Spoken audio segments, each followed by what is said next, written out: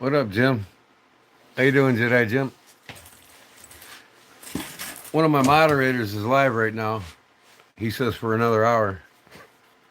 Come on, man. I scheduled this. You knew I was scheduled. Come on, Bo. It's going good. Get ready to start my live here and get making something special.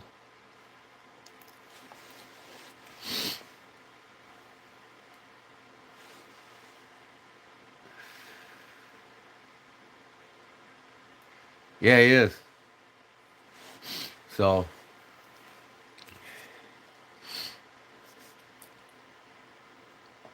we'll see if Justin comes up. They know I'm scheduled. So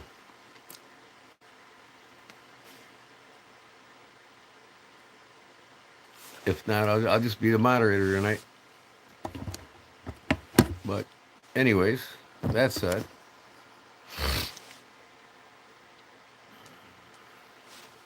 I made a cool lanyard and slip for my.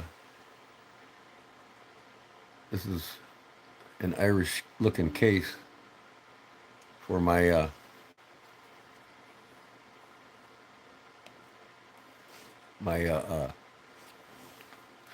Swiss Army knife.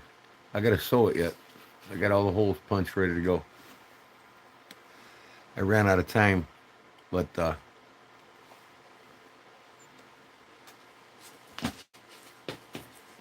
I gotta sew it. I made a lanyard here for the end of my Swiss Army knife. This is one my wife got me 2 years for Christmas ago. Got the Irish clovers on it.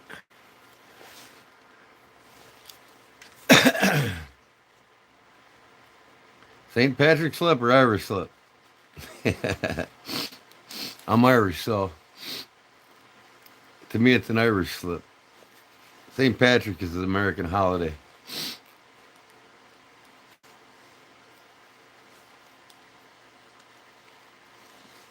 It's the Irish celebrating their, you know, it's us celebrating our tradition once a year in America. It's like corned beef and cabbage. They don't eat it over there on this special day. Yeah, this one's for. It's got a belt loop on the back of it, so it'll go right here on my belt, and then with the lanyard on the Swiss Army, it pulls right out. It's got a welt, just like a regular. You can see the welt there in the middle there, so it gives more room for the knife to go in and out. I'm gonna mold it a little bit here after I stitch it together. But it's ready to stitch now and then finish coat it. Finish the edges and it's done. Something basic, simple, elegant looking, I think.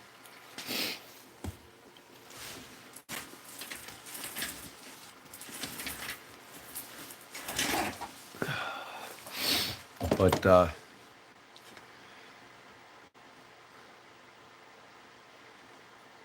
if you want, Waylon, you can contact me. If you want, anybody wants anything made throughout this, uh,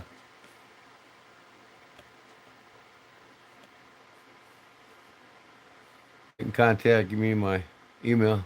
What's going on, Philip? Uh,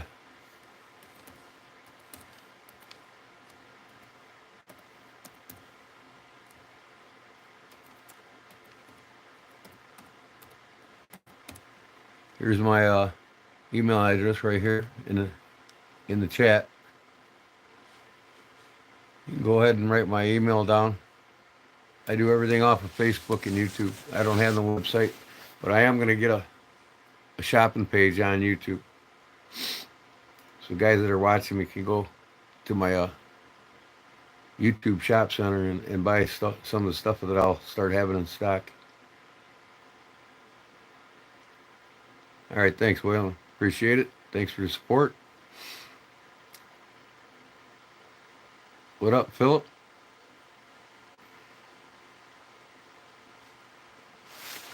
So, that said, I'll show you a little bit what I got on the table here.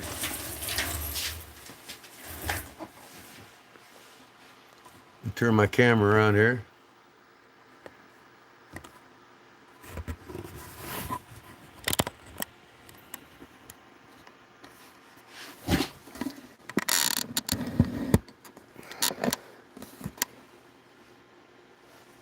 Oop.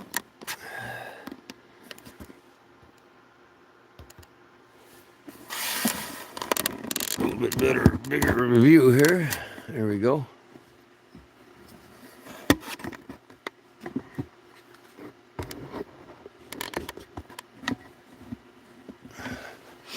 Okay.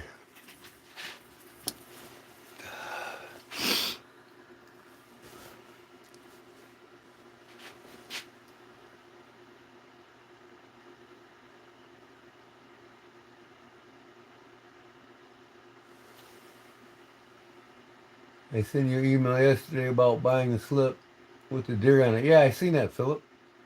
And I left a message in my that you just left on one of my videos. And I'll check out your email as soon as I'm done with this live stream. I got to go through several of them tonight and get some stuff mailed out. So here's what's going on. This is Silver Stag sheath. This is their design. This is the way they make them. You can see here's Silver Stag. It's a 26-year-old company. And I bought this when the fellow was in his garage 23 years ago. He now has a regular business and production facility that he makes these knives still to this day, Silver Stag in the United States. All right. So I love the sheath so much. I want to start doing lots of sheaths with this lacing on it. So what I did, as you see here, I got another one started that I'm going to be doing tonight for y'all and giving it away. Then here's one I made last night. I got, this Ontario SB2. It's got a ballistic sheath, but I wanted a leather sheath for it, and I thought this would be perfect for it, and it is. The sheath that I'm going to be making here is identical to the original, exception of a little bit of different pattern on it. I didn't put a rivet in it. I stitched it and then started my lace. I got to buy some longer rivets. I put one in and it wasn't long enough, so I took it out and relaced it, or just laced it, or stitched it, I'm sorry. So it's tied down pretty good with about 5 laces of wax thread. But yeah, I made this for this knife, and that's what I'll be making tonight. So I cut out my pattern here, and I'm going to get rolling on that. So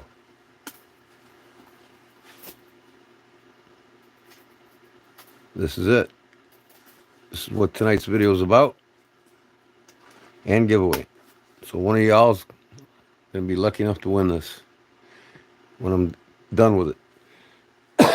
So it'll approximately take me about an hour and a half to do it. So I cut one out so you wouldn't have to wait for me to do that.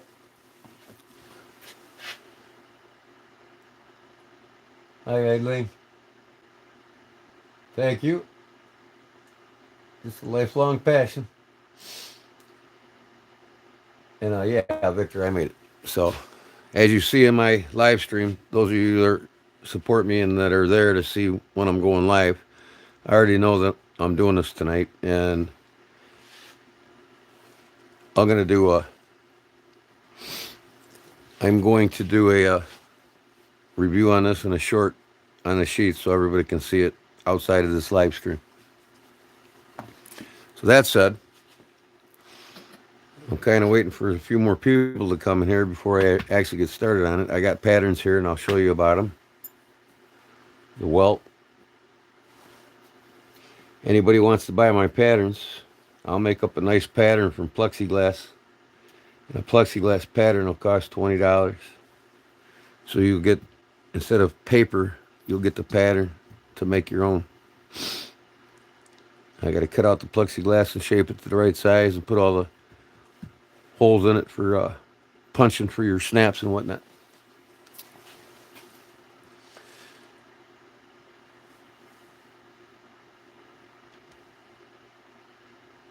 So, I wanted to show you these tonight. I got another one coming from over in Portugal. These are considered peasant knives. Two well-known opinels, and this made in Italy, France. I'm sorry. Opinels made in France, and this black bear is made in France too. So what I did today is I drill holes in them. This number 8 here, I drilled a hole in it and put kind of like rivet studs in it. I seen a couple of them like that, and I liked it, so I did it. So I made a lanyard for it. I drilled this one today, made a lanyard for it. And as soon as I got this one from Deep South Cutlery, I drilled a hole in it and made a lanyard for it. And then I seen another fellow today online that made a lanyard for his Swiss Army knife. So that, and I'm in the process of stitching this up now. This is going to be a belt-worn sheath for a Victorinox. For mine specifically, my wife got me this for Christmas a couple years ago. And, you know, the lanyard makes it a lot easier to pull it out once it's in there. This is made like a regular knife sheath with a welt. So once I stitch it all together, I'll finish all the edges and it'll be good to go. It's got a belt loop on the back and it'll go nicely on my belt.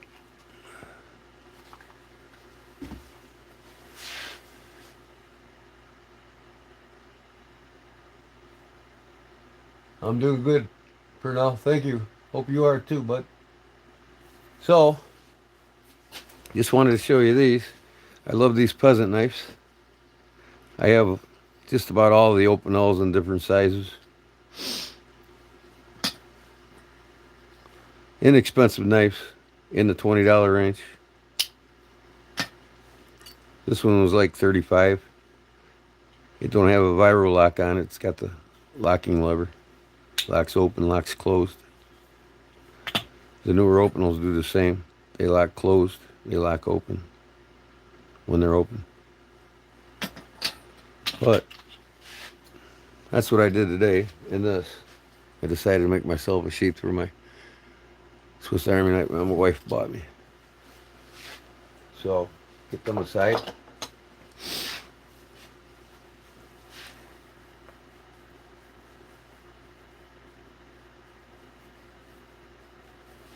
So I got this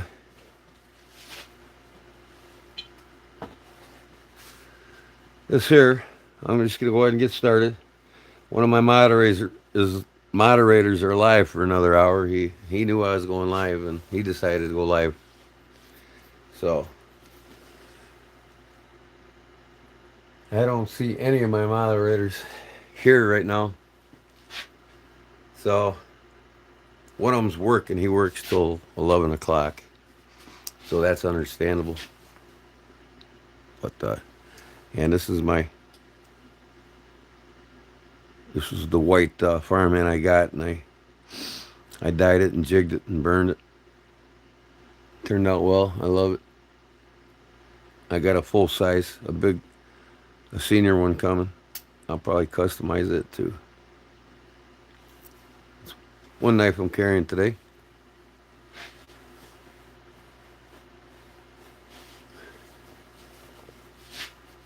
And of course I'm carrying this. Love this little thing, man. 14 bucks. Gotta love it. If you haven't checked out Gonzo Tools yet, Gonzo Knives, go there.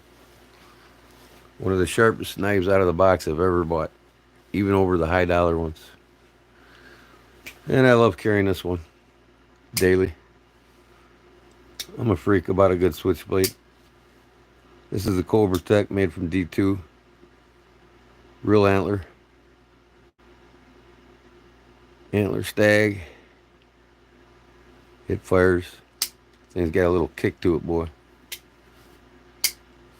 So that's what's in my pocket.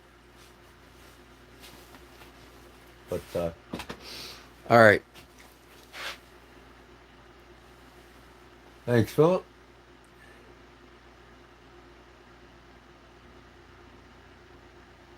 You got my sticker? Cool, Pollywog. All right.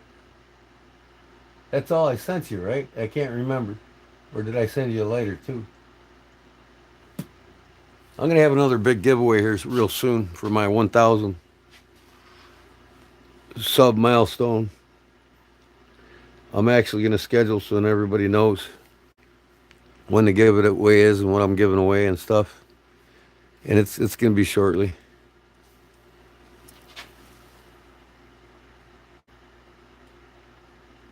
But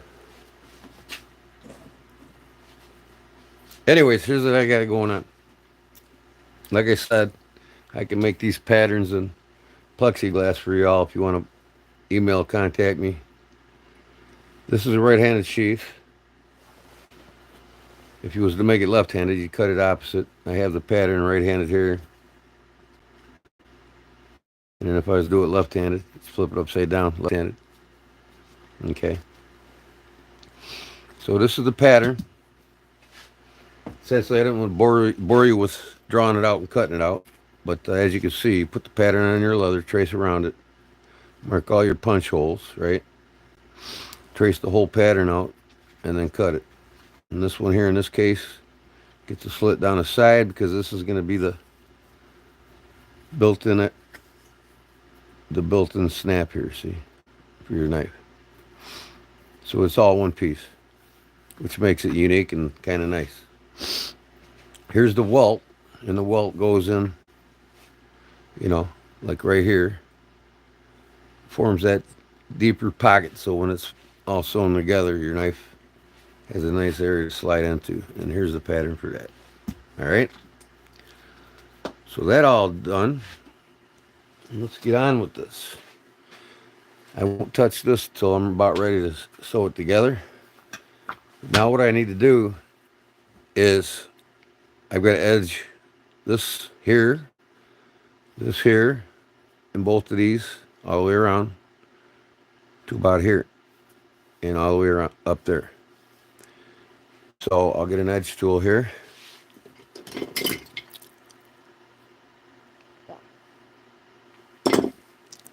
And start that. You don't edge this because that doesn't get done until everything's glued together and ready to sew. Okay, because you're going to put the welt in, and the welt will be a little bit outside of that, and then you got to cut off the excess and then do so. So I'll start here.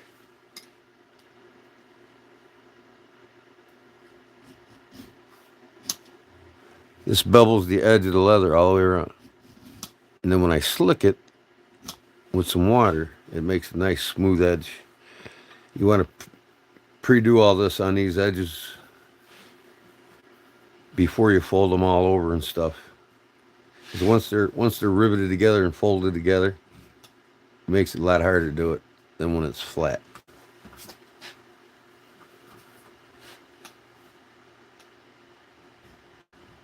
You can see this tool's cutting it on an angle.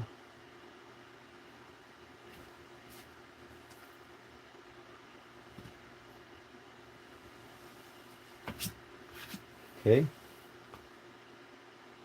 So I'll do this on both sides.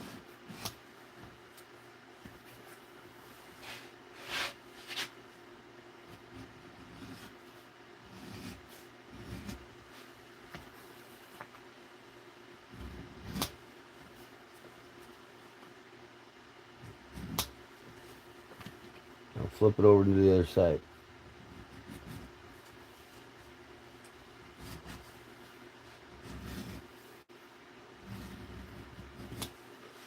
All right.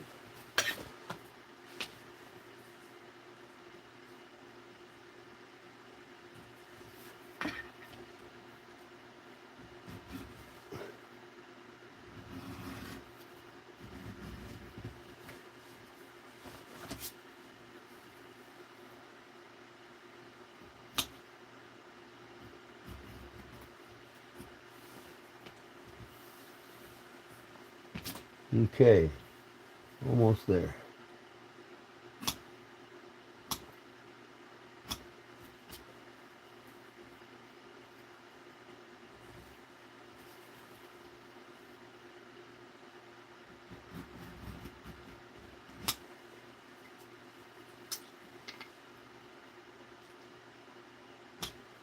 All right, both sides are done now. You want to make your surfaces clean, especially if you're going to dye this a light color or just oil it or whatever without dyeing. What up, Justin? Louis playing on his live stream.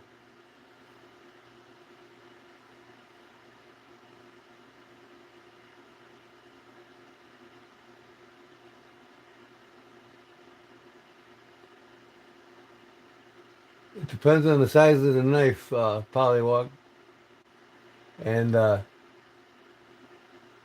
well, actually, it depends more on detail. I mean, you're looking at a basic anywhere. If it's a fixed blade, you know, you're looking at probably $85 for a basic, and then it goes up all the way to 160, 170. I mean, it depends if the leather's carved, you know, and that carving the leather and putting patterns on leather by hand is the costly part. But a basic sheath for a knife, if I was to sell you this one I made because of this, you know, and that, and if I was to throw everything on here, this would be about a 140, you know.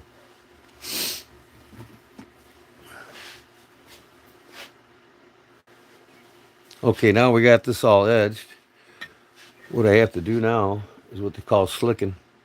I'm dipping my finger in some water here and I'm running along this edge.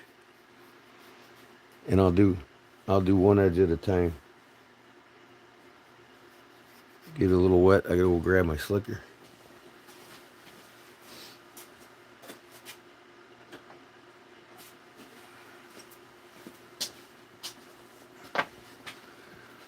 So you got different sizes of slots here. So you find the one about the size of your leather and you just start slicking it.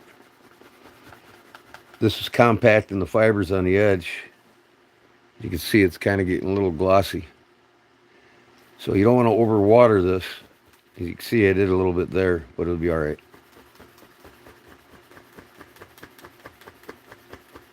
And see, you want to do all this before you sew this whole thing together, see?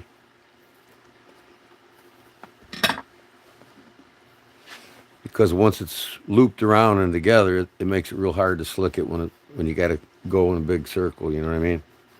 So this makes it a lot easier. Get your water on the leather there and slick it. This is the same principle if you're doing a knife slip or anything else. If you want finished edges.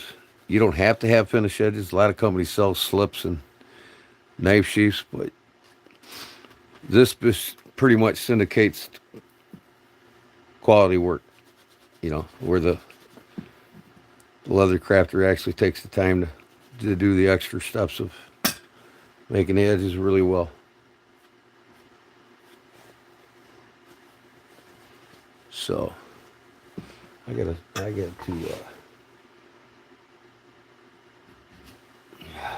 a little bit of that area too.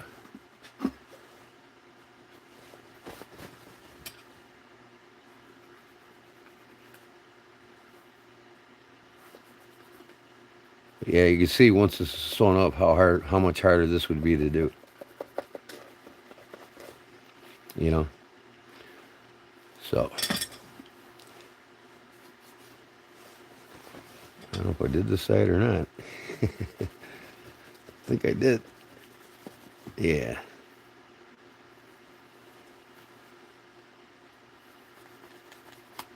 Okay. I got to do this edge here.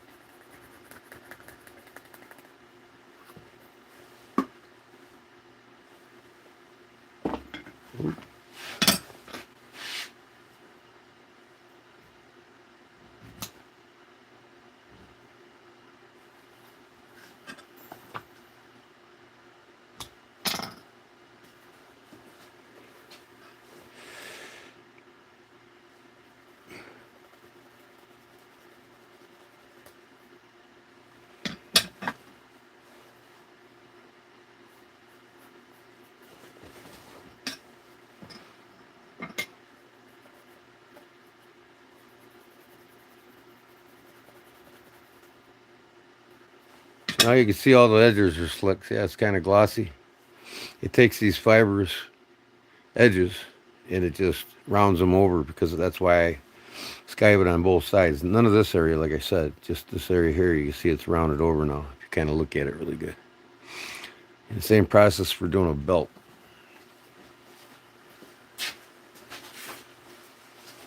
Or like I said, any project that you want to do with a finished edge. You see a lot of, even the high dollar knives, $250, $275 fixed blades.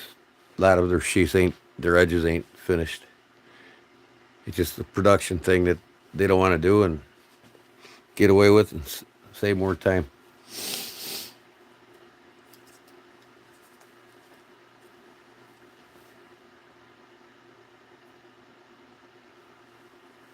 Well, Joan Fabrics, yeah, I mean, I never really bought anything from them. In a bind, I'll buy it at Hobby Lobby or Michael's here where we have them, but everything I get's from Tandy Leather and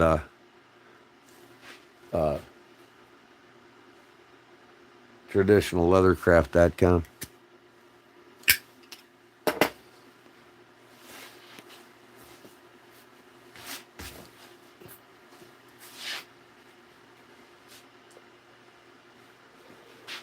All right, got that all slicked.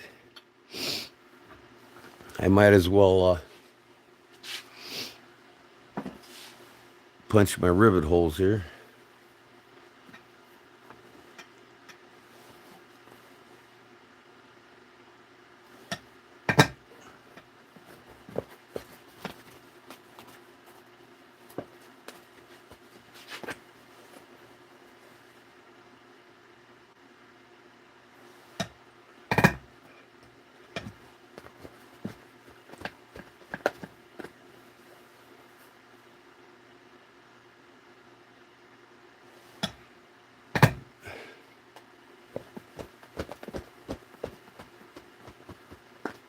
Okay, now that that's done,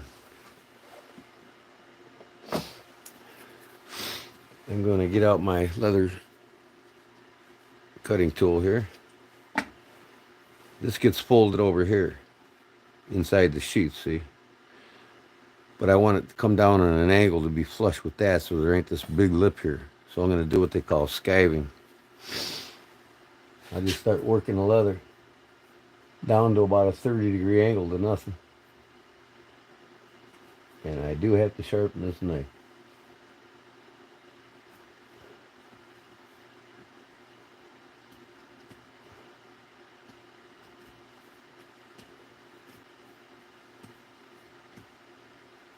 There's another way to skive too. I got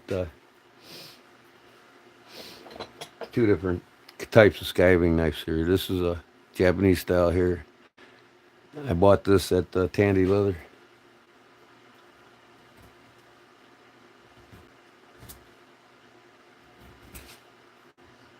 It's beveled on one side and flat on the other.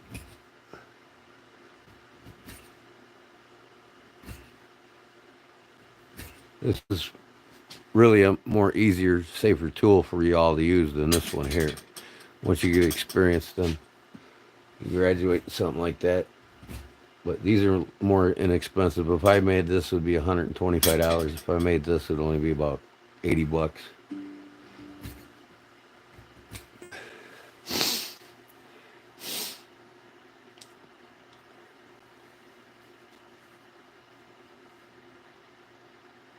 No, Tandy Leather never made computers. Not that I'm aware of. They were always a leather manufacturer or distribution center.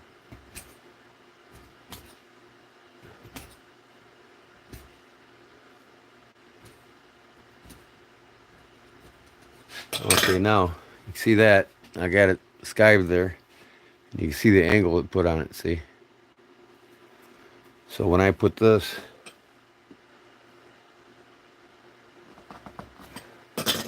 inside the sheath, see, now it'll lay flat, so it looks like I could take a little bit more off the end.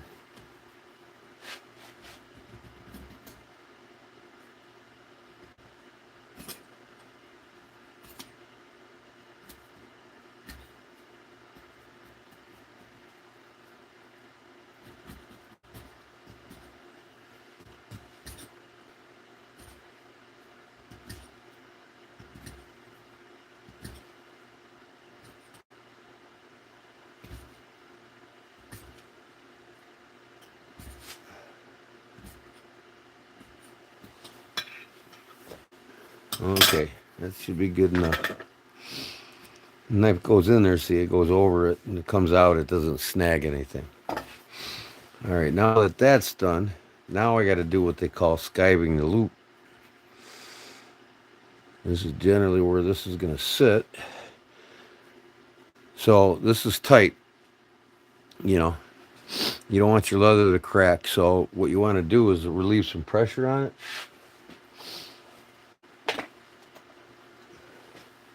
So I'll make a mark inside there where it's at, where I need to skive. So for skiving that, I just use a wood carving chisel here. It's kind of bow Darcy. And I'll just come in here on that line, and I'll thin this fold out. This is 7/8 ounce leather, and that's generally what you use for knife sheaths and holsters in thickness.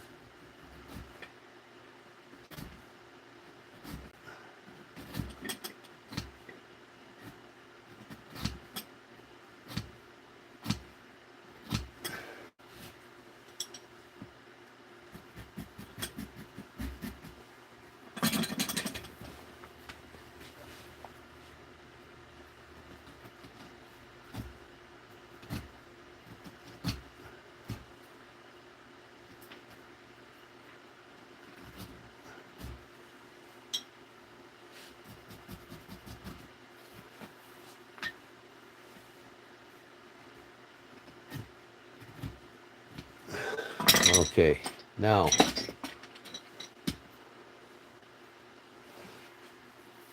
when I'll wet this and bend it, and put a nice little fold on it so that it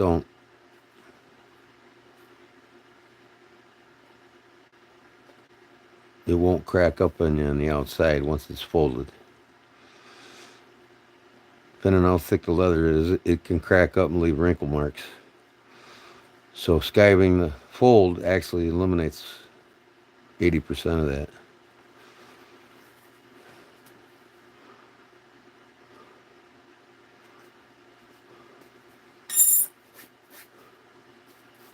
Okay, see now when I fold it, less tension on it, right? Okay, this doesn't have to be skived. And I won't punch the hole for this until I get the knife in it. If you was to make a knife without a guard, like you see the guard here, or you ain't got nothing to wrap around, and you'd put a strap in the back here. And that's what you see in a lot of other sheaths with no guards. Okay, so now I got to do the same thing here where I fold it there. So I'll take a ruler here and my pen that's hiding. I just put it down somewhere. I can use a pencil, I guess. And I'll run this ruler along this till I get to about the middle point of that.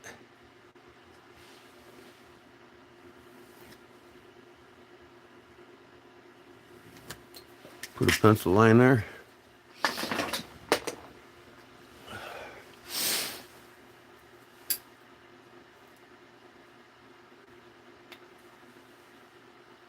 They did make computers. I'll be damned. I never knew about that. Oh, for Radio Shack, huh? Well, thanks for correcting me, man. I wasn't aware of that. You know, all the years I bought from, I never knew that. Wow. Same thing here. Go along your line here. Take out the leather. Makes the fold nice. Don't put no tension on the leather. Doesn't allow it to crack up on the ends, on the edge.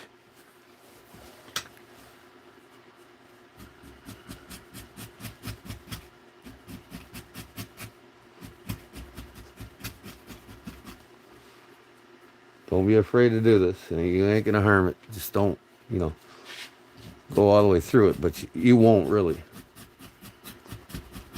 You'll get a knack for it.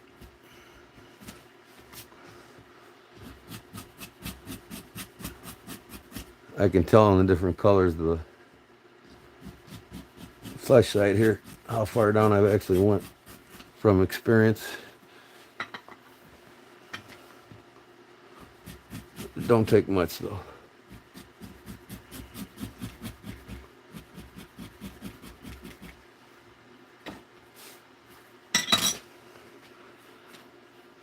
See, that makes it easier to fold too. See, these two holes here will line up. That's where the rivet goes. Then the rest of the sheath will fold up a little bit more.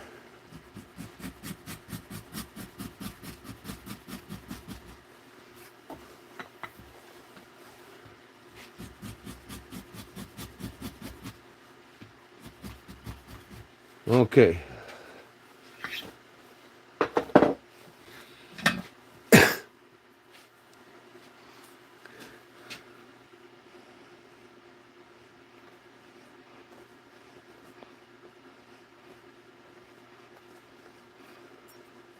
I got a tandy store in the Chicagoland area. It takes me about an hour and 10 minutes to get to it.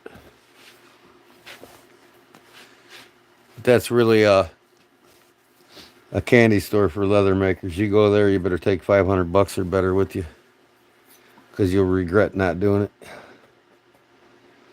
So much to see, buy in there. I mean, they got everything for your leather working. Everything. The only thing I wish they had that they don't have, I mean, they got snaps, buckles, loops, all kinds of leather hardware you couldn't believe. Even tack hardware for horse saddles and shit. Okay, now that that's all done, I got that pretty much where I want it. It's folding up pretty good here. Maybe a little more, I guess. I know what I'm going to do here.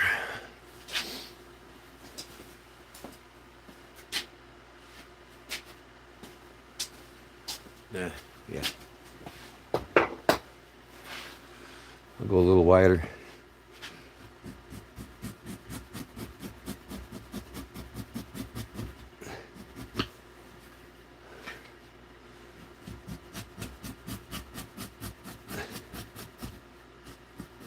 They actually sell a hand tool at Tandy's for doing this. I'll go get it and show you.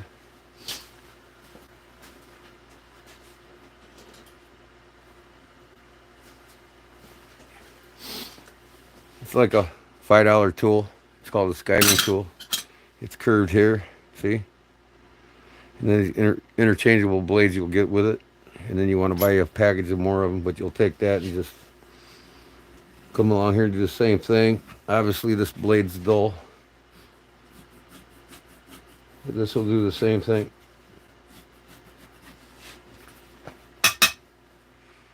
About $6-7 on Tandy or Amazon. You can buy them on Amazon too. Skiving tool. And you can use that for, you know, skiving this too. You know, it's when you got a good sharp blade in there, you just work it down to the right angle. This one's obviously dull. I haven't changed it yet. That's all good. That's all good. Now I'm gonna go get some plastic gloves. I'm gonna wet this, and I don't, you know, I'm gonna start doing my pattern on it. And you don't want to have, you know, dirt getting on the leather really. This is from water, so it'll go away.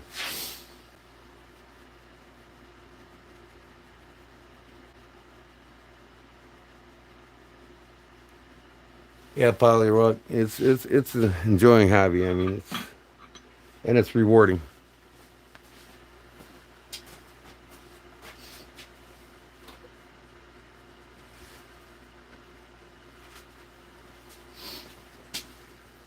I make all kinds of purses for women out of all different types of material. I'll get people wanting purses from me, and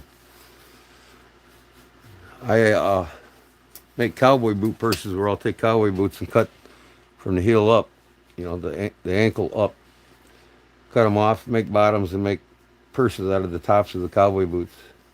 And when I make them, I put them on my Facebook page, and they don't last but an hour, and somebody buys it off me.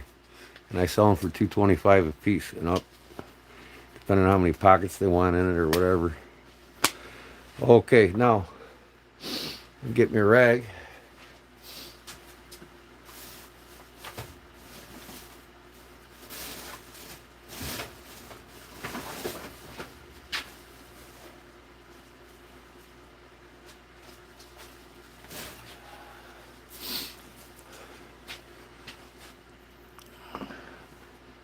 I want to wet the leather.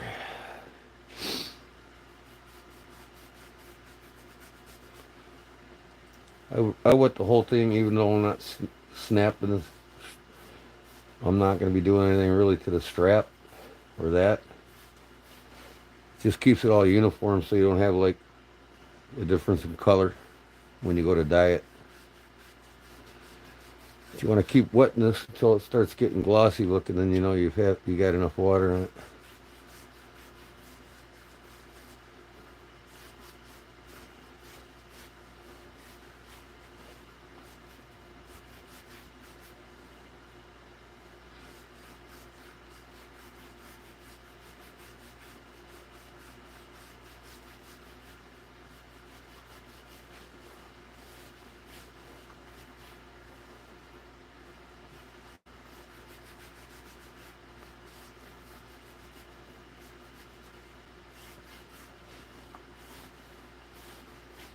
Okay, that's about wet enough.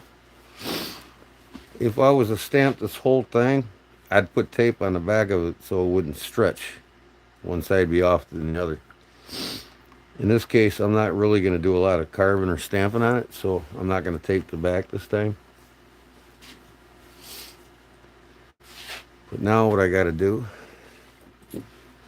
take a scribing tool here. Okay, this is for my stitch line, or my actual line where I'm going to be running my lacing.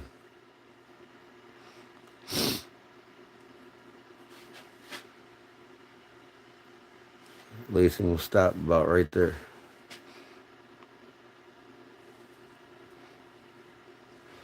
This is a layout so I know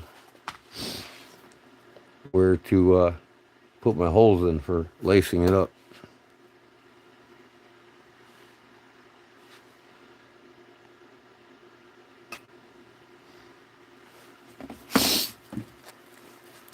As you can see here, it starts past that hole. It goes down to here. I got really one too many holes in here. I'm gonna eliminate this one hole, because if you look at the original, that's what they did. So I put one too many in there on that, but it don't matter. You can do what you want.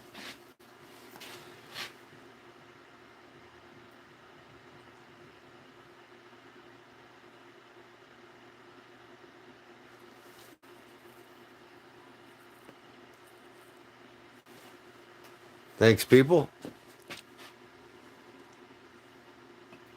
All right, that's for that.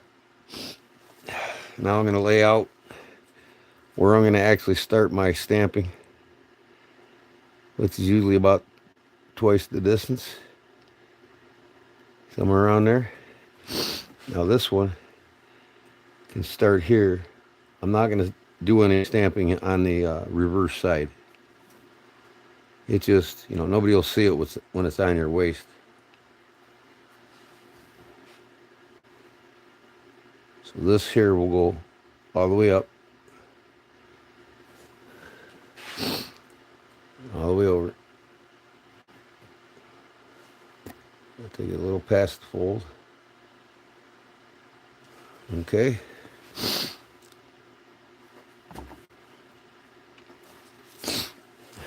Now, take what they call a carving knife for cutting out your patterns, for starting this. And what I'll do is I'll start on this layout mark here, just work around it. I'm cutting essentially halfway through the leather with this knife. And this acts as a guide for beveling and doing the start of your pattern. You'll use a cut tool like this if you use to put pictures on leather or whatever. You'll cut the whole picture out with it, and you'll use the different stamping tools to make the three-dimensional effects.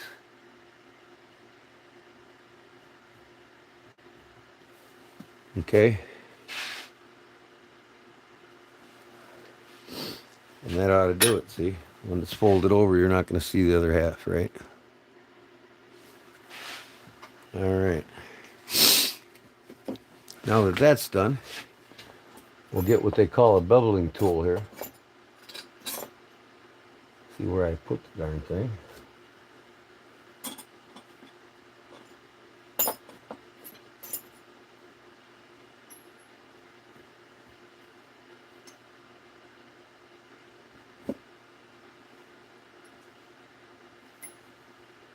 I'm going to use this one here. This is a, the numbers are on them when you order them or buy them. This is a B205. Okay. Each one of these beveling tools, you can see here, it bevels downward, and that goes into the cut mark. Okay, and this essentially pops it and makes it look three-dimensional. Now, to find my mallet,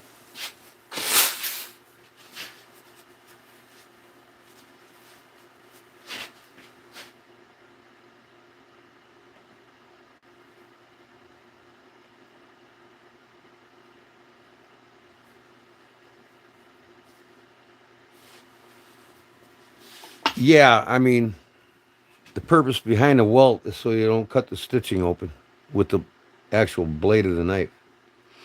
Some companies, like Western, was known for using rivets all the way down. You know, and them rivets were before the stitching, and they wouldn't use a welt if the blade and handle thickness is virtually smaller. But a welt really gives you, really gives you the space to put your knife in and out without cutting the stitching. And like I'll show you one without it.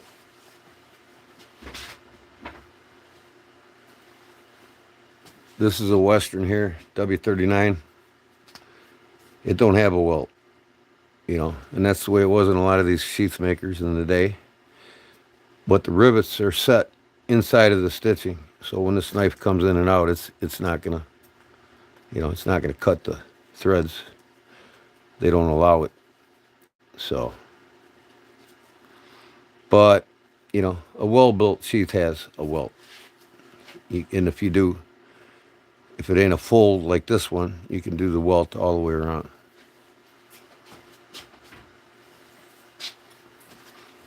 Okay, now I'll get my mallet. I'll go ahead and bevel this. What's up, Dwayne? How you doing, bud? This, you want to have adequate lighting so you can see what you're doing. Makes it a lot easier so you don't wander off of your line.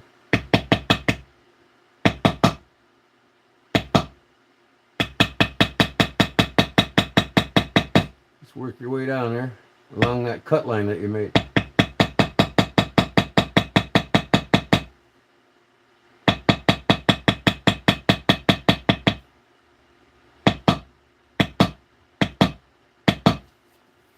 Okay, that's done. Like I said, I got the gloves on, and it keeps the dirt off the leather while you're working it.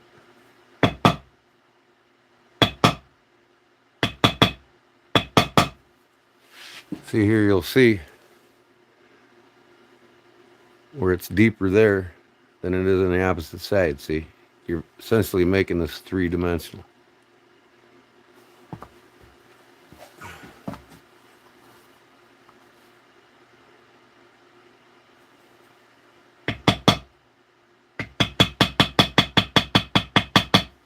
And the more you do this, the faster you'll get at it. It takes a steady hand, but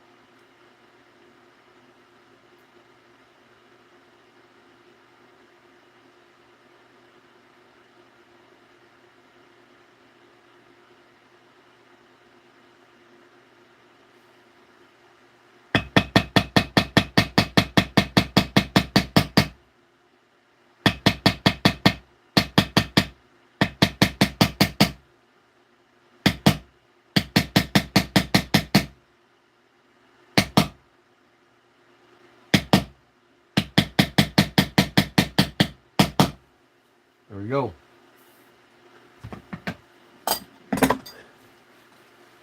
I'll take like a blending tool here. I'll just make sure there's no real deep cut marks around this whole thing.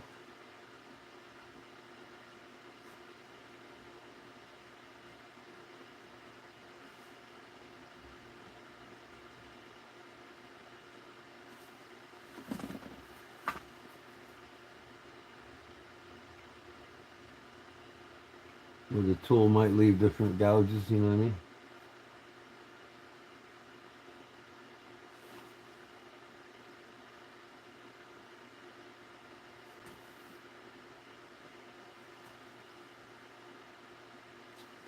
Okay. Now I'm ready to do a stamp pattern. I think I got a pretty cool one I want to use here if I can find the stamp right away. It's in my other holder. I'll be right back.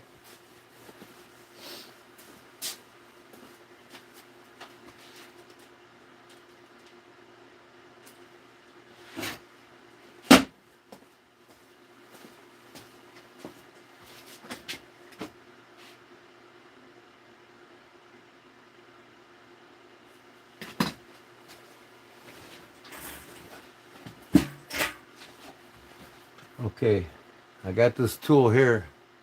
It makes a pretty cool pattern, so I'll show you what's up here.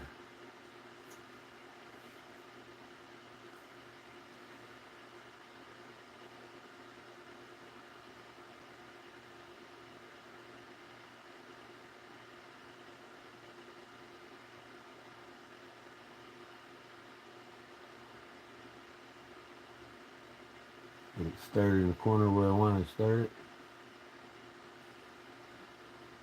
That looks about good. No, actually not.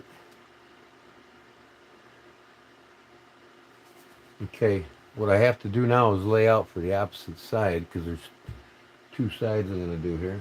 Where's my scribe tool? There it is.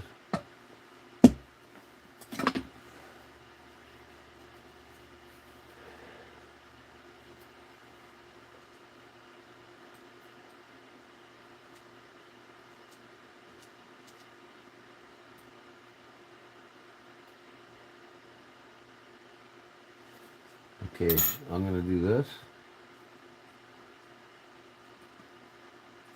And this is approximately ½ inch wide.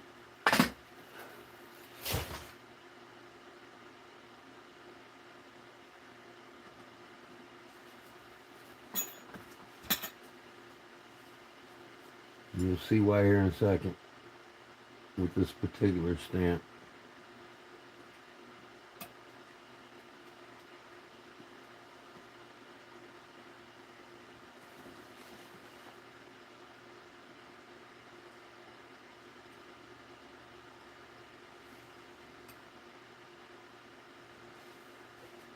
Okay, now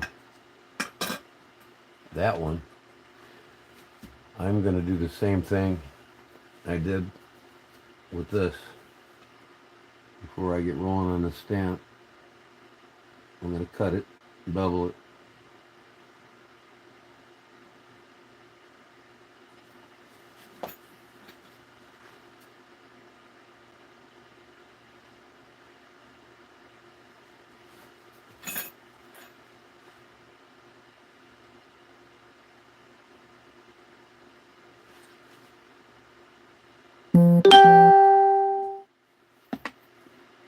Your turn to win, Jerry. Absolutely.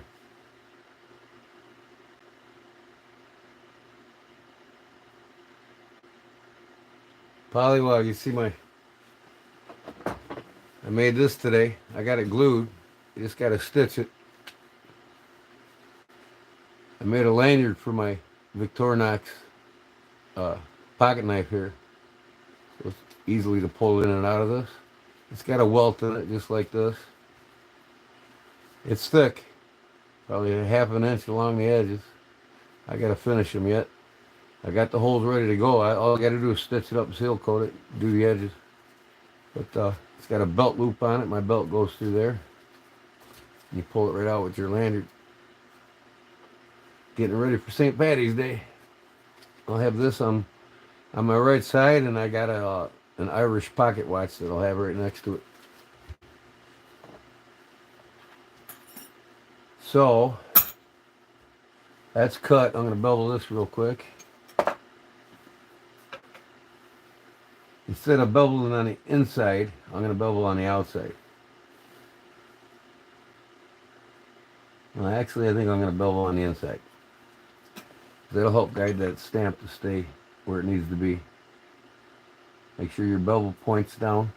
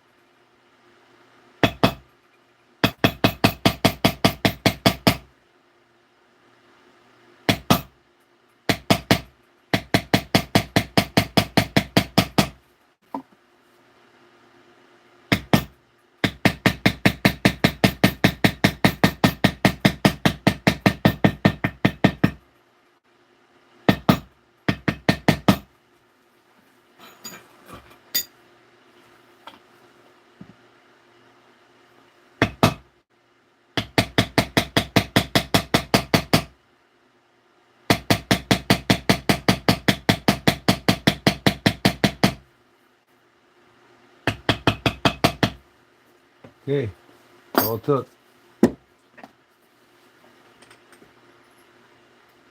Now, I'm going to start with my stamp. So with this particular tool, it overlaps itself. So you want to get it to where you want to start it at. Usually in a corner. If you're not going all the way around, it don't matter where it lands here.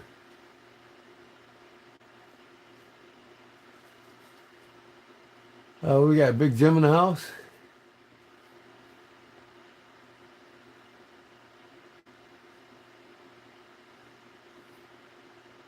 Barlow Jim here? Or no, I don't know. So anyways,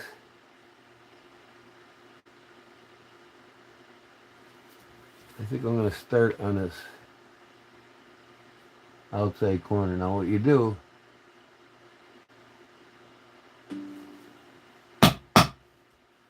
and I want to get something a little heavier, I think. I'm going to use this flat plastic mallet.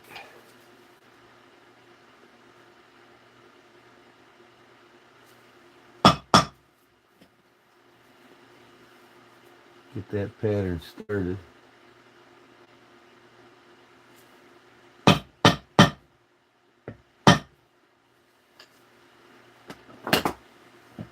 I'm going to go super heavy. Now what I'm going to do here is just butt these ends to that small piece in the bottom up to each other. And you'll see the pattern it's making.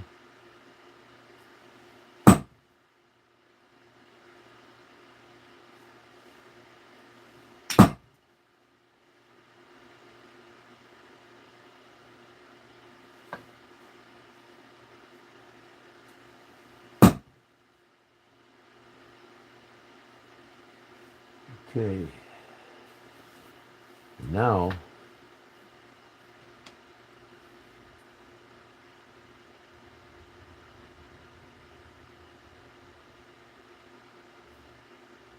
I will start one right here. What you want to do now is you want that round top part to split in the middle of that. See here?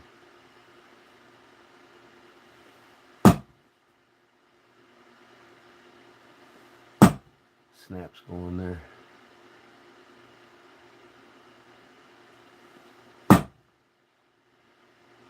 And you can see the effect that it's making on this design. It's kind of like a zigzag pattern.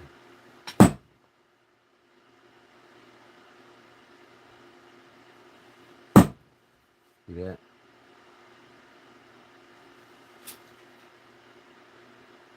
Arizona's in the house finally. Done playing, Arizona? Yeah. So I'll take this to the corner now.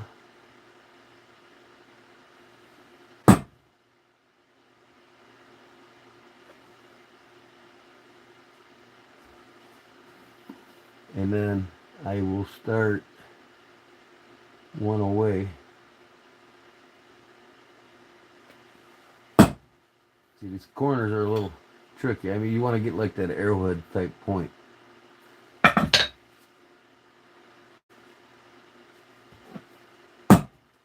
Okay. And now I can continue that around.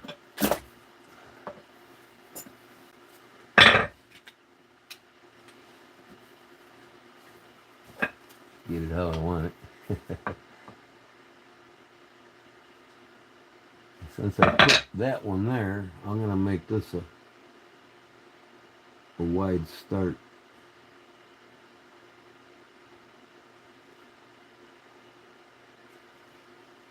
Okay,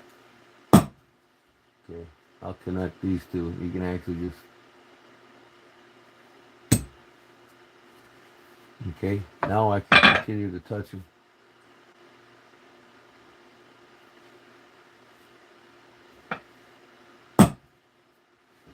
This won't take me long.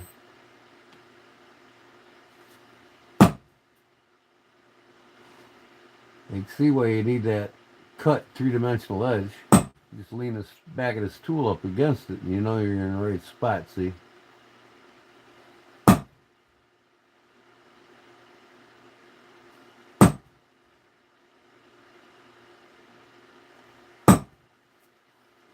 This is a really cool tool. I like it. I actually modified this one.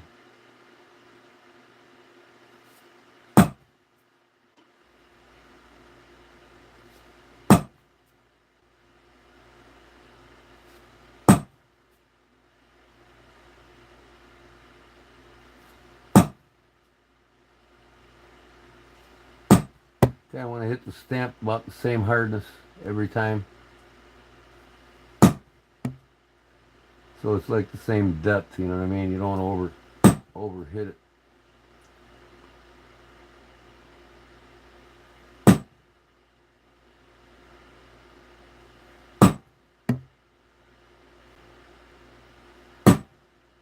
Okay, that's all I need there. Now this one here, like I said, you just split it right down the middle of the two, and they'll continue to touch.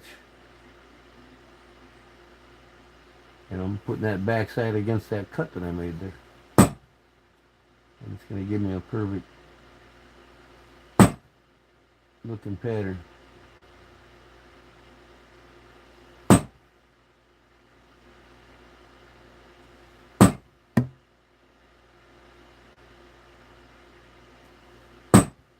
I'm also eyeballing this round part that comes to the middle, so it's in the middle of the other ones on the other side, so it looks symmetrical. You don't rely on touching the old up to the new on the back, because it never really works out right. But this is all there is to it.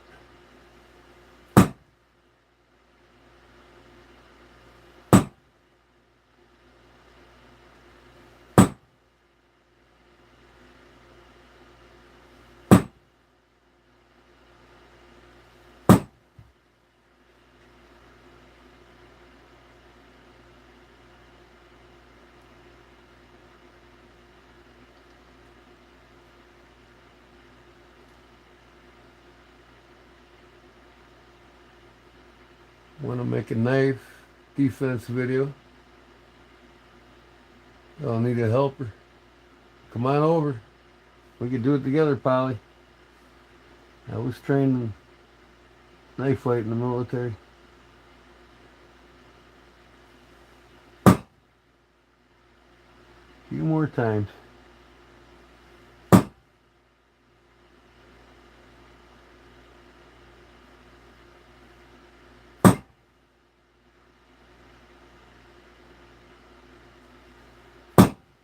That's it. That's the pattern. What do you think? Now I'll take this crease tool here. Just go over these inside edges here. Make sure everything's down and around. Looks the same.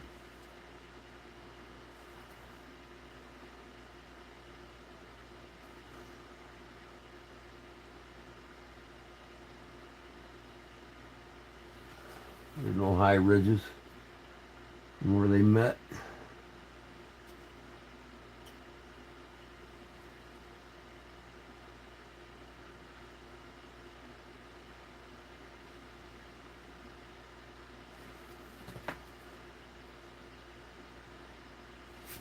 Overall, that looks pretty nice.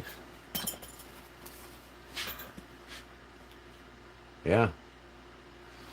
I ain't gonna do nothing with the strap. But there she is. Other than the fact, I think I'm just gonna put my logo on the strap here for y'all. Whoever wins it, I have my logo right there. So I'm gonna go ahead and wet that a little bit.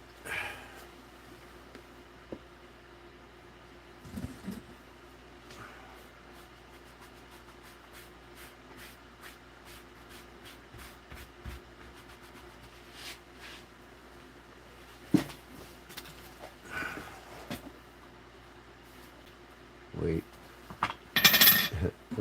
I wetted mostly the other side.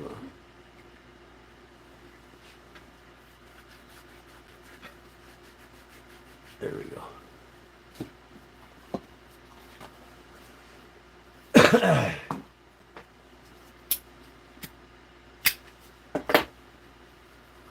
I just eyeball it. I got a press, but I got to set it up, and I don't feel like setting it up, so I'm just going to put my stamp right on the stamp here. Got to line it up nice.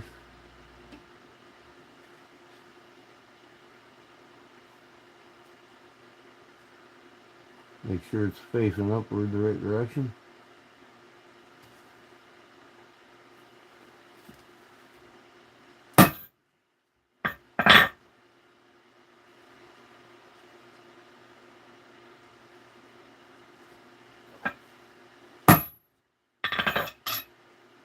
That's all she took.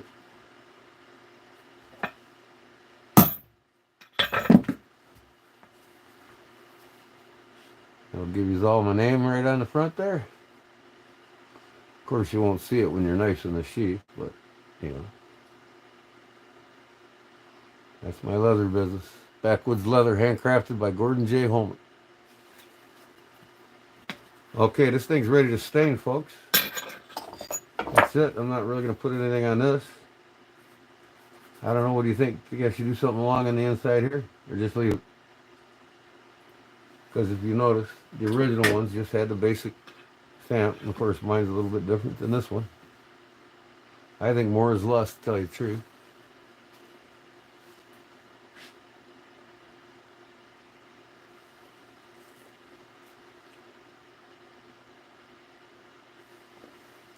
Okay. Yeah, I don't think I want to put anything else in there. Yep. It looks good. All right, now I'm going to get the blow dryer on it. I'm going to put it over here so I can talk. Yeah, it won't take long.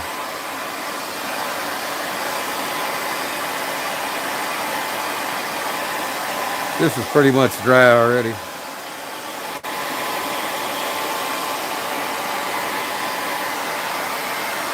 You can sit and wait for a couple hours for this to dry on its own, but for the video purposes, I like to rush it.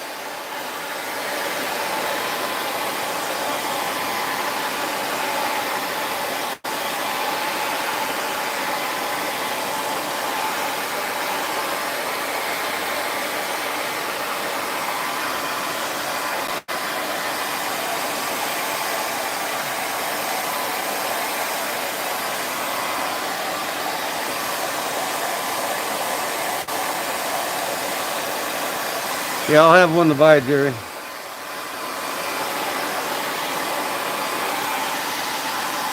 I cut this out before I started, and I noticed that I cut it out for a left-hander and didn't realize it. So I'll have one available for a left-hander, and I can do one more right-hander. Somebody wants to buy one from me. I figured 140 is fair price on it.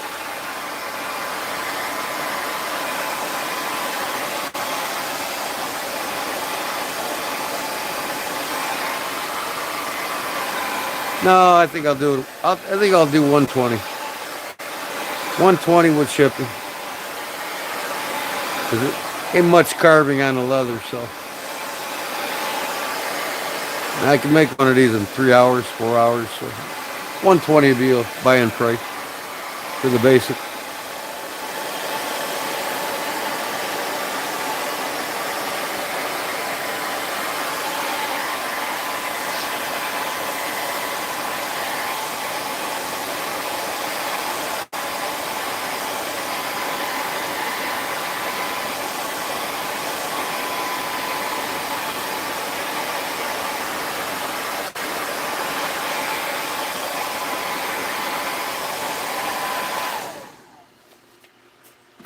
Okay, I'm gonna let you guys be the judge on the color.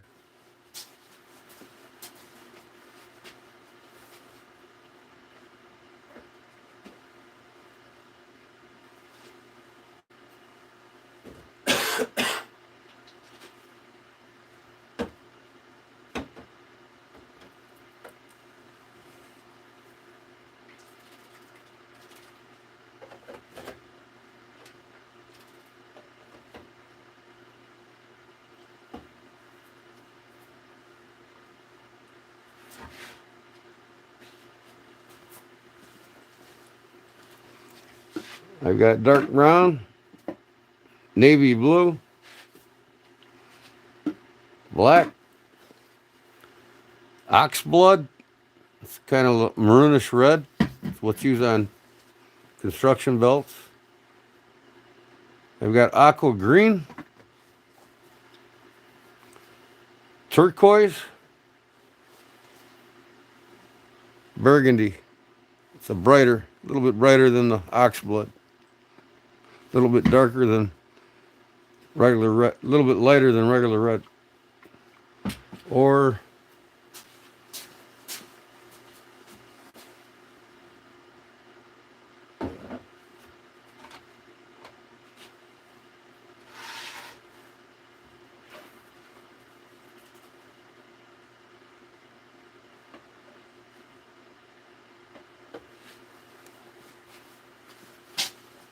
that's it. What color? Aqua green, turquoise, black, navy blue, dark brown. You know, a lot of people have black knives, you know. You guys make the call. Ox blood's pretty cool.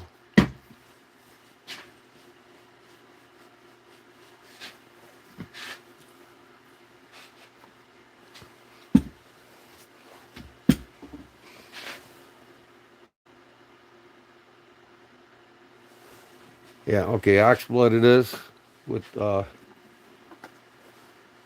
black edges, and I might even airbrush the front of it. Okay, let me get some paper here.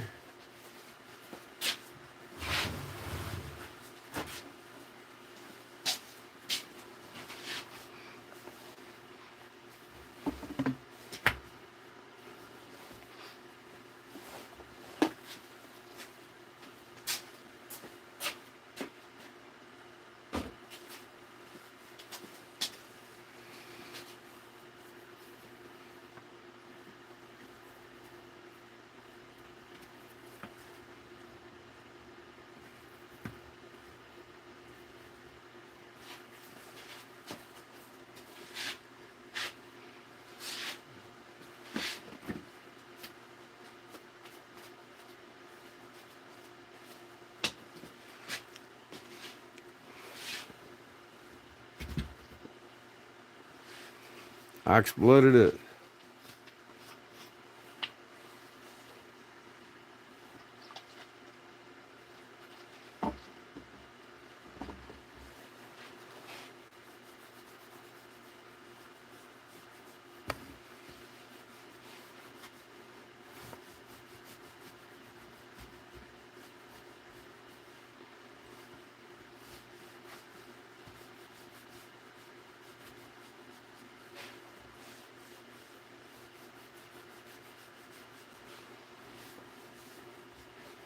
Now you see how fast these sheep wool pads really are, and they're streak free.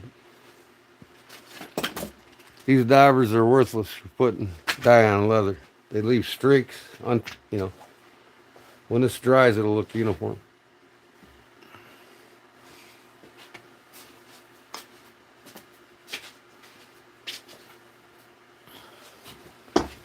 Almost forgot.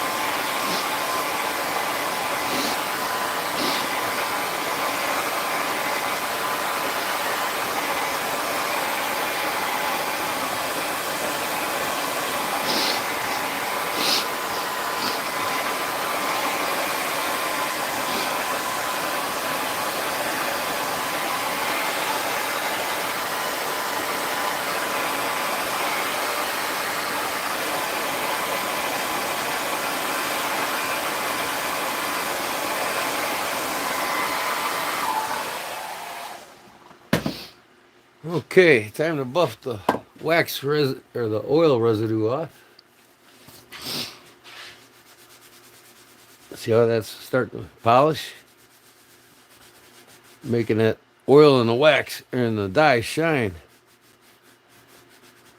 A lot of guys skip this step. But you want to get all this, see here, where I did it and didn't do it? You want to get all that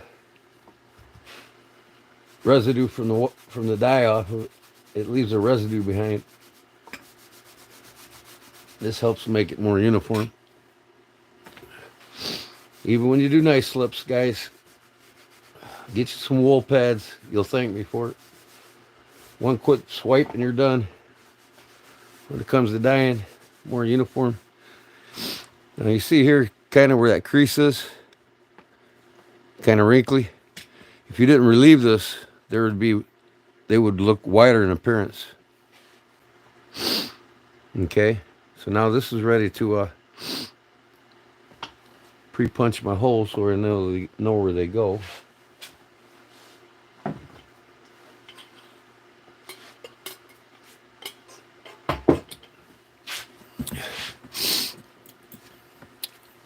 For the lacing now, they're almost a half an inch apart, the holes.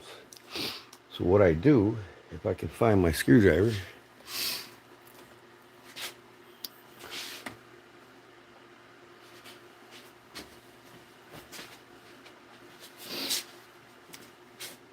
this is the thing that holds them in place.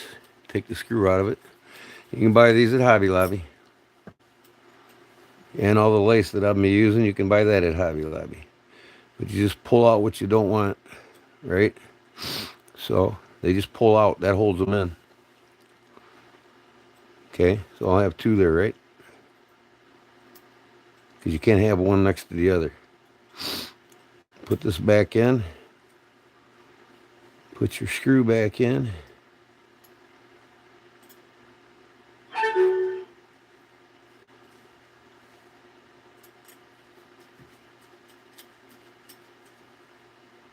And that'll hold them in place nice. Take a heavy hitter here.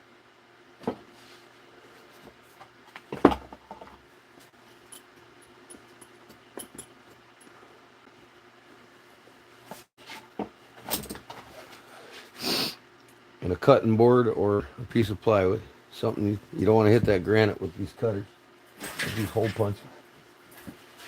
I'll start my first lace right there. And that's why you put that groove there. So you see where you're gonna put these holes.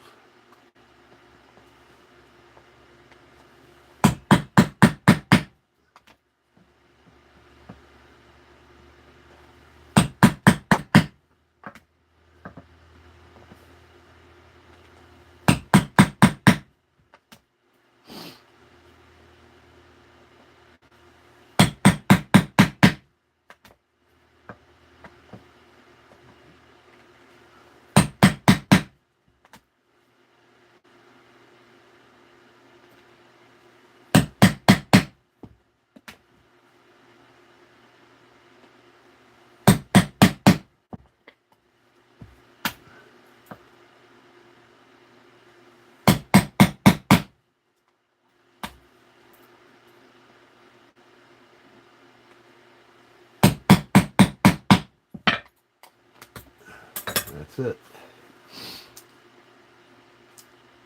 Almost a half an inch apart.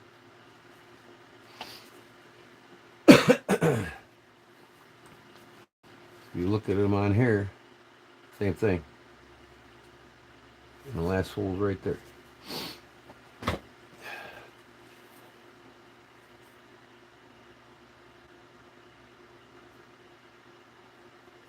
Yeah, they do make quick work of it.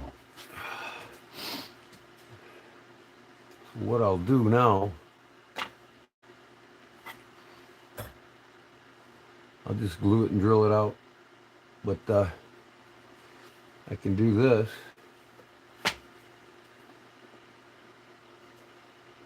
Line that ribbon hole up there and where it goes.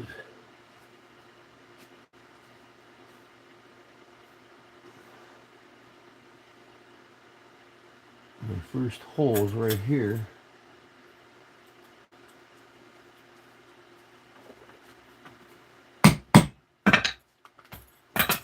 There it is.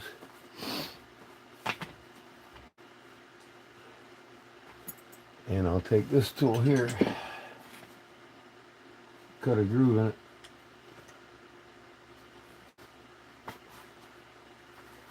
Where the other side holes go. You can glue this all together and use a drill press if you got one.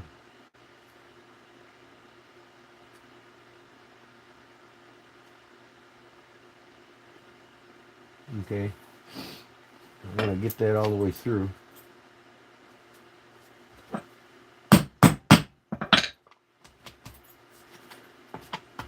Now I can continue it like the other side.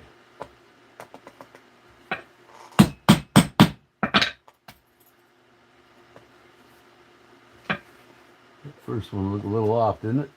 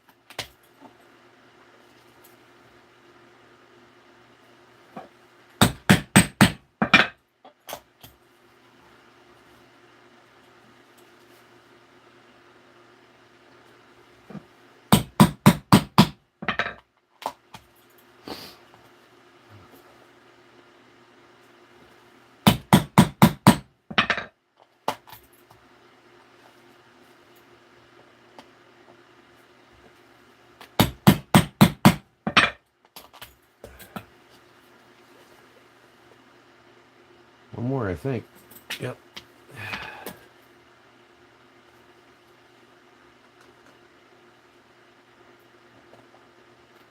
And make sure. 1, 2, 3, 4, 5, 6, 7, 8, 9, 10, 11. 1, 2, 3, 4, 5, 6, 7, 8, 9, 10, 11. Yes, sir. There we go. All right.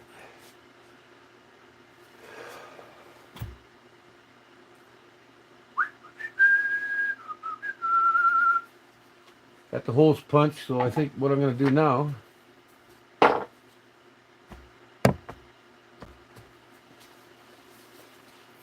something you haven't seen me do yet.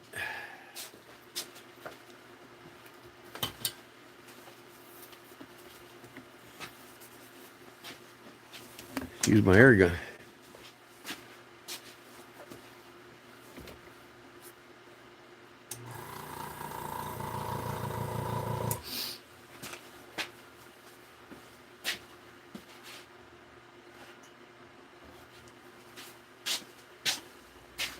Now, where in the heck did I put my black dye?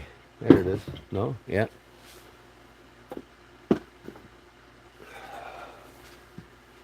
Okay. Get this out of the way so it don't spill on it.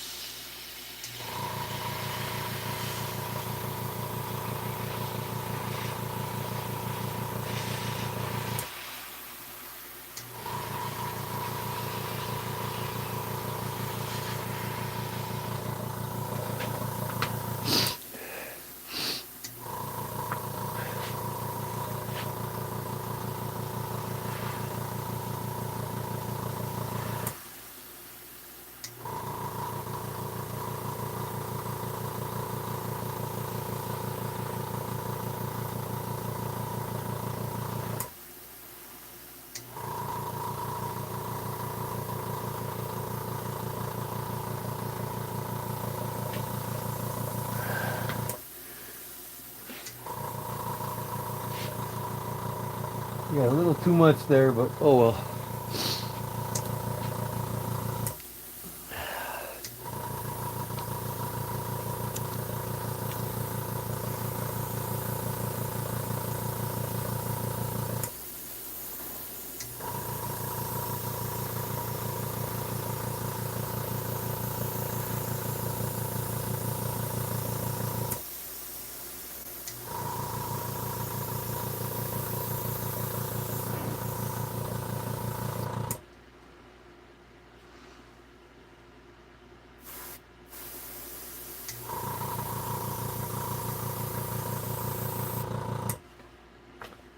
That looks nice.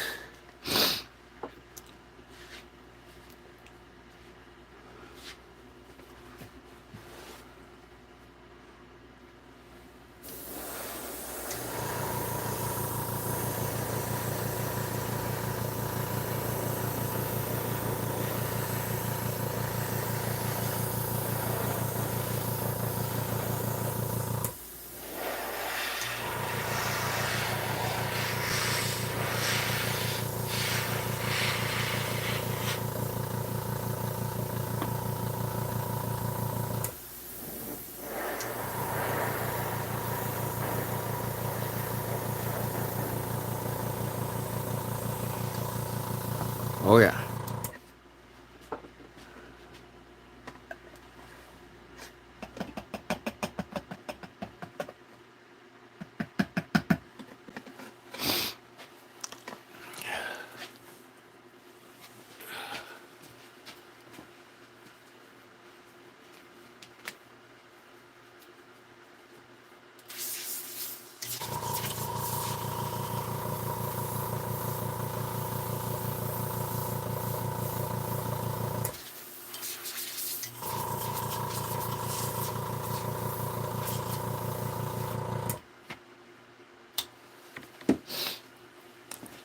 Now, get rid of this before it spills.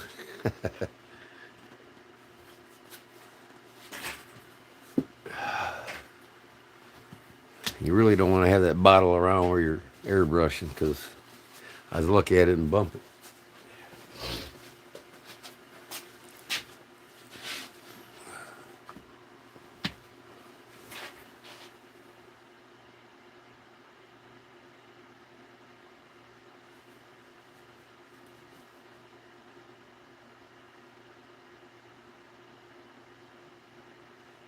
Yeah, a slice of cheese in it already.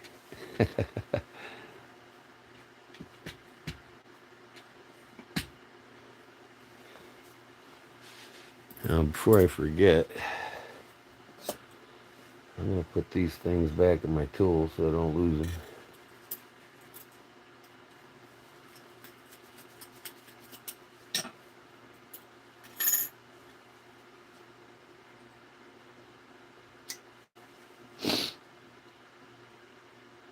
I've got 3 of these, one with full, one with 3, one with 2, and one with 1. But you can always take them out, but it's time consuming.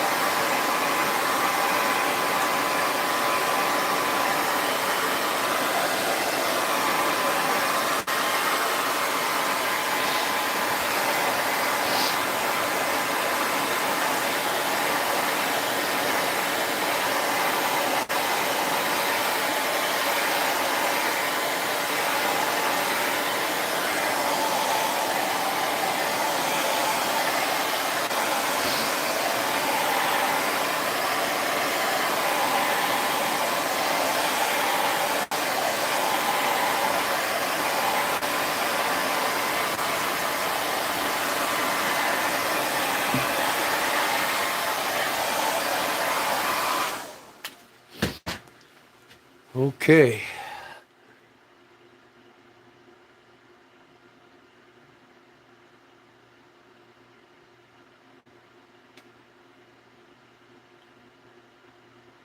Air guitar Van Halen. Okay. All right. Same thing. Wool pad. Residue.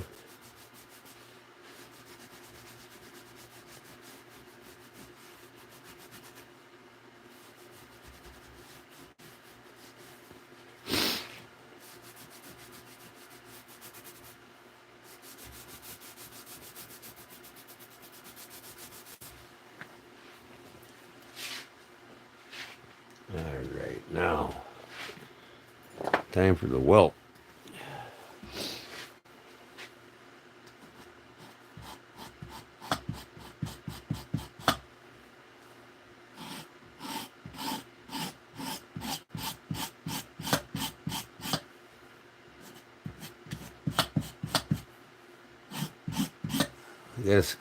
Gotta scrape the flush side so the glue adheres good.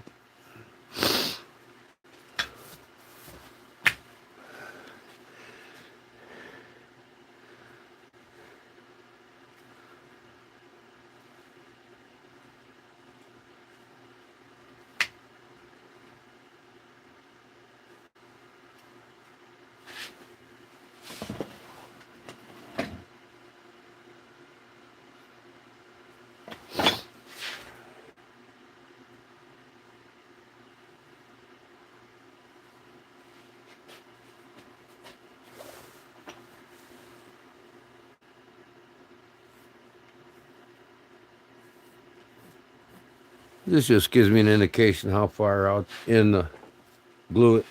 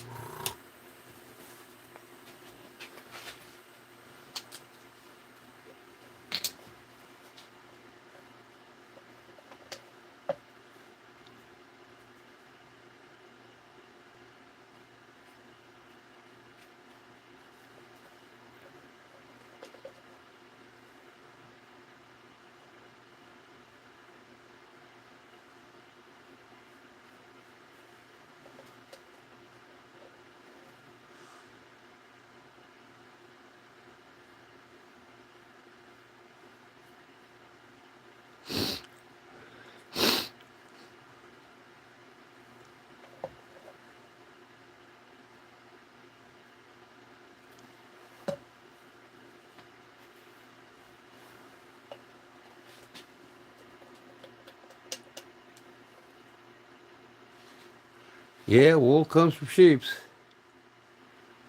You see the farmers shearing the sheeps for the wool to make yarn and sweaters, and you could take your wool sweater out of the closet, you know, if you really wanted to, and cut it up into pieces. I have a handmade Irish sweater that I wear every St. Patrick's Day and occasionally, but it's got all the Celtic knots woven into it along the seams and pockets and whatnot. It's got like 7 different Celtic knots woven into the wool. It's a classical Irish sweater, wool sweater.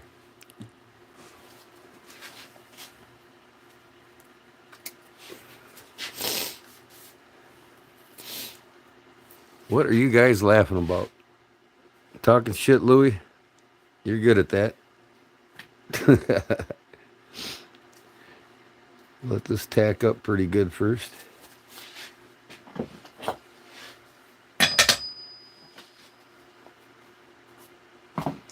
Man. So what do you think of this, Lulu? I gotta hand sew it yet and do the edges. Pretty thick.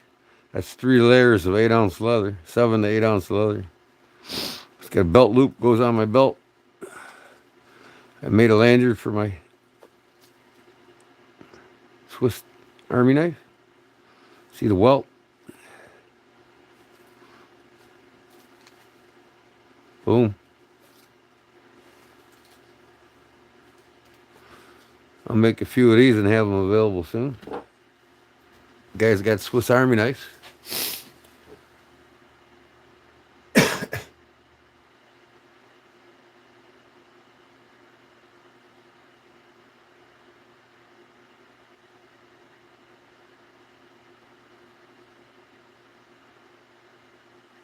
Yeah, I used to know about 154 knots when I was in the Navy because I was a boatswain's mate.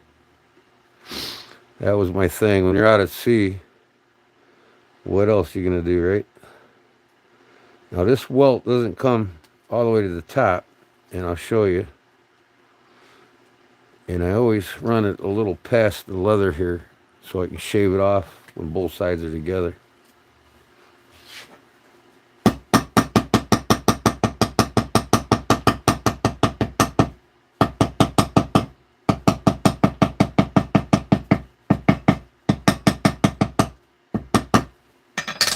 Now, just so you know, generally this thing's going to fit a knife with a blade no longer than 6 inches. It'd be 6 1/4. 6 1/4 max. So basically a 6-inch knife if you win it. Go out and look for yourself for a authentic marbles or a Western knife to put in it. That'd be sweet. See here where it goes past.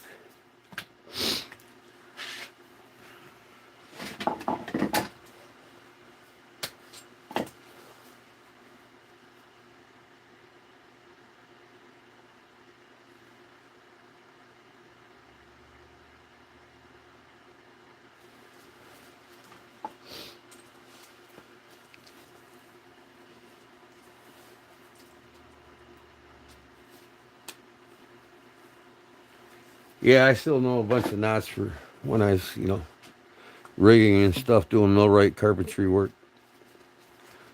It came in handy. I still remember about a good 20, 30 knots from the Navy. I forgot most of the ones I knew.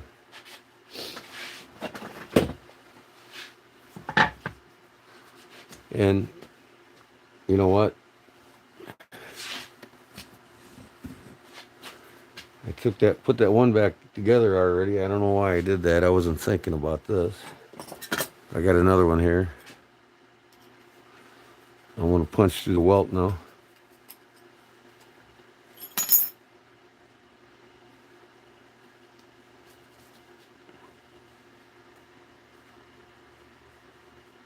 Get this damn thing out.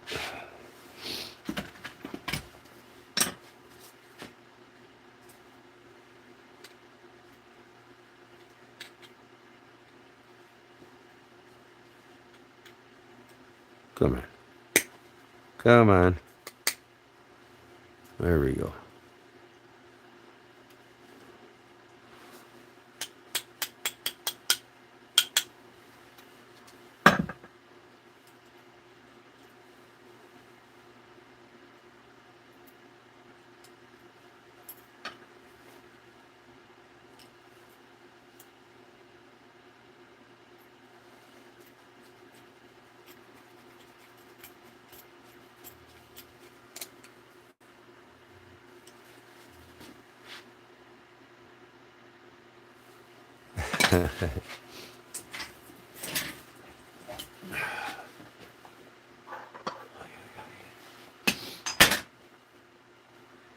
Where the hell's my big boy?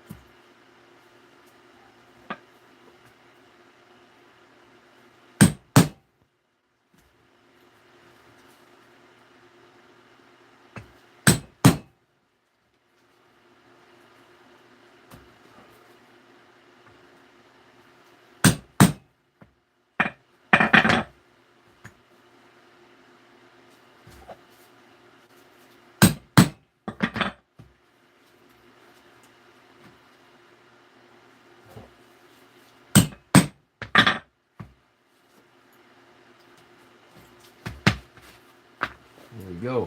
Now,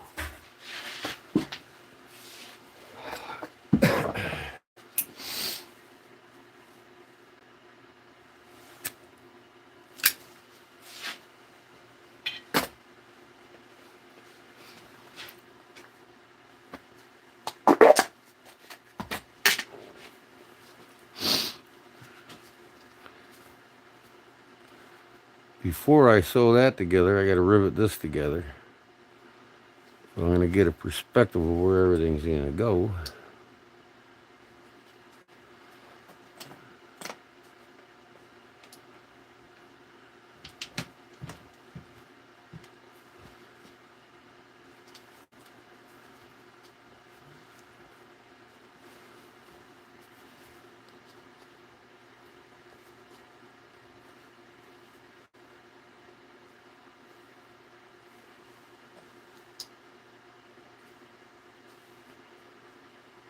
How these holes are lining up.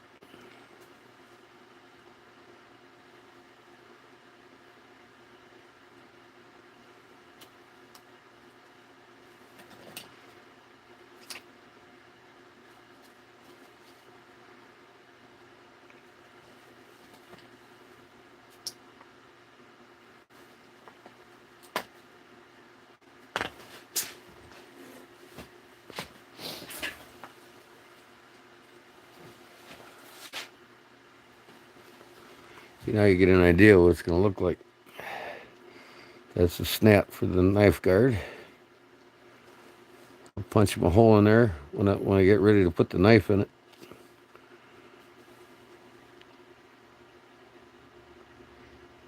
So far, so good.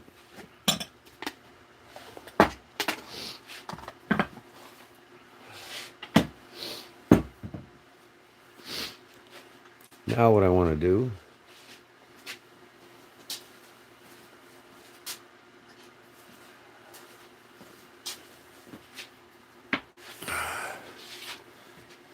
see how they all line up.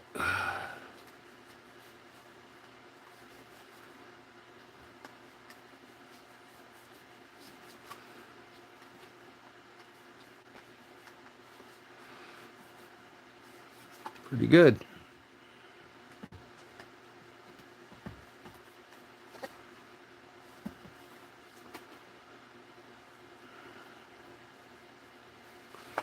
Okay. One thing I forgot to do, actually I should pin this.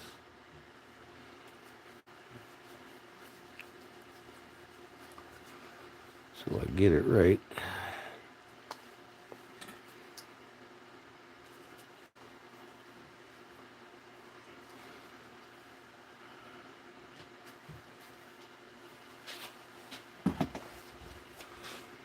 Punch that rivet hole.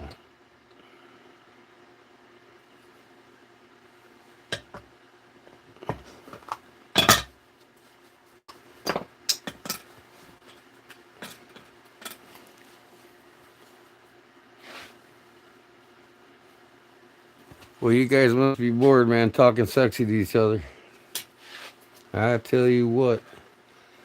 Now this one, I think since I don't have the right length of rivets, I'm just going to stitch it like I did the other one.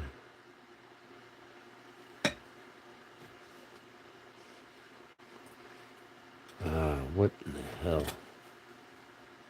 There we go.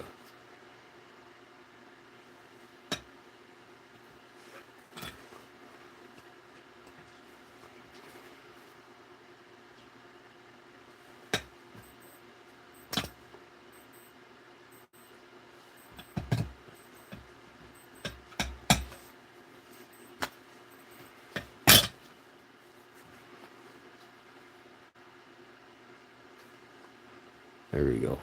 Okay.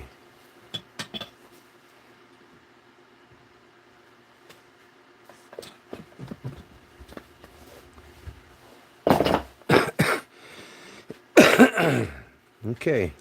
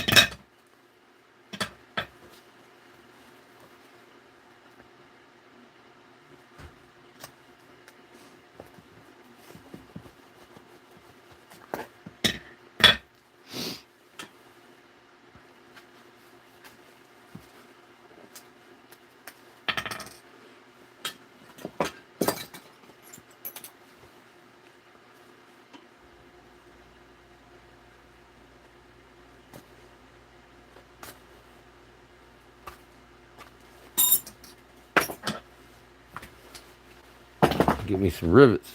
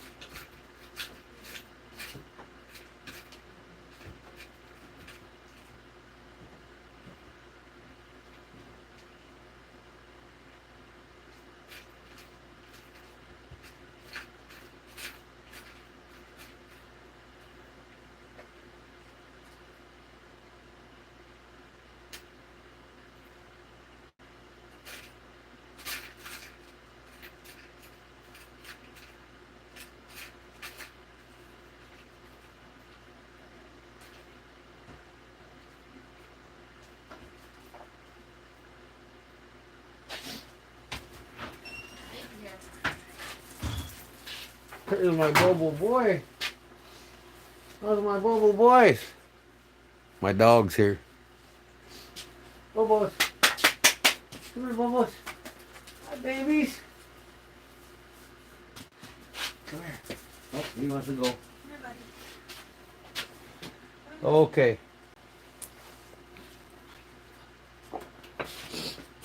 Put the rivets in.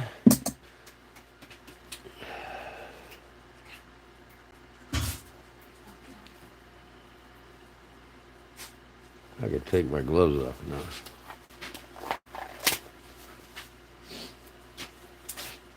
You still want to say hi?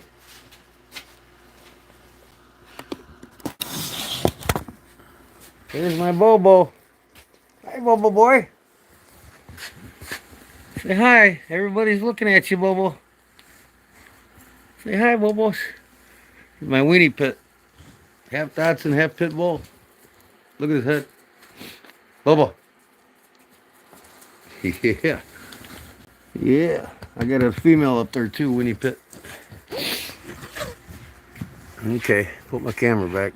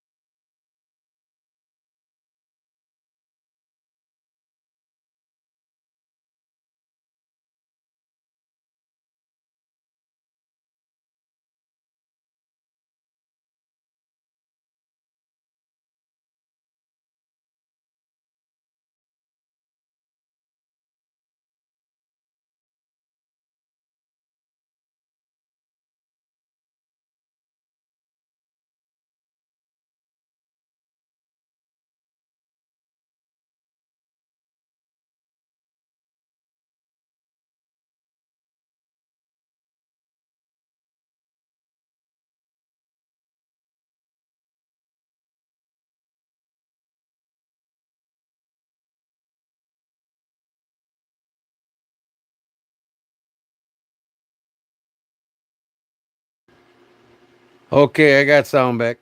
I put the phone back in the holder. I accidentally touched the darn sound button. But what do you think? Boy Scout snap on this side, huh? That'd be cool.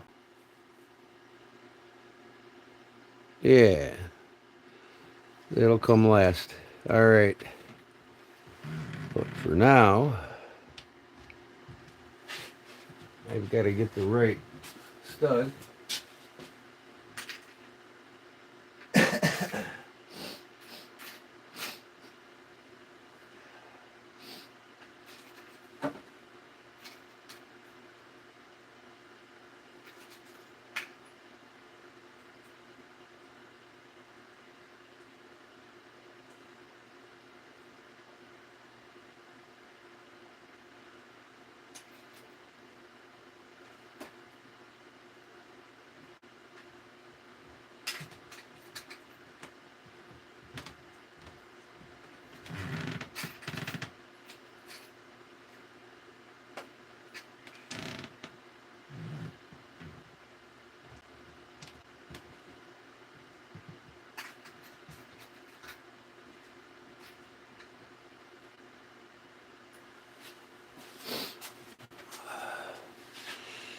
Make sure these are the same size.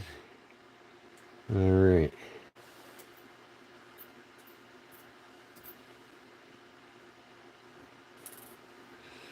I gotta make that hole a little bit bigger.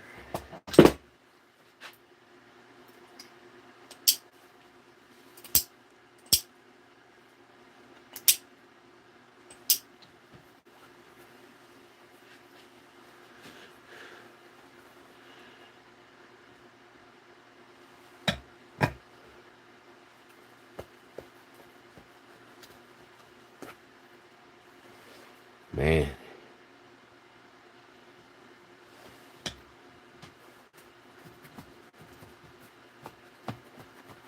I gotta start using my hole punches.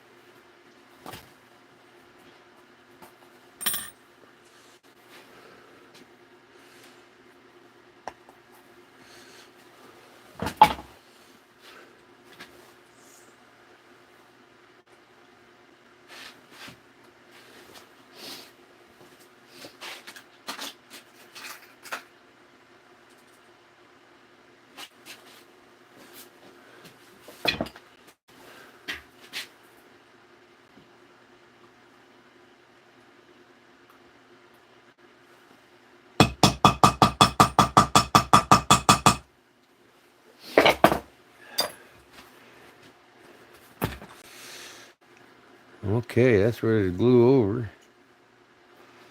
Ready for the knife.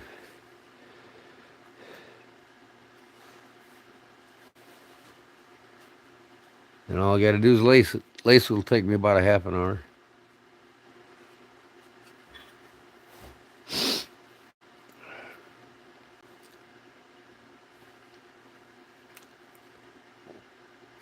Okay.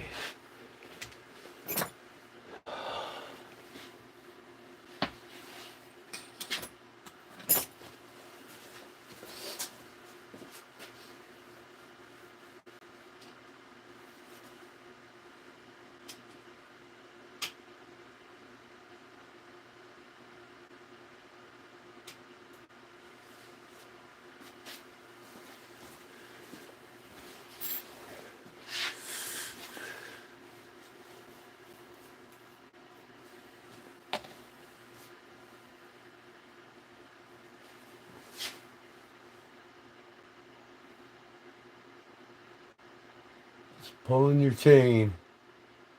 What? Sounds back. It seems Gordon is back. Yep, I'm back, Jedi. I keep hitting that damn button.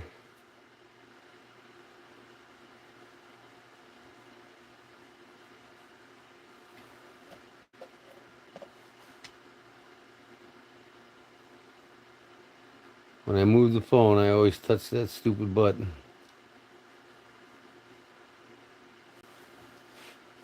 Running out of glue here, boy. Down to the nitty gritty. I got a lot of supplies I gotta buy. Let myself go.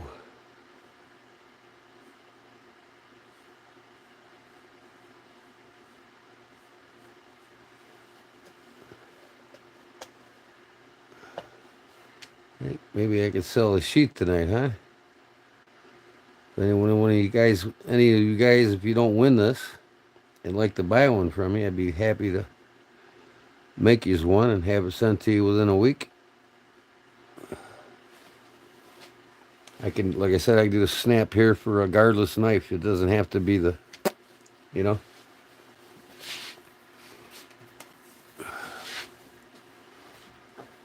You all got a fixed blade without a guard on it. We'll let that tack up.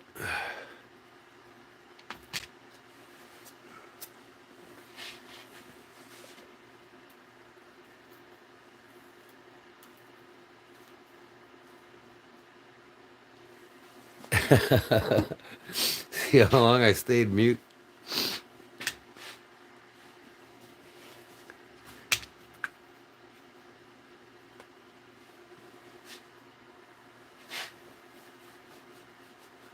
Thanks, Ryan. Yeah, I love doing it. I love showing what I do, and you know, like I said, I don't have no kids. So I got to show it to somebody, and ain't too many guys out there doing what I'm doing. You know what I mean? So there's always somebody first. What did I do here? Oh boy, looks like I scratched it. Maybe I can rub it out. What the hell scratched it? Ain't nothing on this table. All right. Now, I put some lineup pins in here.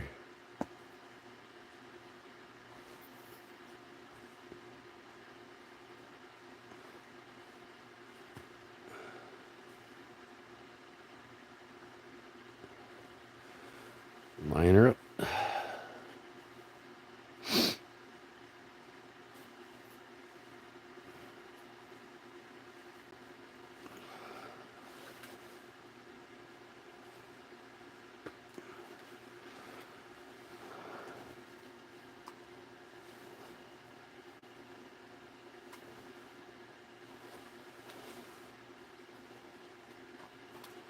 They actually sell professional lineup pins for doing this.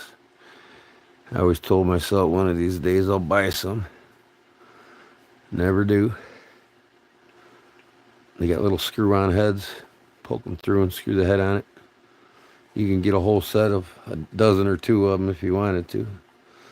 But this works out just good. And I'll make sure all these are lined up.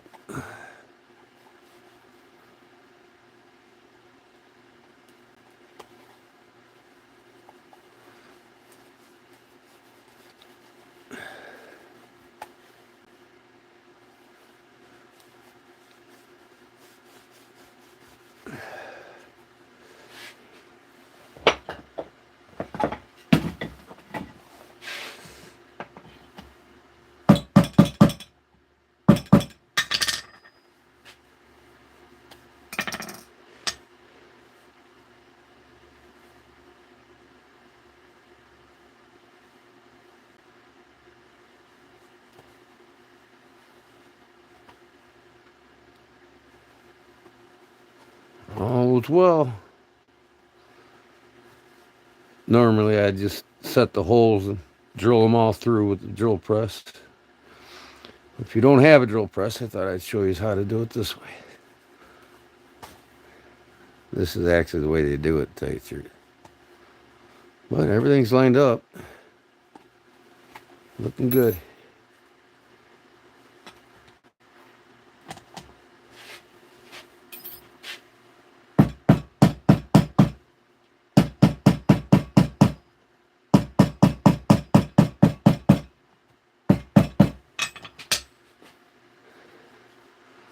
Now before I can lace it,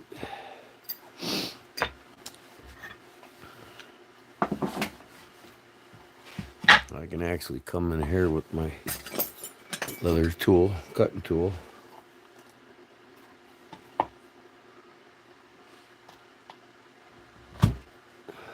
Cut that off.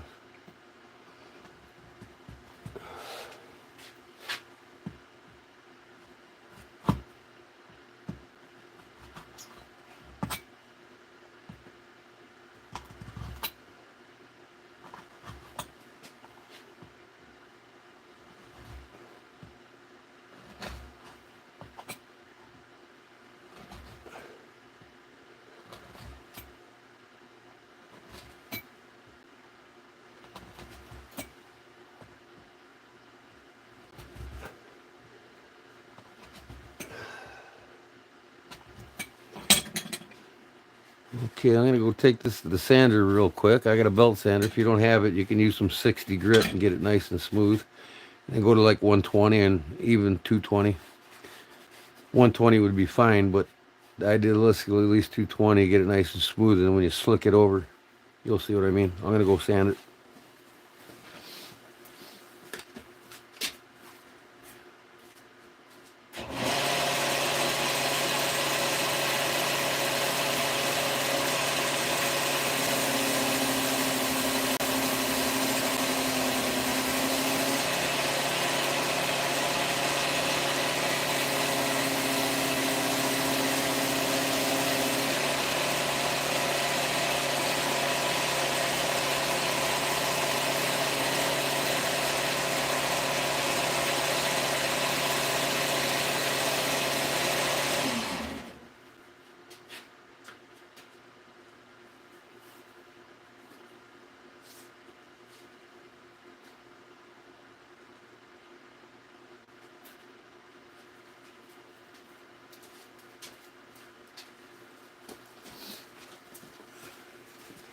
Okay, my belt sander was 220. I got it sanded nice and flush. And here's some 400 here. I'll just hit it real quick with that. The higher the grit you go on this, the more it'll really shine when you go to slick it. But there's no need really to go over 400.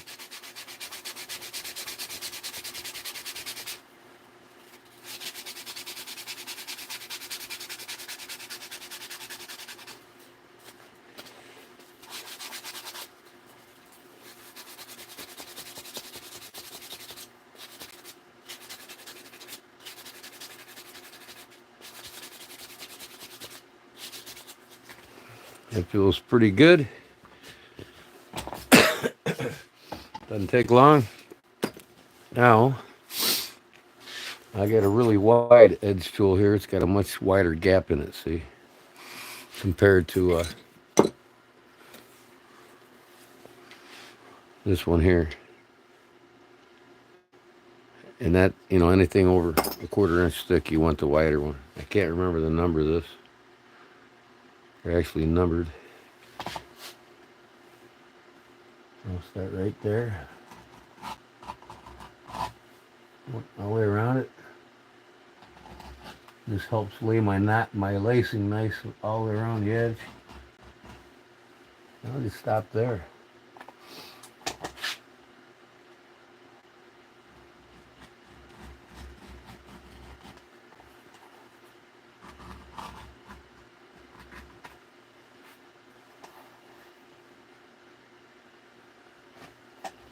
See that? Bevels it real nice. Now I can slick it, but I don't really care to slick it with water if I'm going to dye it. So I just dye it, and the oil's wet. It'll slick with the oil in the dye.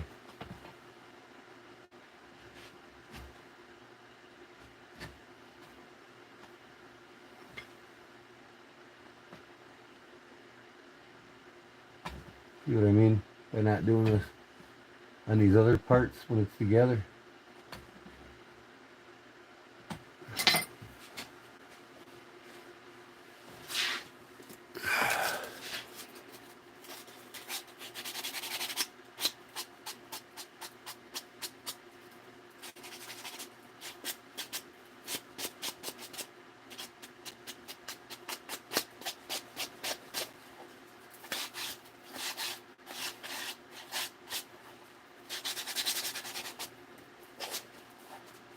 Nice uniform edge.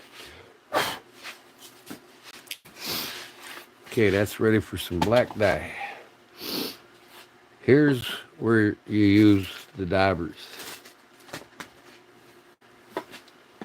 Okay. Especially on a thicker resin.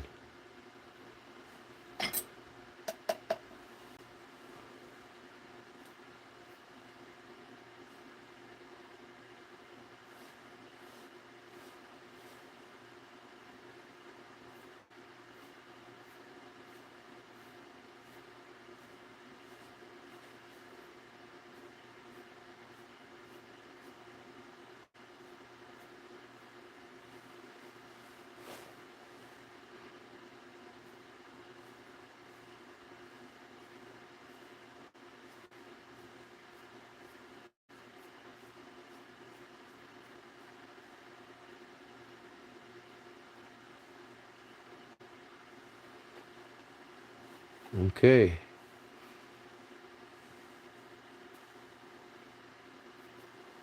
Now,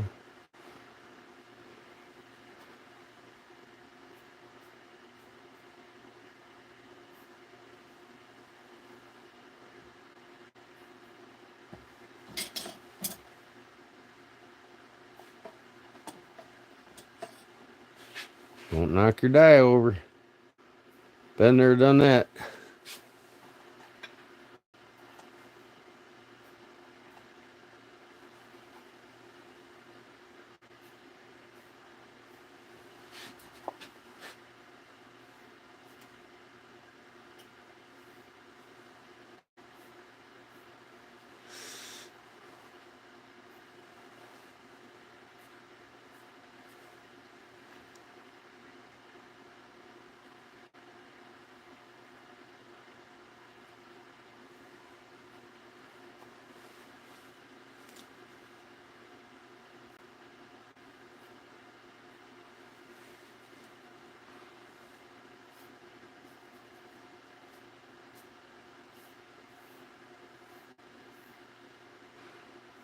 But I could have really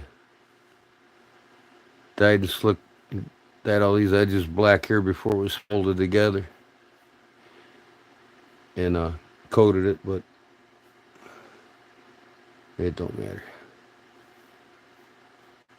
I can still get in there with my slicker.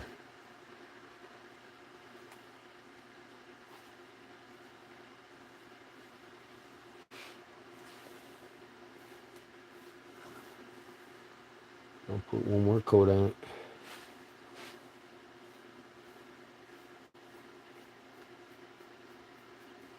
That's nice and wet.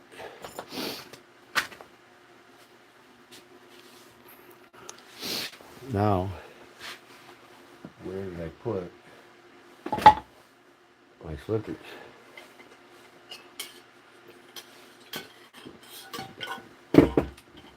I got a cheap one I can grab. Oh, here it is. The widest one. And sometimes they're too wide, it doesn't really work. That's when you just need it.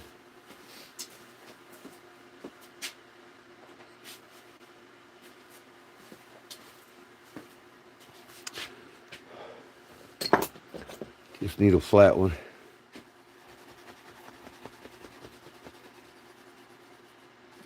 I'll dry this real quick and then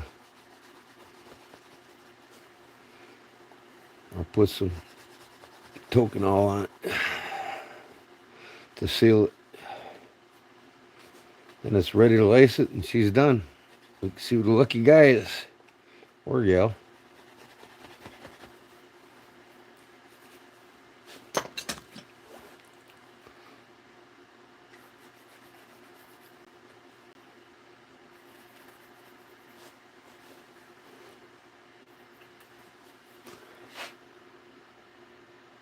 What up, Scooter? Making this sheep to give away for one of yous. You might be the lucky one, Scooter.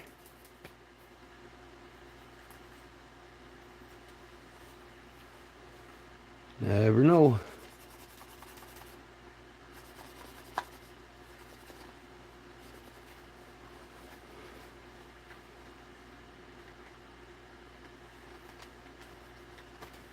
See what I mean? Like I said, I could have dyed all this right away and got this all done before I folded it and riveted it together, but I still get it.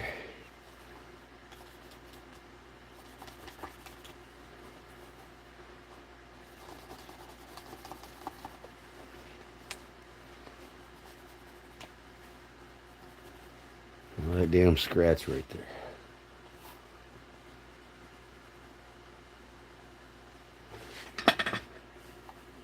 Now,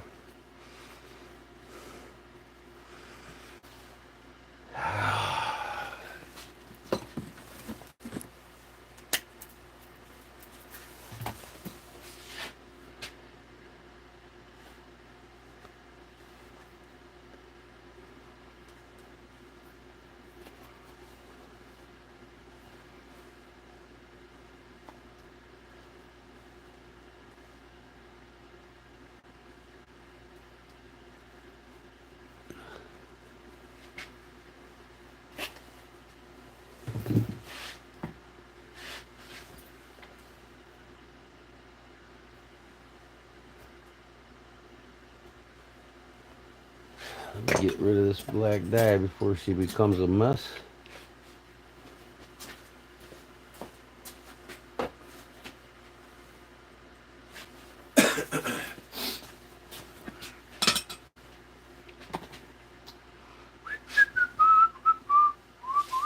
I need a wider punch.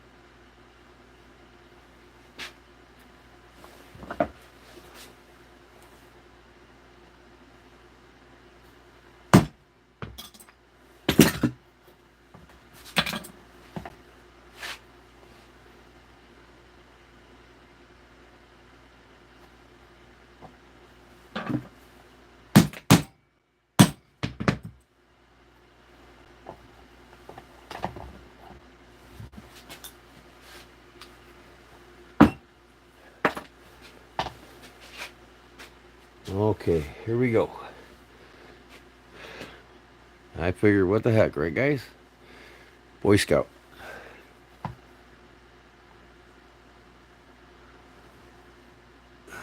I don't think the post is long enough, though. Yeah, leather's too thick, fellas. I have to go with a black snap.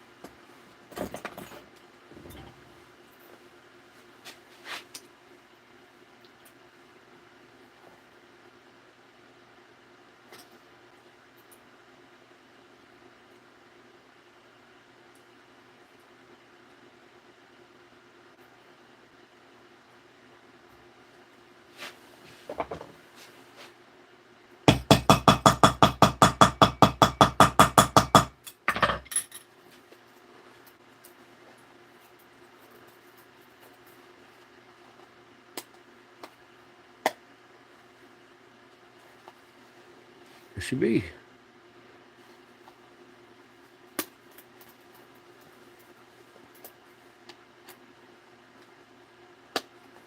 Nice. Okay, now I'll sew this together before I start my lacing.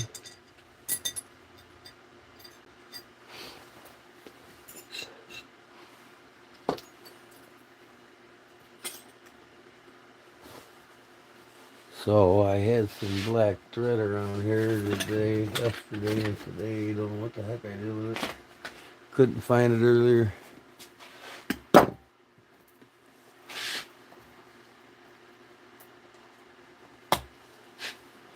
Here's the three. One without the lace. Here's one with the lace. Alright, let me get my thread I need.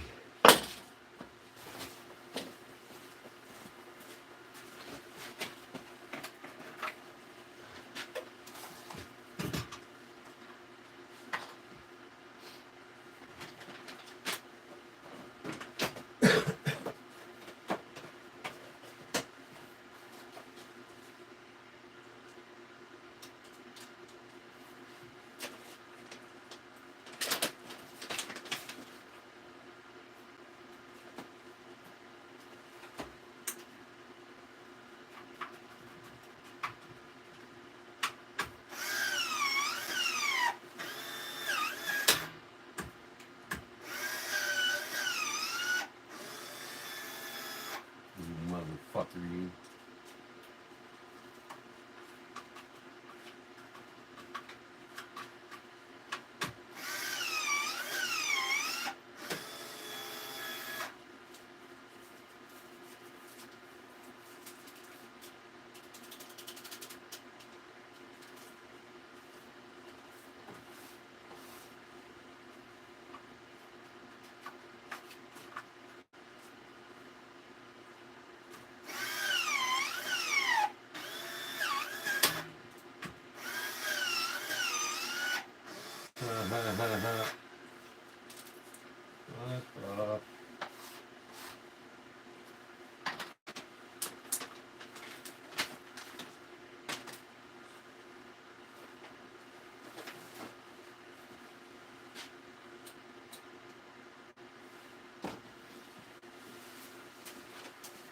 Okay, where is my thread?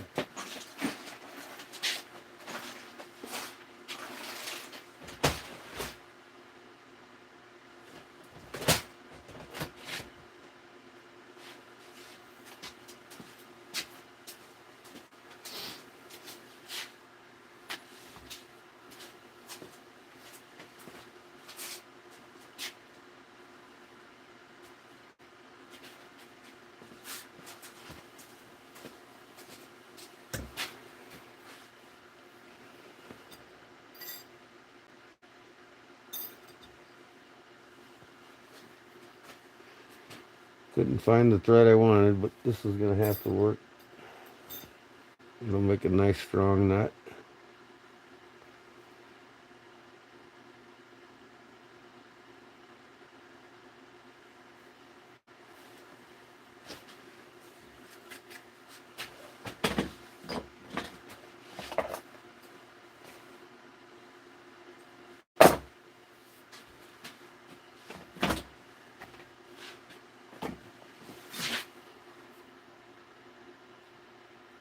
Oh, I gotta make it smoke. I had to make it smoke. You know that.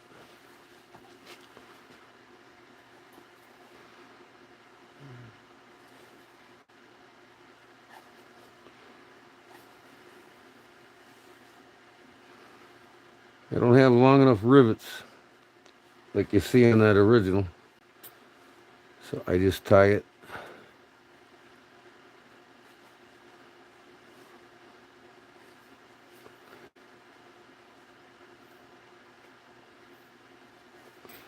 This is pretty damn strong.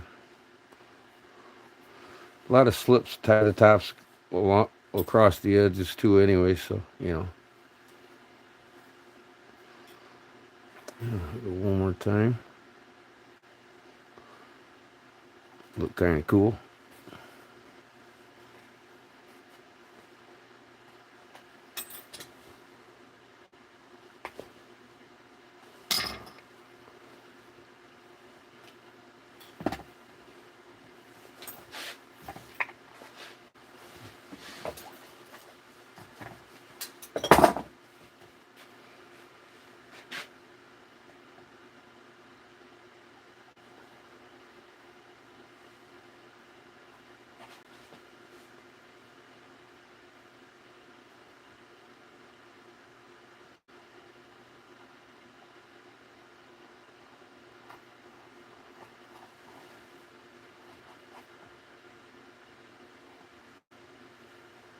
Right over left, left over right.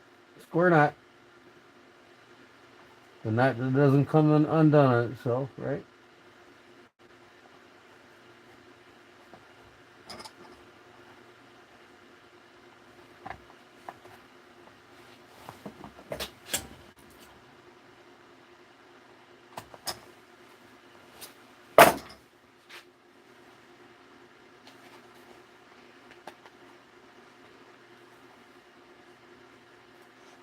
That looks pretty cool.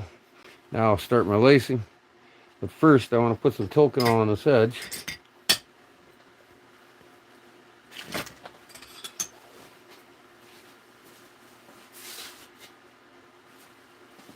Actually, I'm using gum Dragacanth. It's for doing edging on leather work. You can use Tokenol or this. It both does the same thing. Seals the leather. Slicks it up real nice.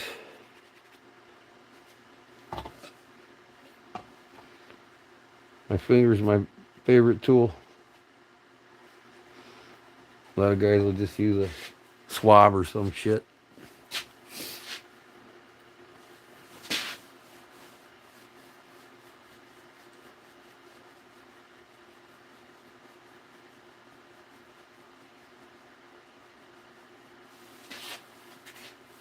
Thanks, Purnell. I do what I love, brother. I've done everything from horse saddles to custom Harley seats that I do now.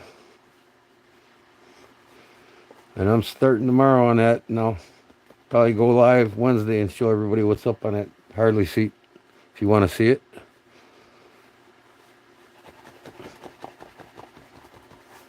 Got to get this done before I release it. Then I'm going to reset the camera up. When I do, I'm going to check the volume and make sure it's not muted when I start. As you can see now, I slicked it up nice. You won't see most of this when I stitch it, just from this area here and, you know, a little bit of that. So you're not really going to see this. It just seals it anyways for moisture and elements. And, you know, now if you're a knife doctor, you put wax all over this right now and, you know, before you stitch. Just kidding.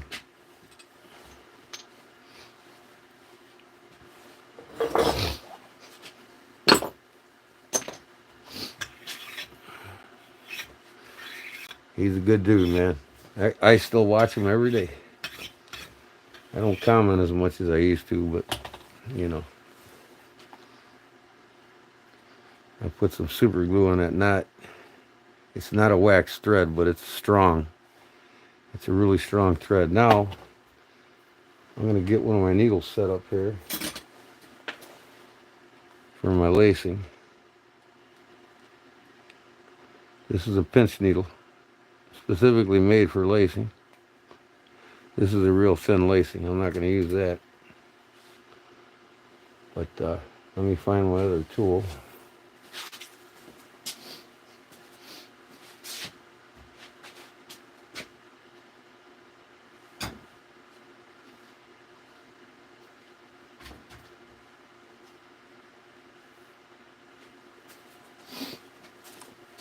And when you do this,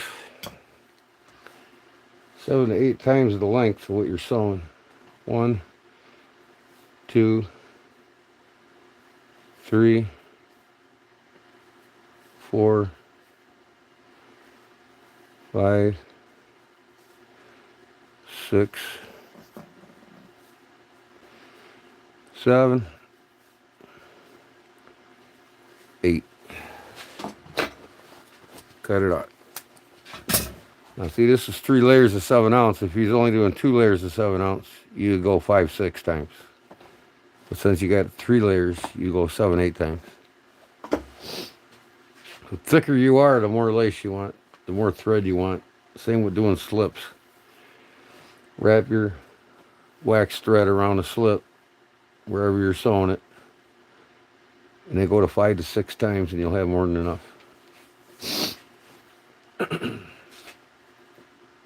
Okay, so now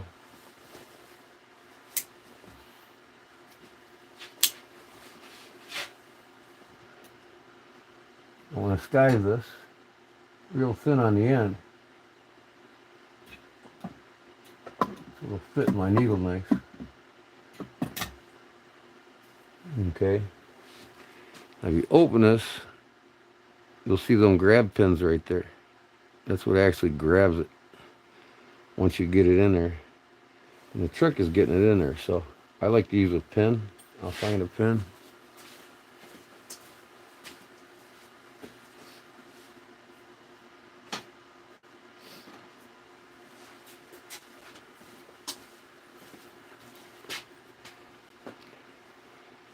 I use a pin to hold it open for me while I'm sticking the thread in there. It makes it a lot easier, see?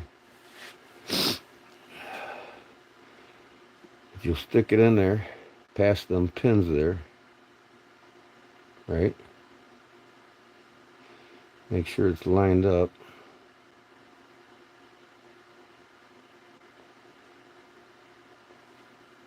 Pull this pin out. Try to shove it in there a little bit further. And then you take some needle nose here and you clamp them grab pins down onto the lace. That secures the needle in place. If you do it right, it won't move.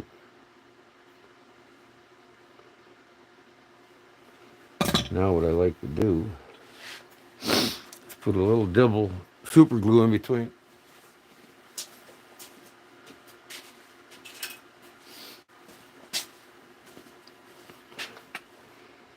So I'll come in here.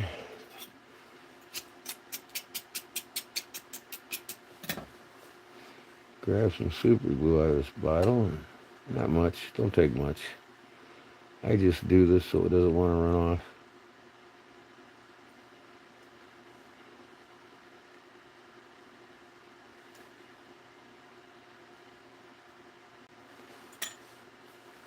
Okay, that shouldn't go anywhere.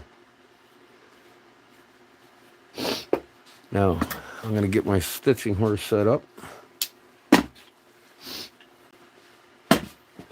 read some questions here.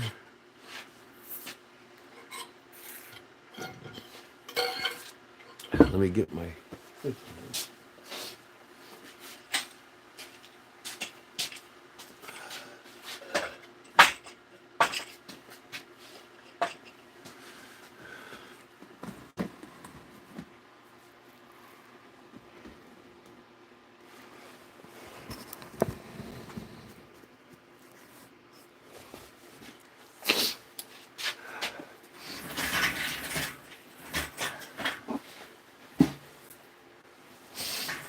All right, folks, I'm checking out the comments here. Sleeping? Who's sleeping? I bet Louie is again, huh?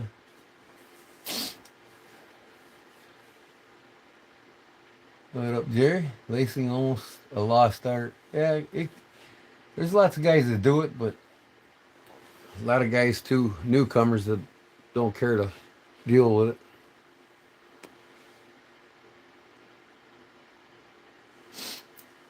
Okay, so now that I'm set up here, I got volume, right? It's not on mute, so I must have. Now, to start this, first of all,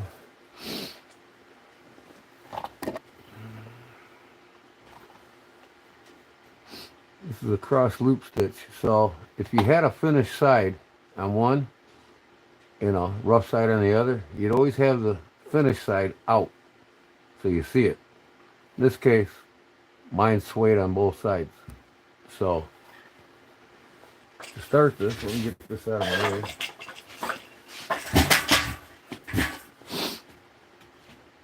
You want to go into the front side first.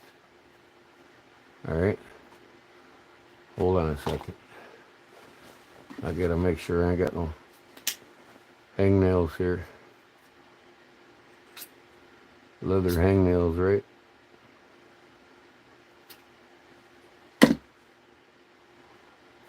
Okay.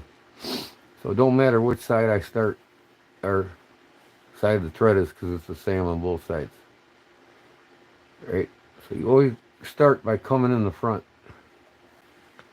Oh yeah, what I also do is, before I start, I use a scratch awl that's a little bit thicker. And I'll ream these holes pretty good so the thread, lace goes through there. I'll do a few at a time.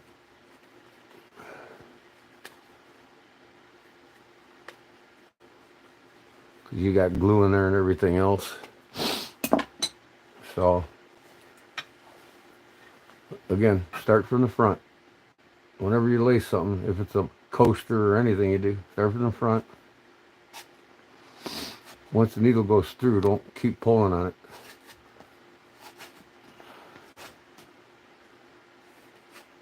And pull this all the way through till you get about 2 to 3 inches. Now, I'm going to come and tuck this over and hold that, right? I'm going to come around, form an X, right?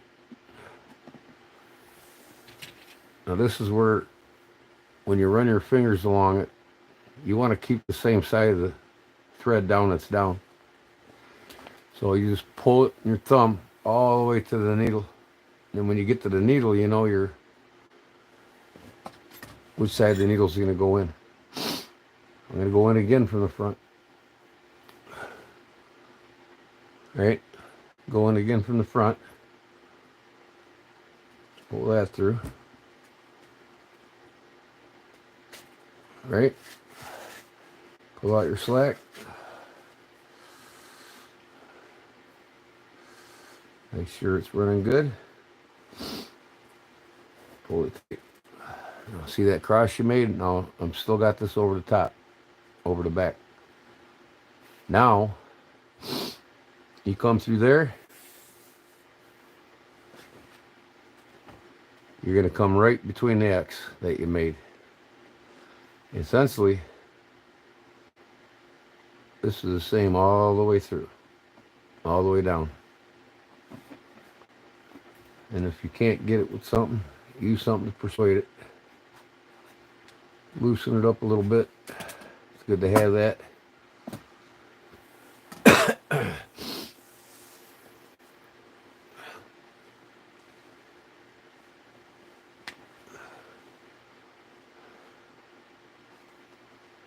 Come through that X.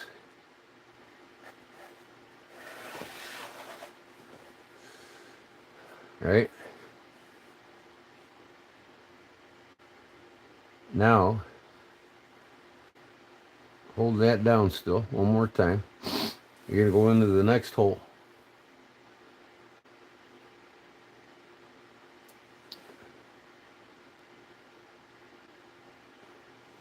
Make sure I'm starting this right.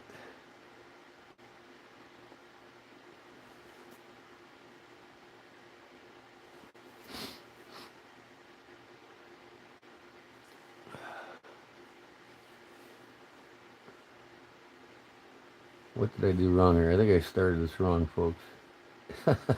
Hey, I'm not perfect. I do this once in a while.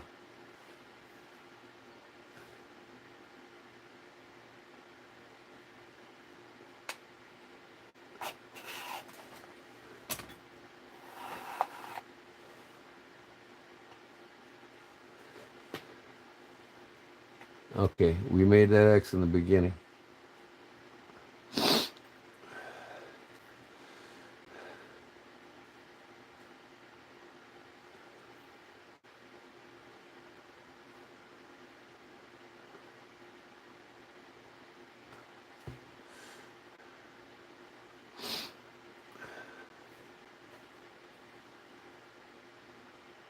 What in the heck am I doing wrong here?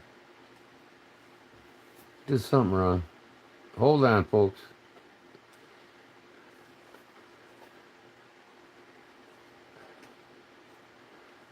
I'll figure it out. I don't tie these every day, so it's like, I tied one last night, didn't have any problems. So, it happens. Bear with me.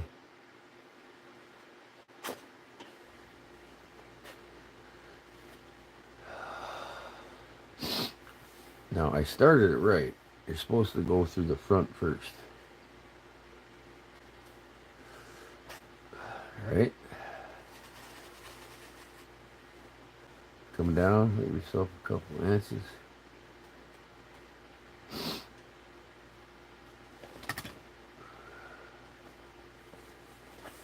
Go into the next hole.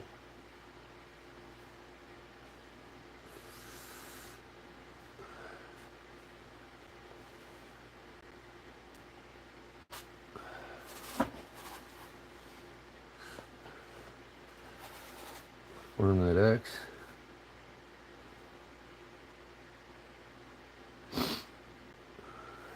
And then you're supposed to go through that X. I know it. But maybe I got to go through the back now instead of the front. So that's what's confusing me.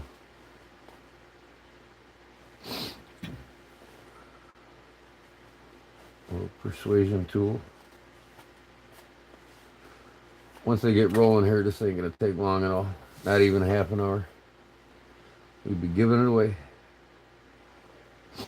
Through the X. There we go. Now I'm going right, I believe.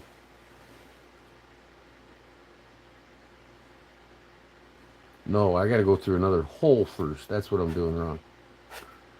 All right. I got it. It better be right. I ain't got time for this shit. You guys watched long enough. But I'll show you in sequence here. So if I go around there.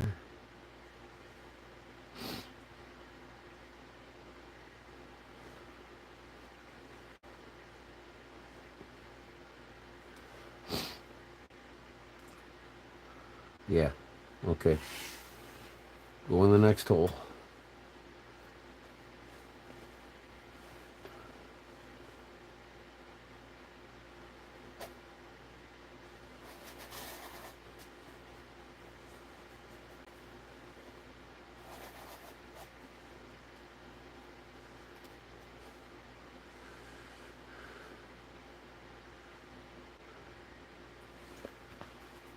Oh my God, folks.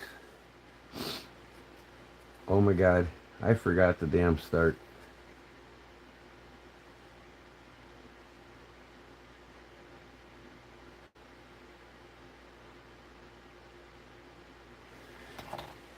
Oh, I need to get a cup of coffee and take a break here. Remember the snot.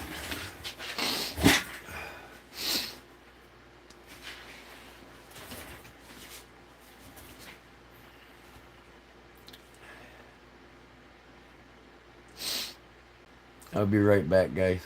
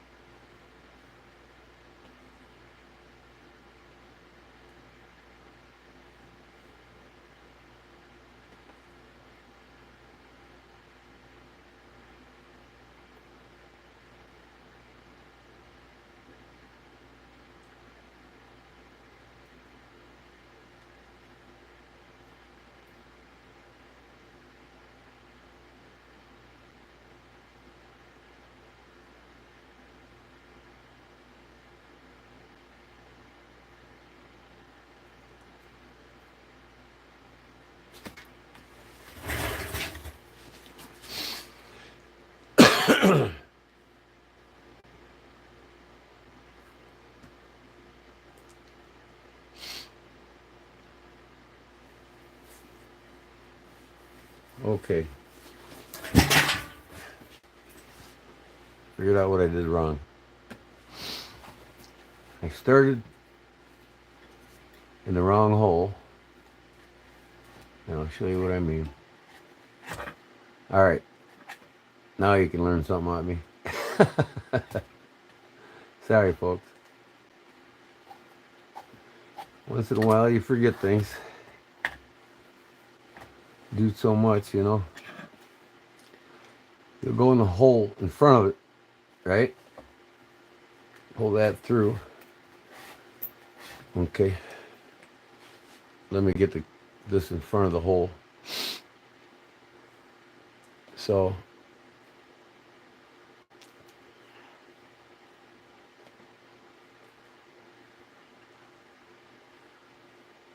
can you all see me?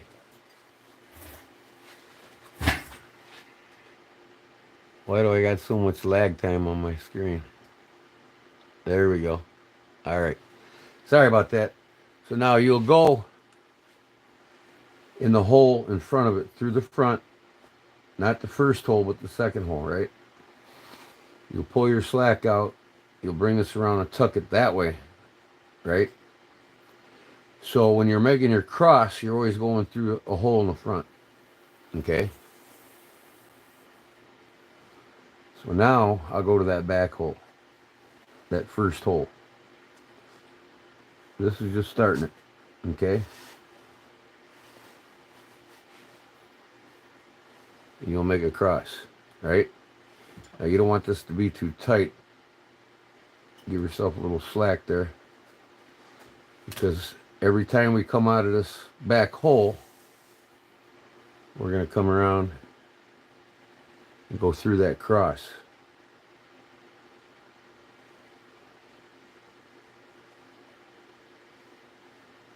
Come on. What is the problem here? There we go. We'll come through that cross, see?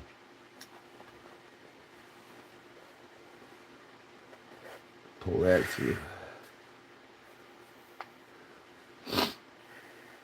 Okay, we went through the cross.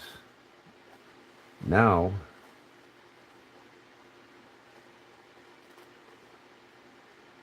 this here, the beginning part,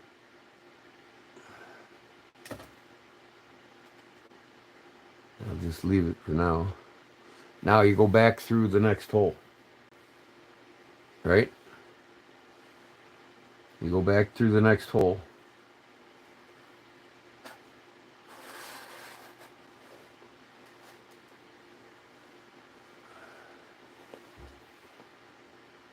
You don't want to pull this too tight because you want that cross there.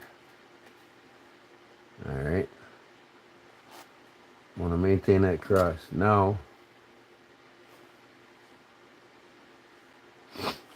you go through the cross again.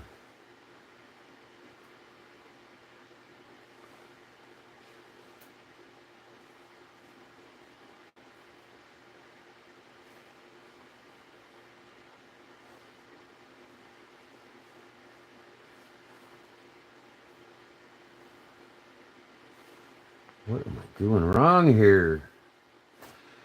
This is fucking killing me, folks. I know I started it right this time.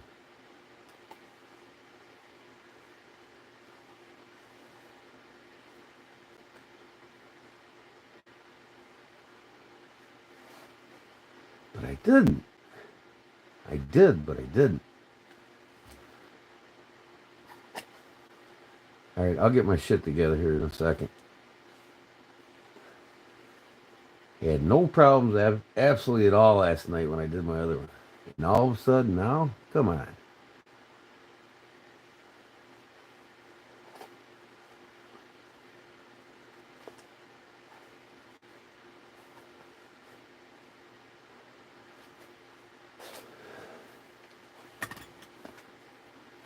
Regardless, you got to start in the second hole.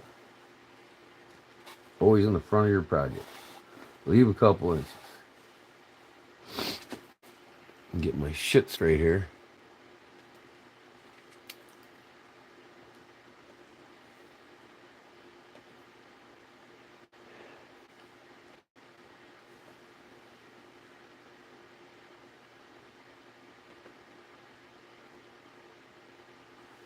Okay, through here now.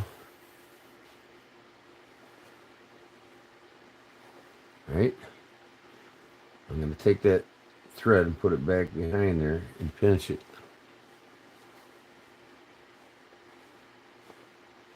Now,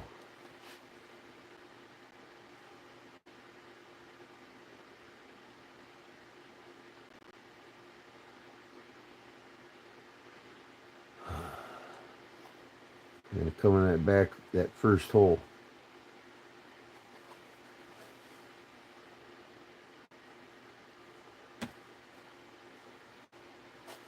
Pull that tight. This is right here, starting it. Just what I did afterwards, I didn't do right.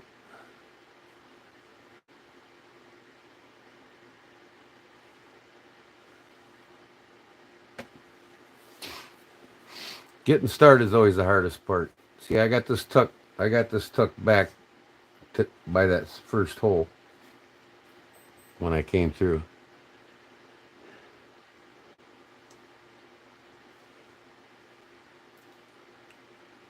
Now I'm going to bring this over. And I'm going to, like I did before, go through that X.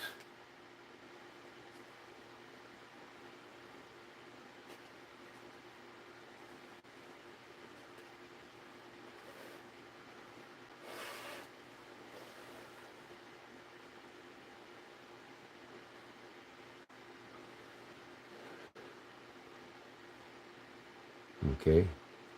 Now I'm going to go into the next front hole.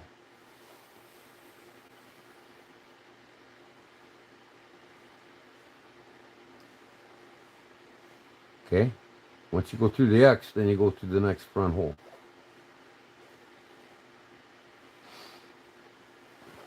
See that? I went through the X, come around. Now I'm going through the next hole.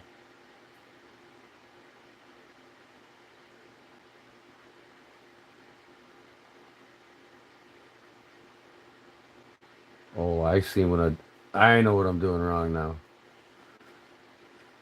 I gotta start it here. If I was to start it here, I need to go through the back side instead of the front. So, all right, I'm gonna have this done real quick. Now I know what's up. I'm going the wrong direction. I mean, I could turn around and go through the other one, but I'm gonna continue from the front. So, I ream my holes out.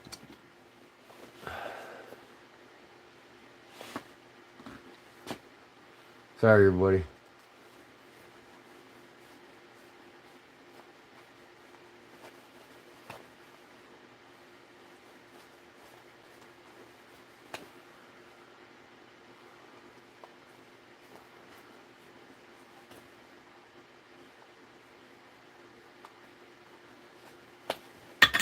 All right, I'm going to put an expedition on this. Get it done. One. Okay. I'm going to wrap that over just like that. Come across in the next hole.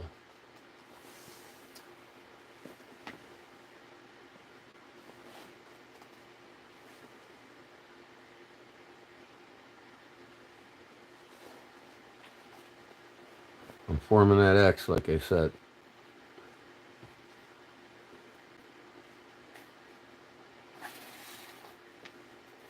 Okay, see that X?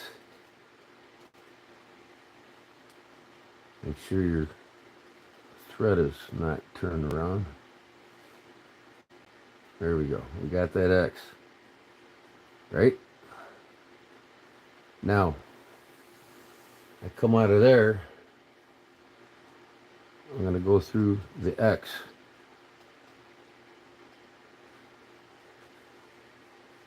Okay.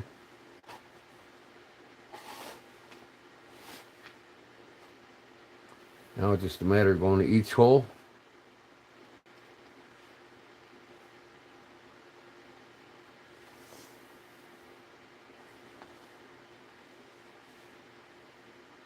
Make sure your thread's not twisted when you go in each hole.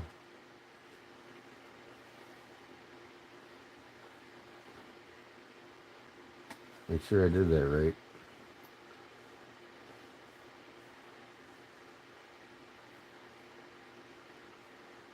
I got a twist in this damn thing right here. I'm sorry, folks. Please forgive me.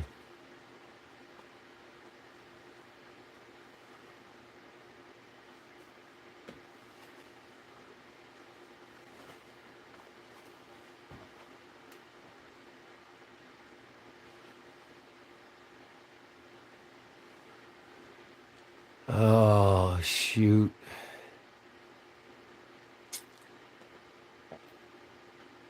This is a shame I can't remember this.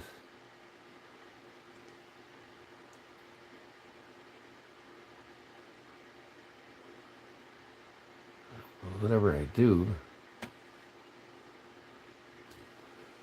Alright, I didn't come through the front.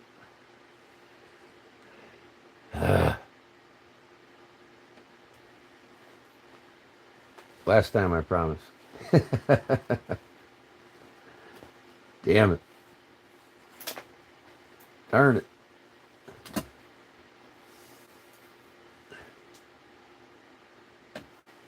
Okay, here we go. Through the front hole. Leave you an inch. Now, wrap that over. Okay. See here? I got that wrapped over and I'm holding it. Alright. I'm going to come back around the front and go through the second hole.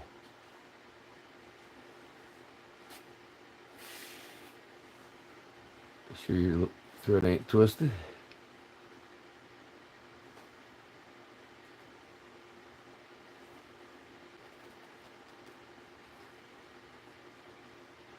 Make sure you're forming this X here. Give yourself a little slack. Right?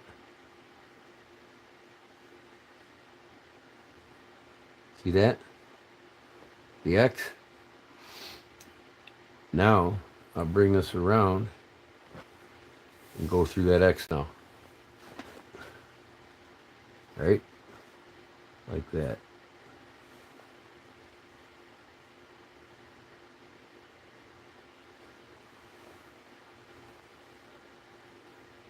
I'm still holding on to that short one on the other side. Okay, make sure your loop's nice. There you go. Okay, there's the start of our knot. Now I'm starting to make that stitch. Now, each one's going to be the same. Go into the next hole.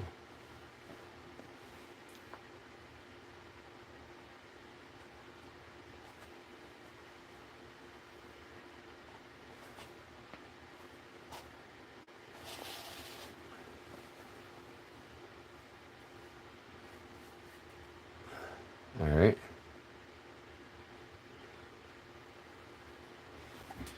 And here's my next X. See, I kind of pulled that a little tight. You want to have that slack. Go into that next X. Boom. There it is. Pull that tight.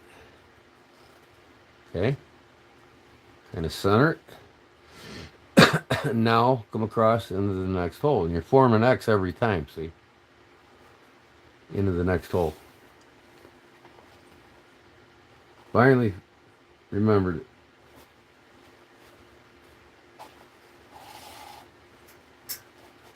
See that? Made another X, right? And this just comes around and he gets back into that next X again. And you'll do this all the way down until you're done. And it won't take long with this less of stitching. Make sure your line, make sure your thread is, make sure your thread isn't twisted when you pull that slack out, and just keep going around next hole. All right, guys, 15 minutes is the giveaway. No more waste. Oh, look at that. I got to ream these holes better. See that? You just keep making that X, go inside of it. Come around the next hole. You make that X, come around it, go on the underside it, next hole. Alright, I'm gonna apparently put this needle back on here. So it won't take me long. I got more needles around here and I just cannot find them to save my ass. I've used this one too many times. Okay.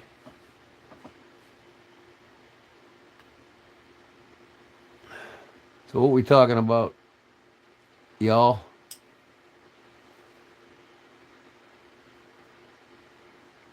I'm going to pull these tabs up a little bit so they grab my thread again.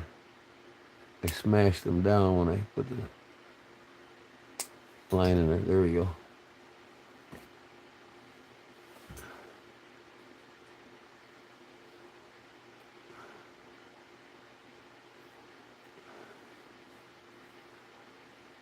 Yeah, just ream my holes out a little more. That'll be good.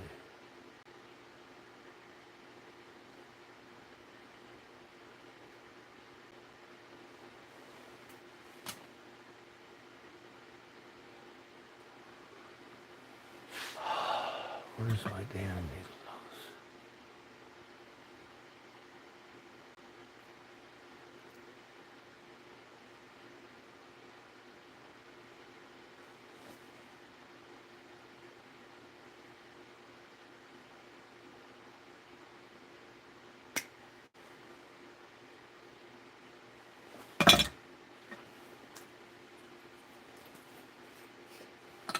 But yeah, now I'm gonna fly on this and get it done. A little too much super glue there, eh?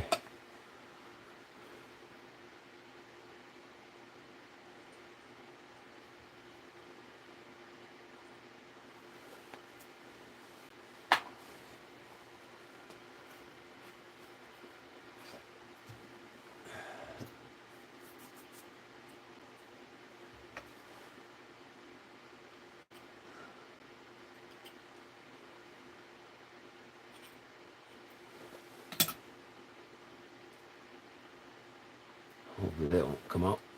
All right.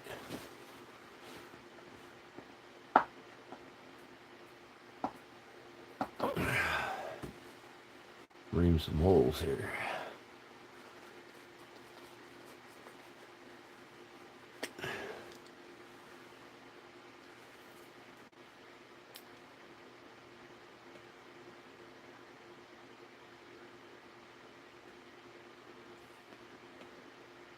This damn thing.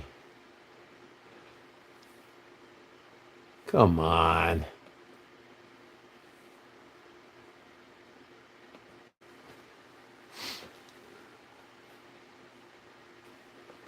Why is my computer lagging? Hold on, folks. Be right with you. See y'all talking knives, huh? All right, what's going on here?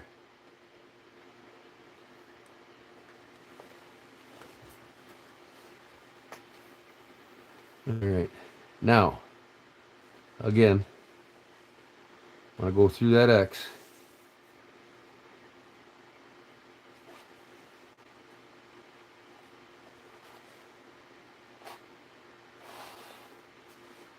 Make sure your lace is facing right. Right. Go in the next hole.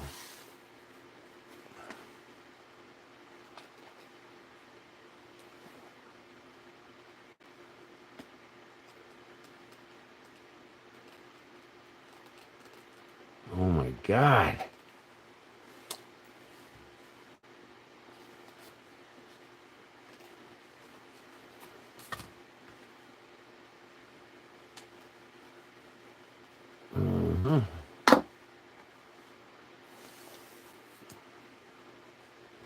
Go in the next hole.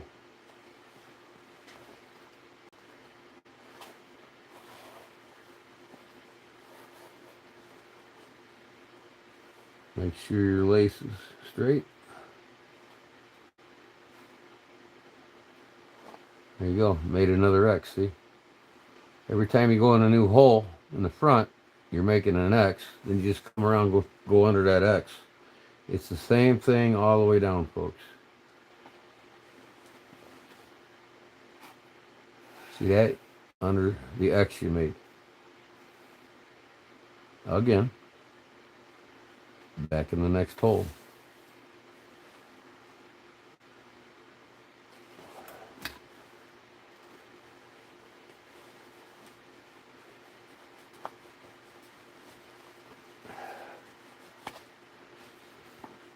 Man. Oh.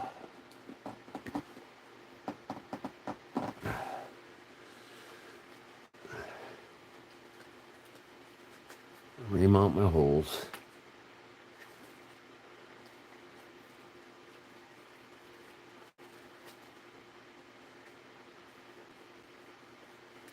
Sorry I'm taking so long. I'd have been done already if I would have remembered. But you guys are getting the idea how to do it. Okay, now back through the X I just made.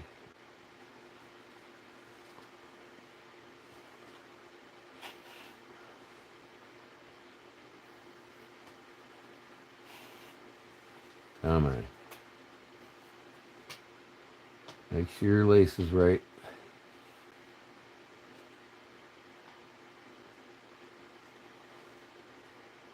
What did I do there now? Man, I tell you, I just went through the damn one. Wrong one. I gotta go into the next hole. I said that before I did this. Sorry, folks. Alright. I got my X here. I gotta make another X. Go into the next hole. You know, it's fascinating how something so easy you tend to forget. You don't do it every day, you know what I mean?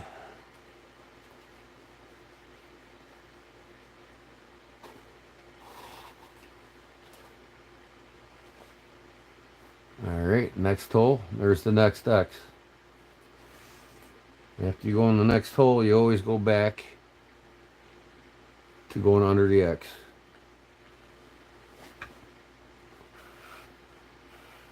Okay, there's the next X. There's the next crossover. Now I'm making another X, see? Next hole. Always in the front.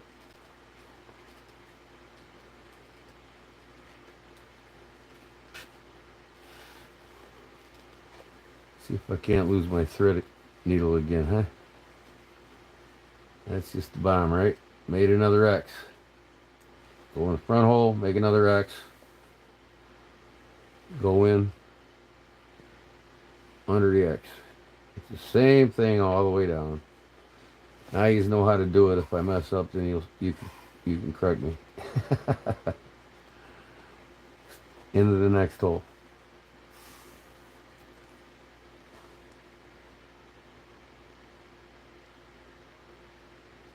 Yep, Seth, it's getting there, huh?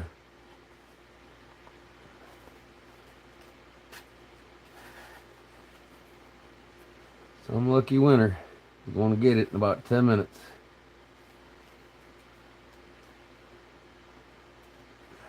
Okay, made my next X. Go through the hole. Or go under the X, I mean.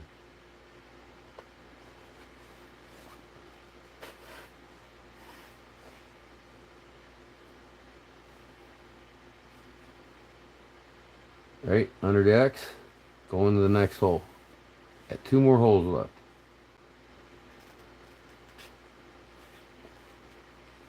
Almost done, folks. Make sure your lace is right. If it ain't, pull it back until it is. Made that X. Go under the X.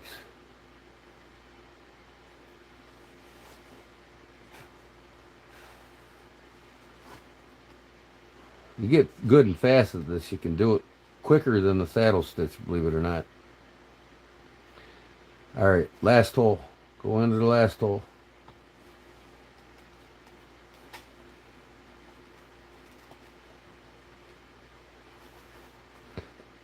Tonight I have a random generator on the computer.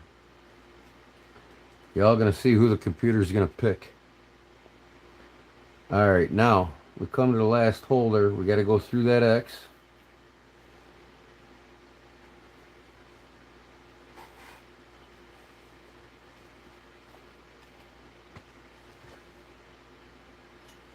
Now I can go one more if I want.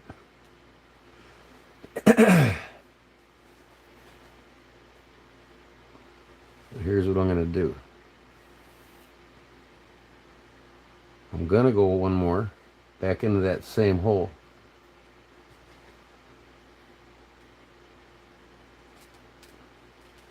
But I'm not gonna actually go all the way through.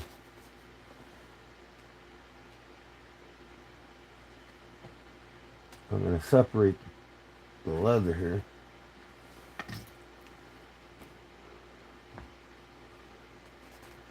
And try to go through the layer and back out if I can. This is gonna hide the end of the thread. So I probably need to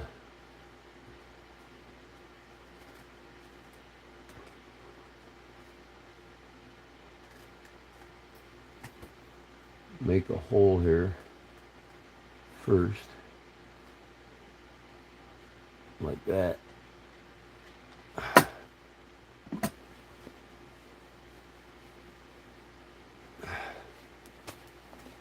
All right, now I'm going to come across here, go into that, and then come out, see between the layers.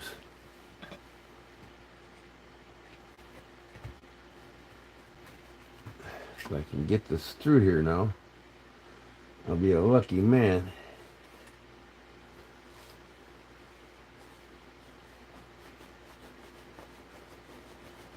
Oh yeah, got it. All right, come over. Make sure the strings, your thread's laying right.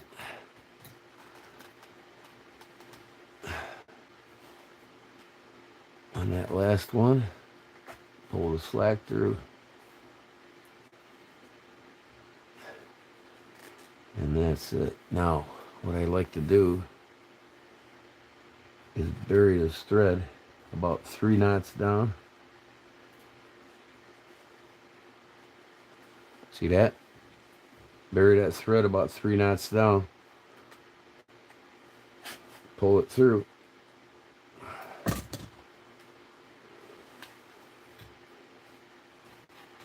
Makes it disappear.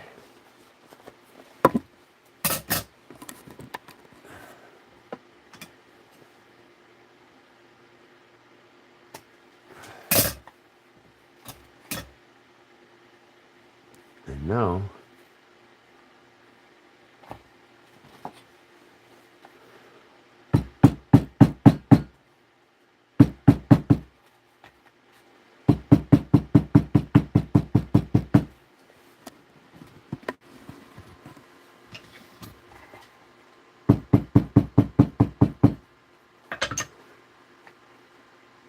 I gotta make this disappear where I started.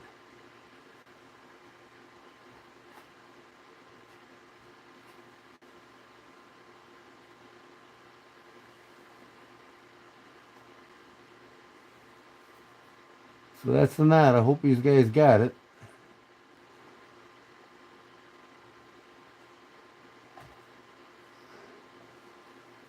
Believe it or not, Justin and Luis, Tandy Leather has a video on how this is done. Tandy Leather has awesome videos for beginners. So I essentially made that disappear. Now I'll cut the slack off of it. Well, I'm cutting the rest of it.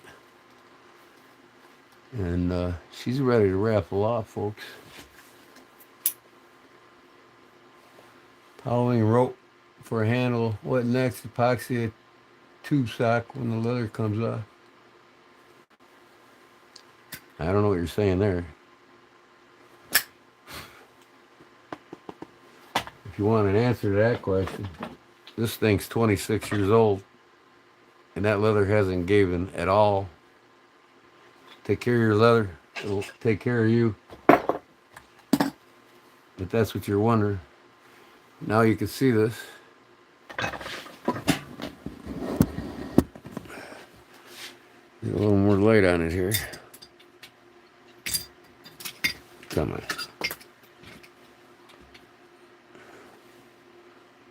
She looks beautiful.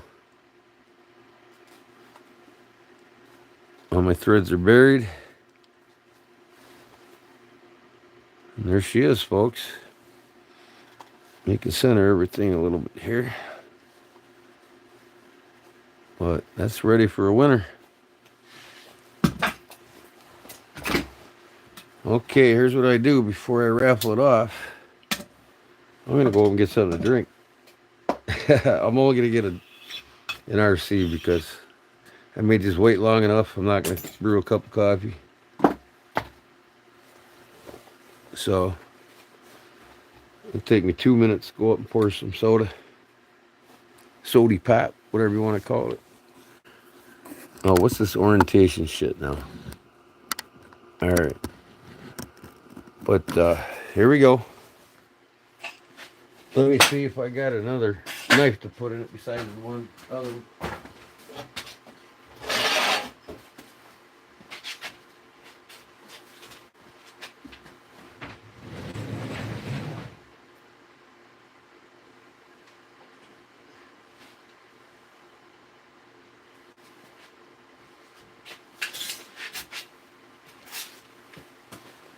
Let's try a Gerber strong arm, huh?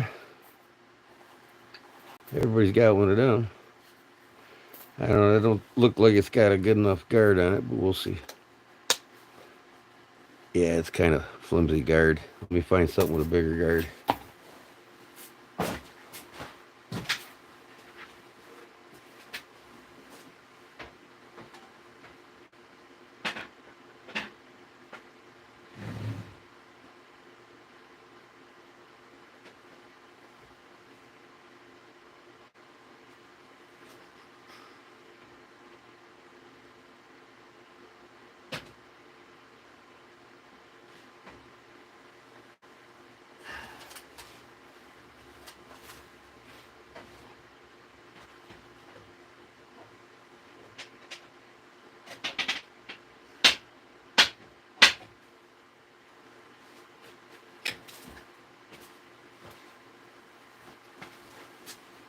I bought my own knife with deer stag handle, right?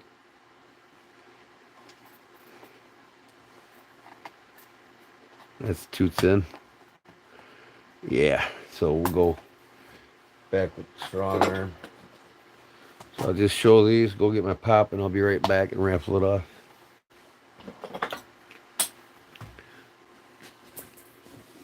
Or my Ontario. This has got a chunkier handle on it and a bigger guard. But I'll do this.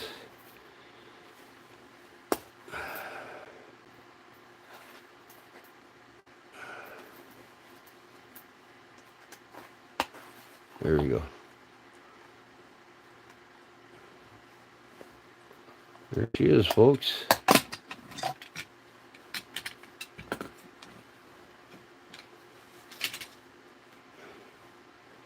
I think I'll sell this one tonight if somebody wants to buy it. It's got my stamp on the back. $125. This one's getting raffled off. All right, I'm going to go get a pop, folks. I'll be right back.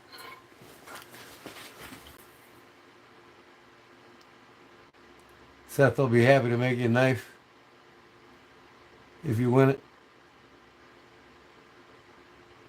It'll hold up to a 6-inch knife, I believe I said. Or is that 5 inches? I'll measure it when I get back. I'll be right back. 6-inch knife. This has got a 6-inch on it. Silver stag. This is the original sheath that I love that I'm doing here.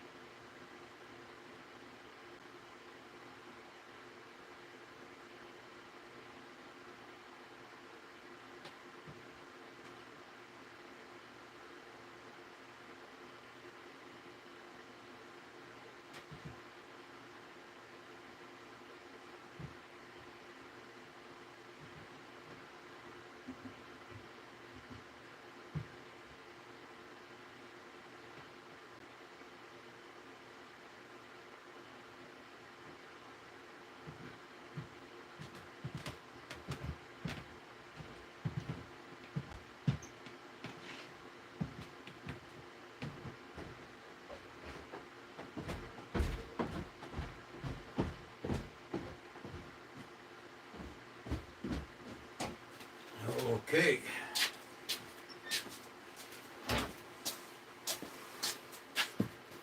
One more chore first. Make me a quick smoke.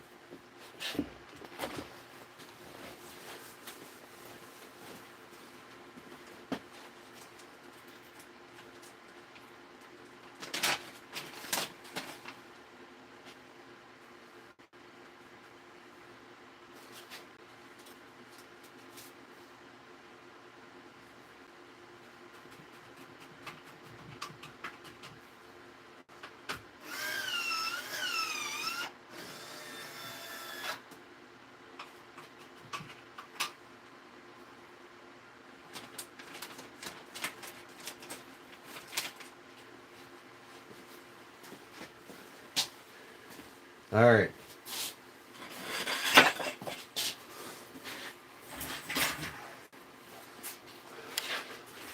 Let's see who the lucky winner is going to be, shall we? Let's set the camera up. Oof.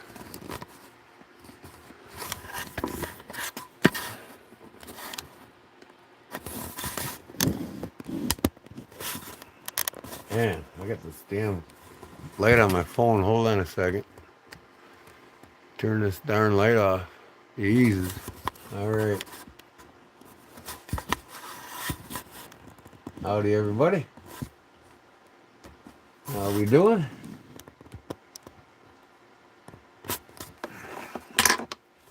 I'll get something to prop my computer up for my random picker.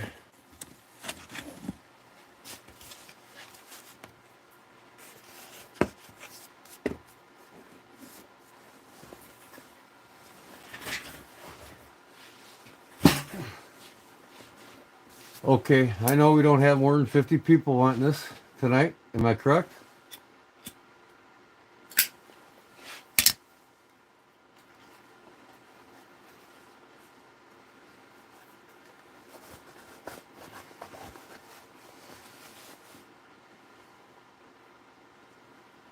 Blinded by the light. Yes, I was, Jerry. So what do you think? I could have done a lot faster if I wasn't showing y'all. Would that take me? A couple hours?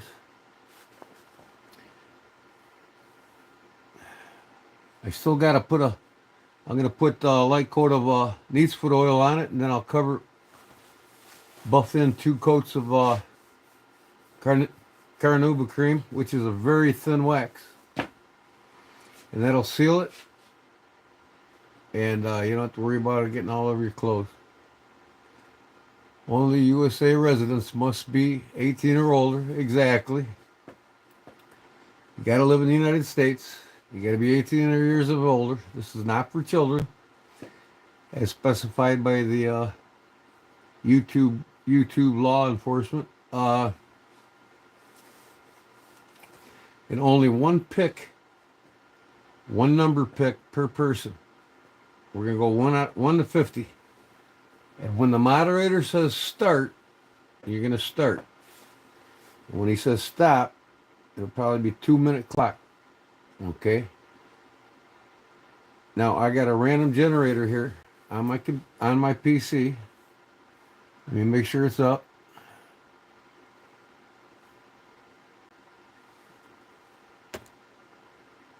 Yep, it's up. I'll put my camera on the random generator when the moderator hits stop. So now that we know the rules, the moderator can hit start. Only one number. Closest to fit to the number without going over wins. Not yet, Seth. Nobody said start yet. Got to delete your numbers. And not 72, 1 to 50. 1 to 50, Jedi Jim. Wait for the moderator. 1 to 50. Pick a number from 1 to 50. When the moderator, when you see it show up on the screen, okay, when you'll see start on the chat log. Pay attention. 1 to 50. Pick one number, 1 to 50, without going over. Closest one without going over wins it. When the moderator says start, then you start your numbers, your selection. Only one number. All right, start. Give us a number. Give us a number, Jim.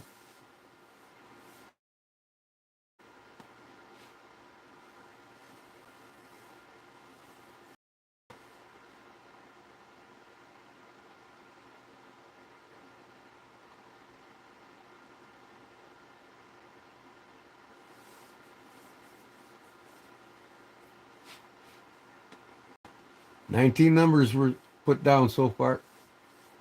We got more than enough room. Only one number. Can't pick two numbers. Your second number will be deleted by the moderators.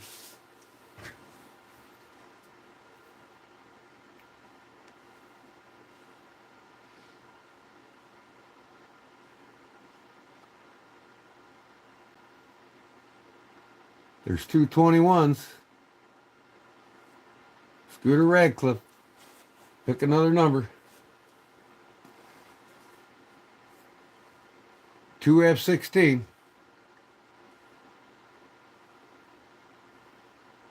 Look at the numbers, folks. Okay?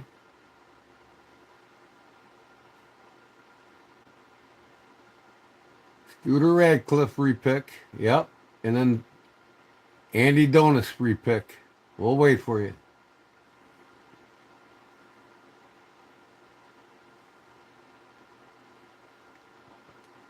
Okay, we deleted your number, Andy Donis, so repick.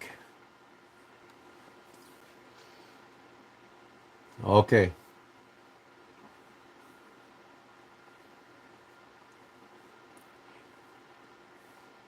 Andy Donis is in. Jedi Jim got 28. Nope, you can't pick twice, Jim. We got to erase the second one. You got 27.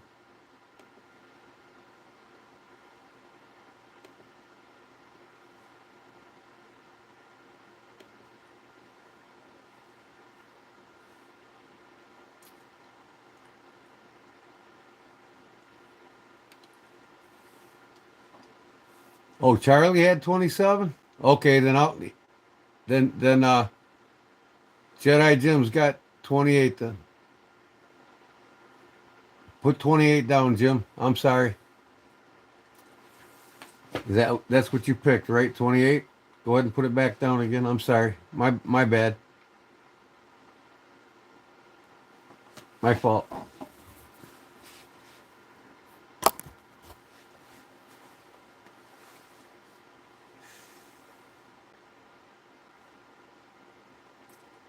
$30 seconds.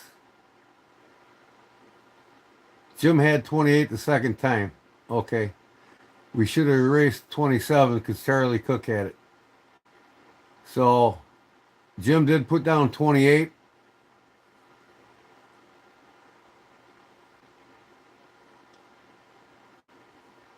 So Jim has 28. Okay, Jim? Put it down, Jim.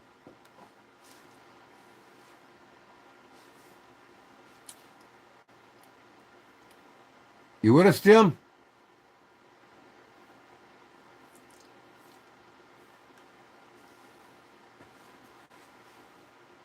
Erase my 34.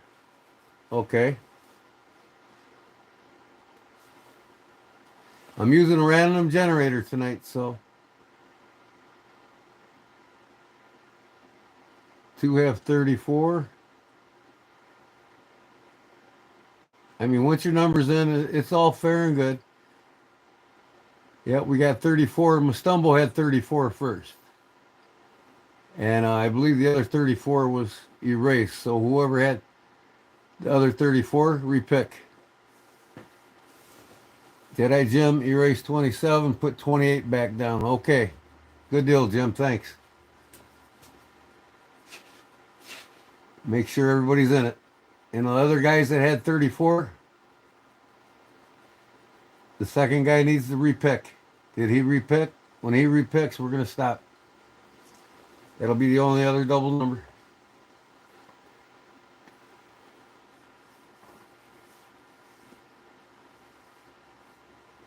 Jim Cox chose 1. Why is there another 1? I don't see it. I don't see it.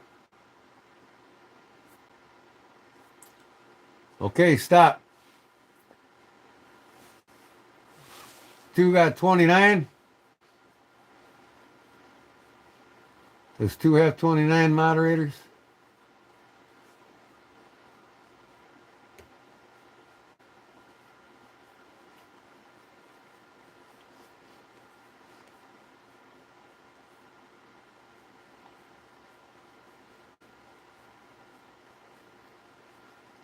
If 2 has 29, let me see. Dwayne Letterman had 29. Who had 29 first? Famil Nardolph had 29 first. What's fair is fair. Let's pick another number if you haven't yet, Dwayne. Everybody gets their number. Dwayne Letterman. Go through the numbers and pick a number that isn't picked.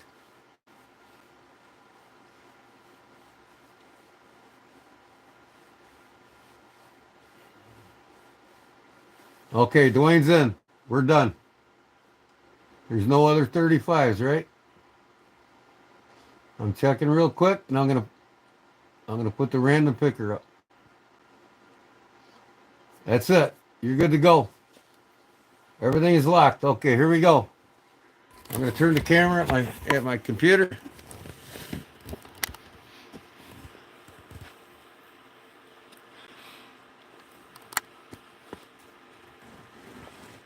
Make sure you can see that.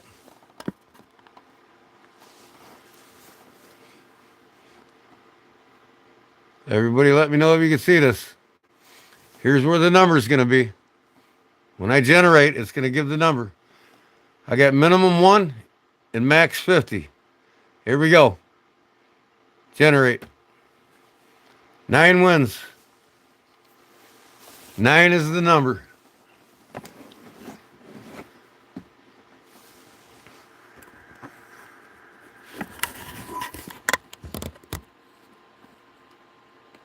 Who had 9 or closest to it?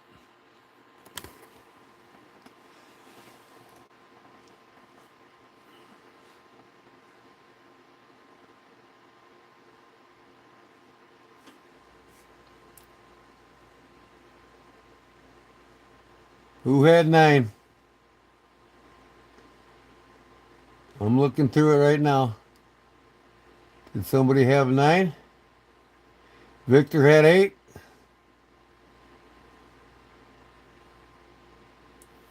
It appears Victor is the winner. Victor, you won the knife sheet. I'm going to put my email address up, and you can message me.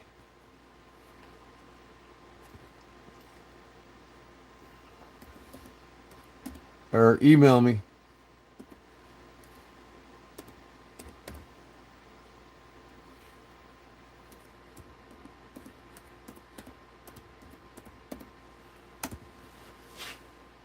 There it is. There's my email. Now. Call this one 125. What do you want?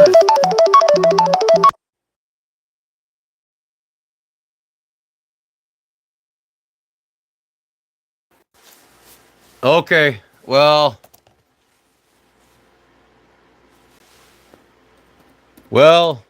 he is out. He lives in Afghanistan. Next, closest number, please.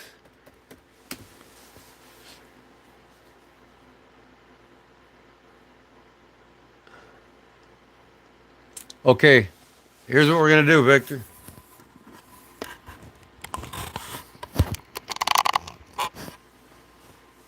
If you're living in Texas, give me I want you to email me right now to my email address a picture of your address on an envelope. Everybody's saying you live in Afghanistan, so if you're in Texas right now, I'll be waiting for your email.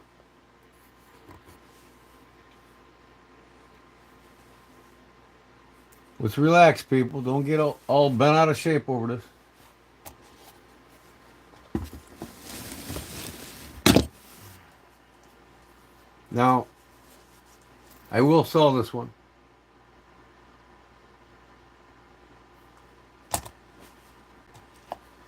If you want it, 120.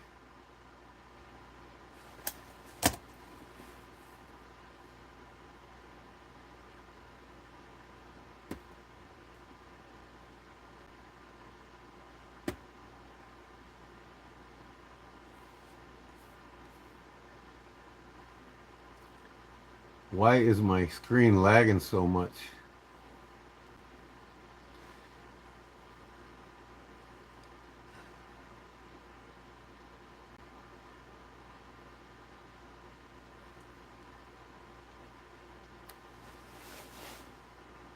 Let's be fair here. Where are you living right now?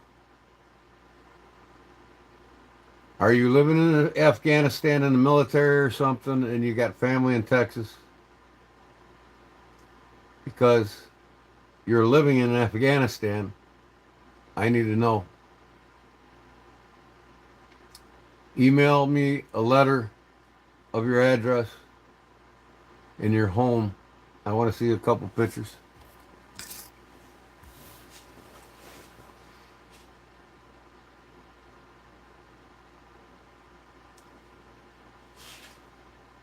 gmanh1965 at gmail.com.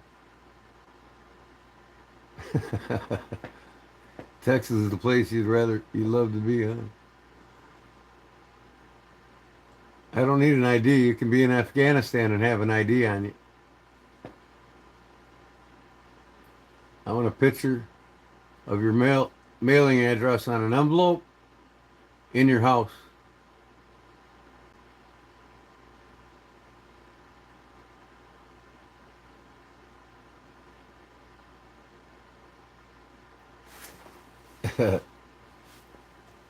Anybody game for buying this tonight? 120.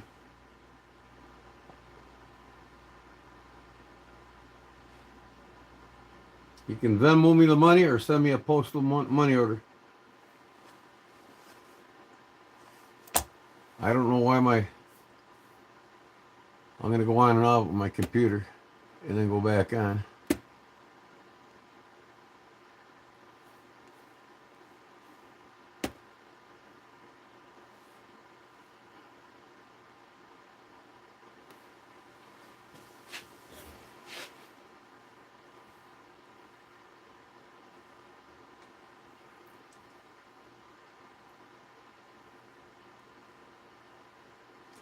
You're welcome, Squats. Thanks for stopping in.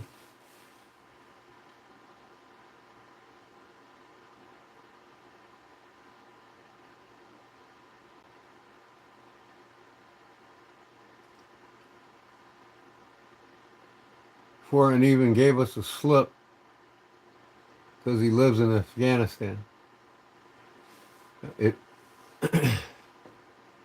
I'm trying to be fair. If I don't get an email here in about 10 seconds, we're going to redraw this.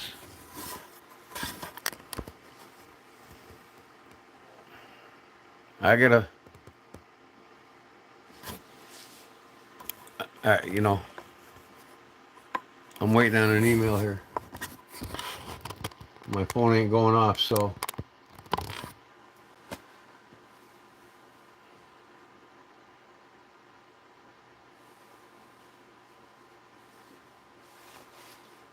Does anybody want to buy this other sheath?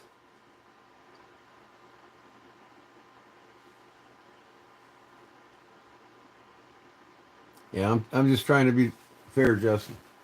You know,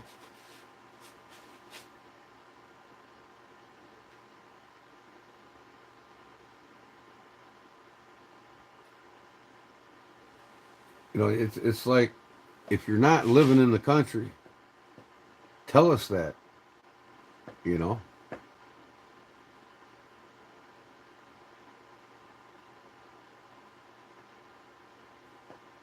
I need money now. I can't wait. I want to ship it out tomorrow.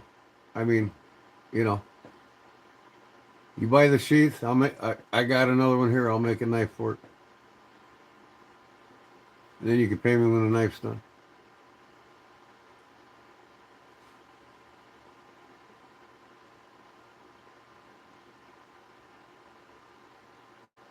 Yeah, I'll make you a knife to go in it.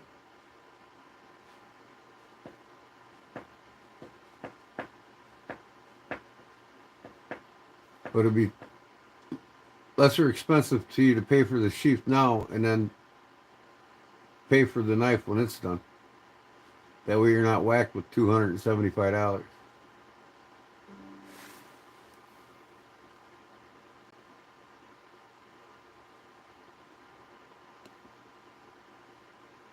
Let me go to my computer. I don't hear no email yet.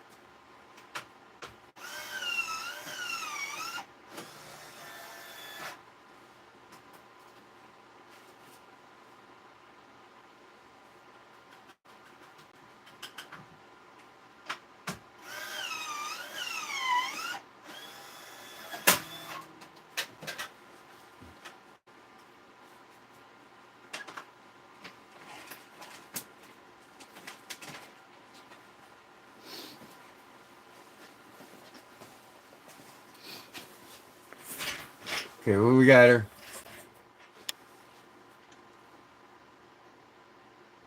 You sent an email.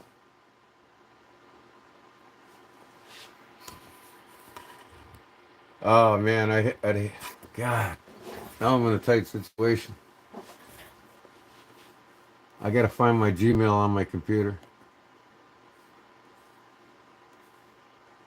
Because if I look on my phone, I'll probably hang up on y'all.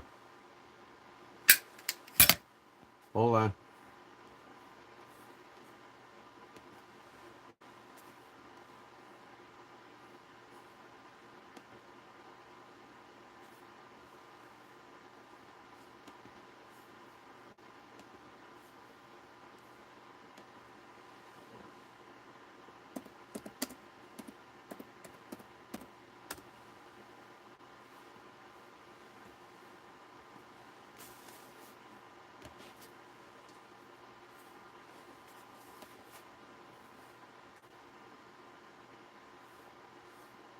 Okay.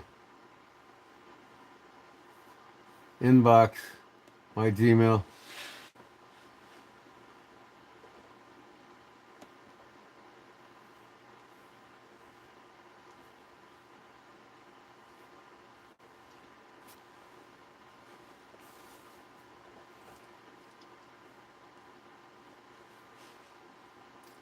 Okay, I'm in my Gmail here. What the hell Gmail address is this? Oh,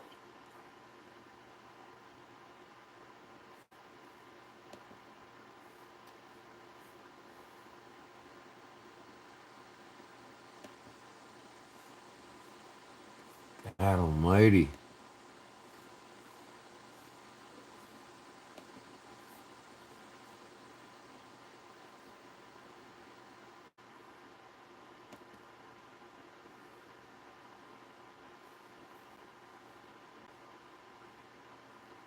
Yeah, that's the right Gmail. I don't see no emails here.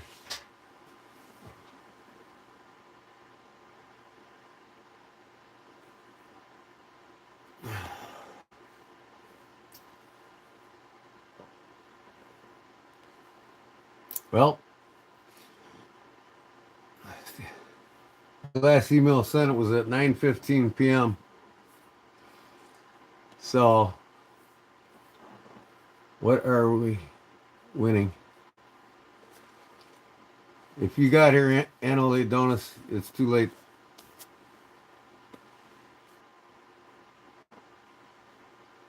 You heard a ding on the phone? Well, I'm going to check my phone.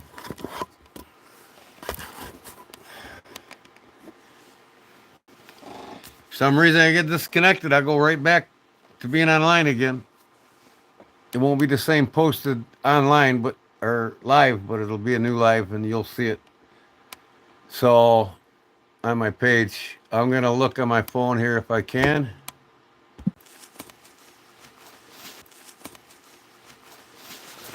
That's what we're gonna do. Redraw. I don't have no email from them.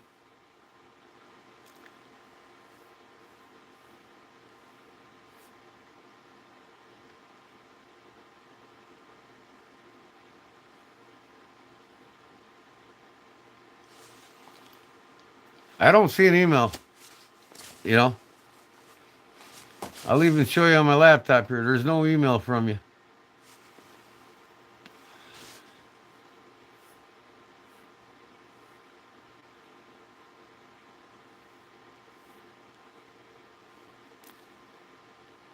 Okay, so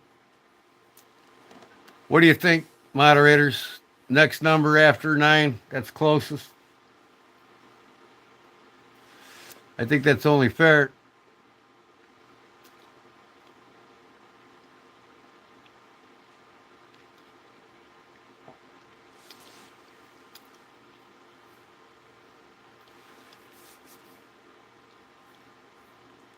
Let me see who the next number is closest.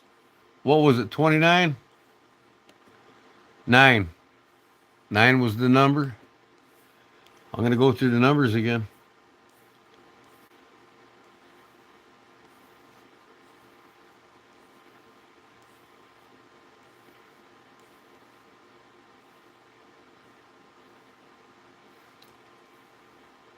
Well, I can't.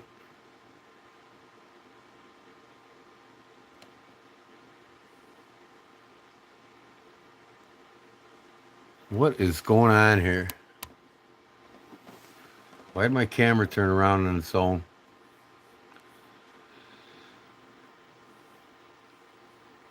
Oh, God, I can't see the numbers now. My log won't go that far enough back.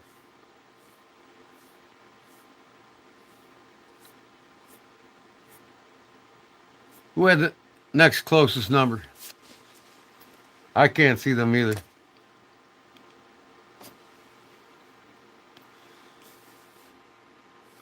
You sent it. Well, I'll look. Okay. Without going over, who was the next number? Sorry, man.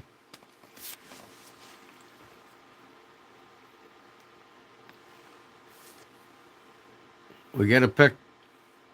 We gotta pick the next number.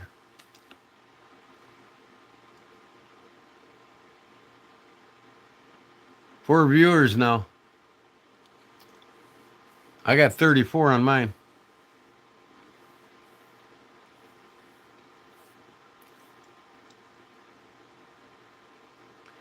Okay, I'm running it again. That's all there is to it. Sorry, Vic.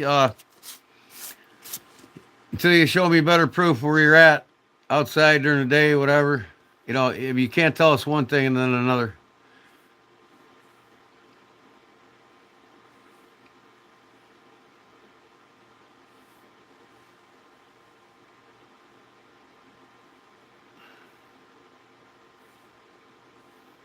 I gotta pick the number again. Sorry. You know, you can't tell my moderators one thing and then me, and me. And now, you know, you're showing me 3 different pictures here in email that don't even match up. That's right. You got to live in the United States. Show me the proof of it.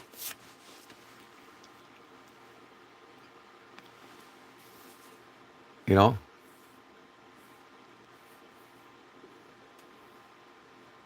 Okay, here we go. Obviously, we all know the rules. Uh, some of my regulars are probably gone already by now after this. So let's do this again. Well, you tell me, Justin or Louis, because Justin and the other moderator said, "Hey, it's only fair to draw it over." So make up my mind for me, you two. I can't read the backlog on it. My chat doesn't go up high enough to see the numbers.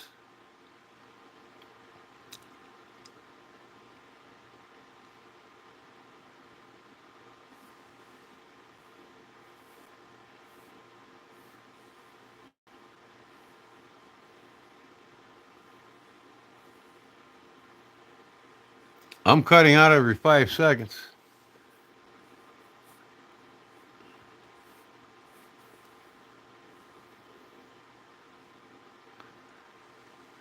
I sent a photo of my CDL and a mail my wife got. I threw all of mine away. Same address on all. It's not what I seen. I'll read it off right now if you can see me on my computer.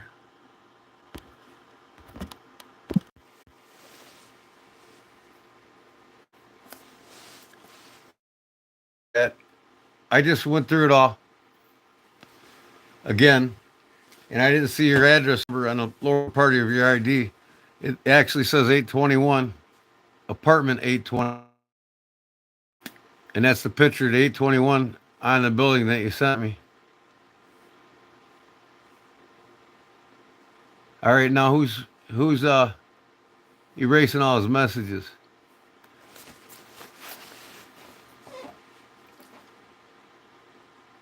So it's fair as fair. I mean, he won it, and he gave me a legit address, a legit ID to match it, and a house number to match it.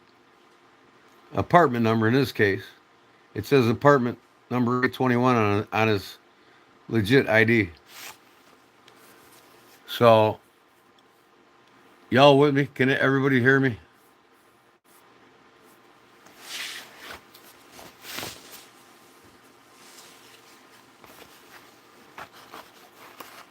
Chirping in. If Vic is legit, he wins. If he's not, I win that all. That all. Well, everything that he sent me, the 3 pictures. He sent me a picture of his ID. I read the address on top, but I didn't read the apartment number below it. And the picture he sent me on the apartment was 821 that matched his ID. A picture of his apartment number on the apartment. 821, a black sign on tan siding. And the photo of the letter, same address. Everything matches up.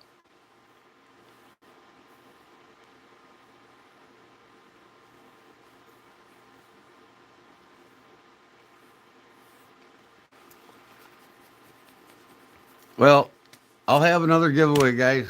You know what I mean?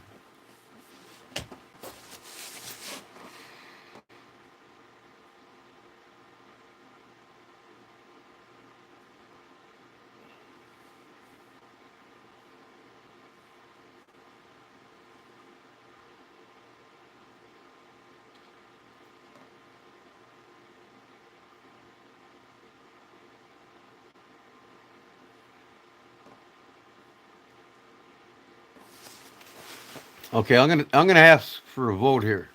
All right. I say everything matches up, but he told us he was living in Afghanistan.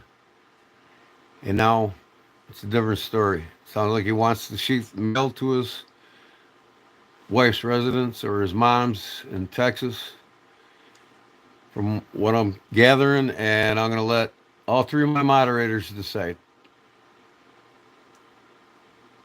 Let's get a vote. All three moderators here.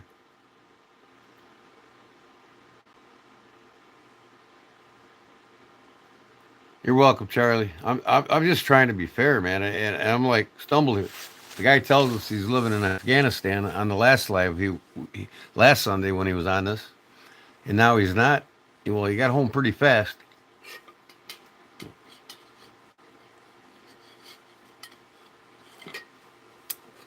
I'm not trying to hustle anybody. If my moderators vote to redraw, I'm going to redraw. You know, I say redraw. So, you know,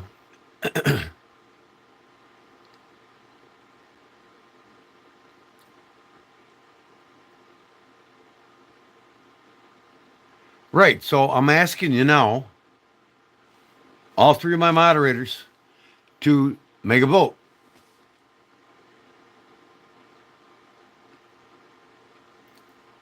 Parnell says agreed. But Luis, you know, my moderators, redraw or no redraw? I'm leaving it up to you.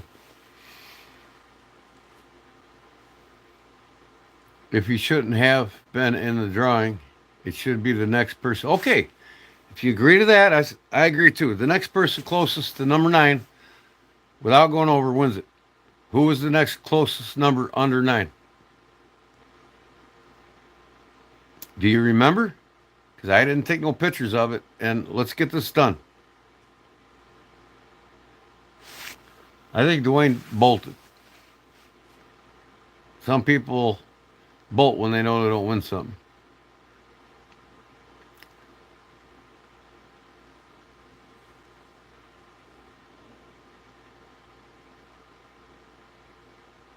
Louis had 2.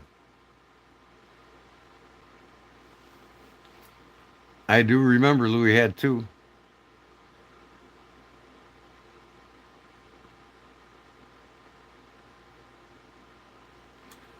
Okay. So who's next? Who's the only number? You guessed 2.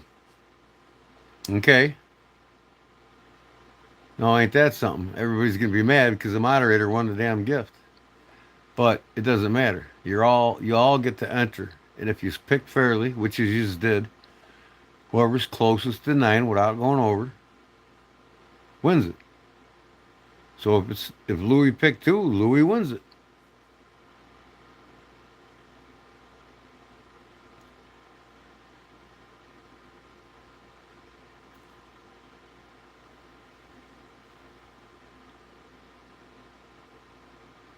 I sure hope not, Jim. But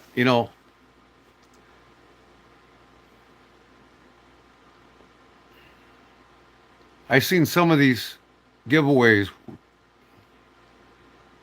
where they make you email something. I think it's a shot of your screen on the live stream or something. I don't know what they do.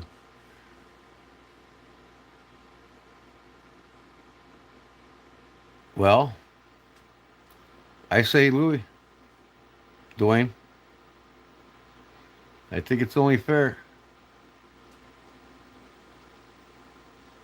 And, you know, Vic's just got to prove to me that with some more pictures, because he done told us he lives in Afghanistan. He said, give the slip away. I live in Afghanistan. That's what he said.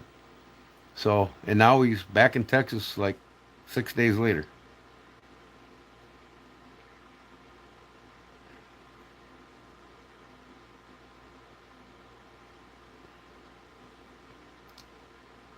Future reference, I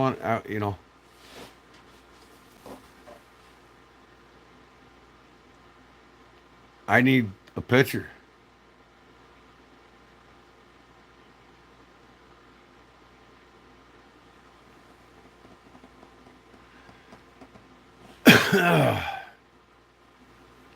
You know, it it did take you an awful long time to email me, like 10 minutes.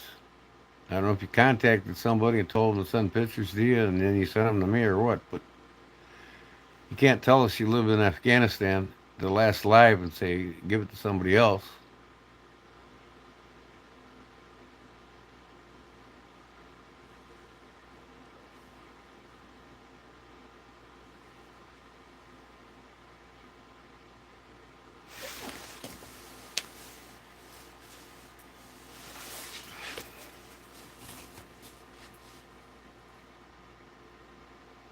I'm not trying to make anybody mad, but hey, don't tell us one thing and then another thing.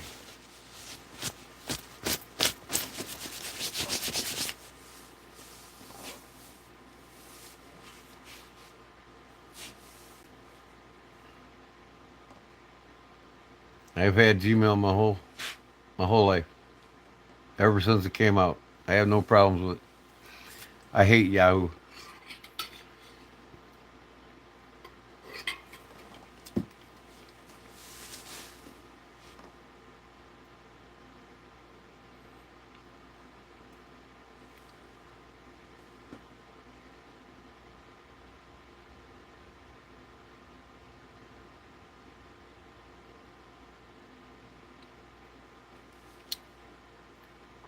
Yeah, I mean, email Knife Monkey. There's his email address right there. As far as I'm looking right now, I think what's fair would be Louis, number two. It's up to my other two moderators, SC and man, I keep forgetting the third moderator, David Dwayne.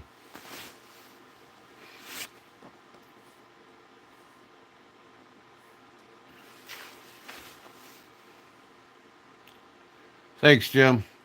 Thanks for your patience and your support, bud. There will be more giveaways. If you haven't won now, you'll get another chance to win again. 1 to 2 giveaways a week.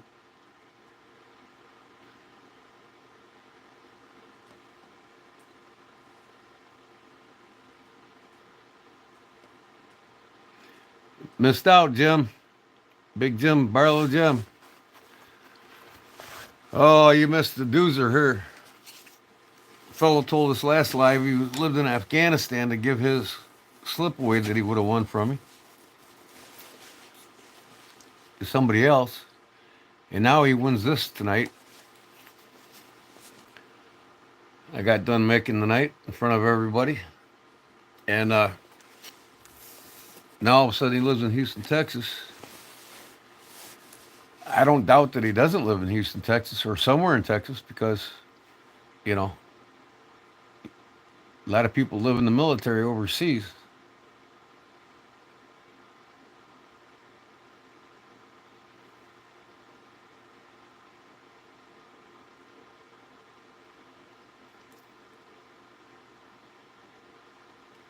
Okay, I guess SC Knife Monkey has it now. Let's let him decide.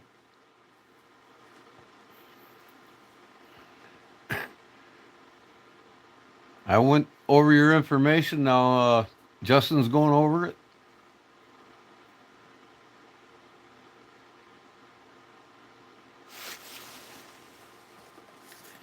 Because I can't. I'll lose you off my cell phone. But here's what I made, Jim. If I can get this turned around here.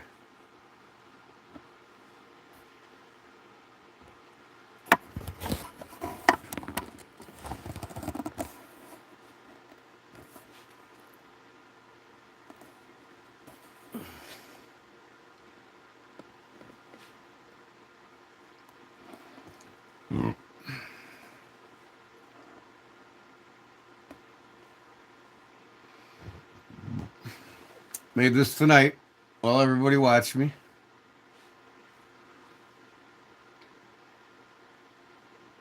Gave it away. Trying to anyway.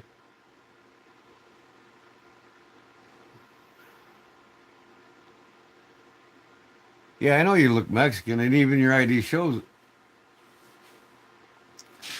You know, one of my moderators is Mexican. We're not racist here by any means. We just, did you say you're from Afghan? Well, I guess he said something like that, like he's in the military. And then here's what I modeled it from, but this is what I made yesterday.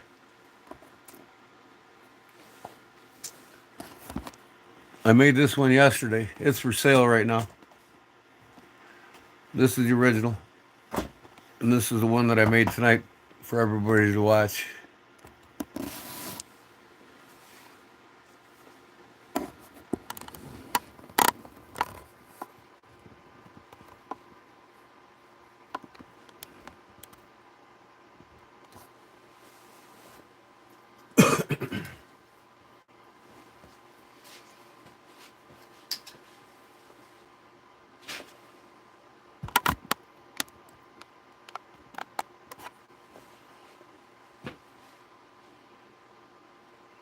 I mean, I hate this shit, man. I don't want people to think that I'm trying to dick somebody around.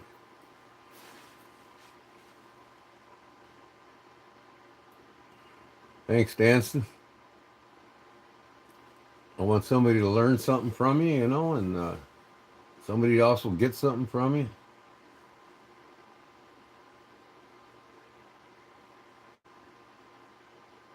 I wanted to re-roll since there was many people watching. Give someone else a chance to win.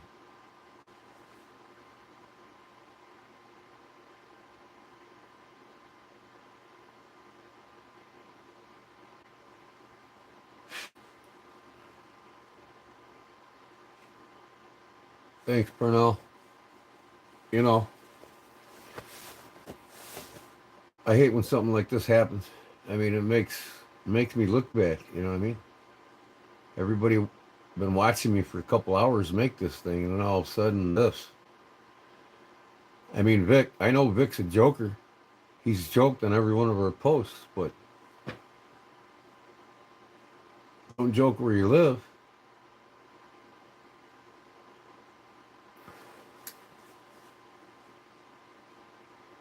Well, I think the only fair thing to do is not give someone else a chance to win, but the next closest number to 9.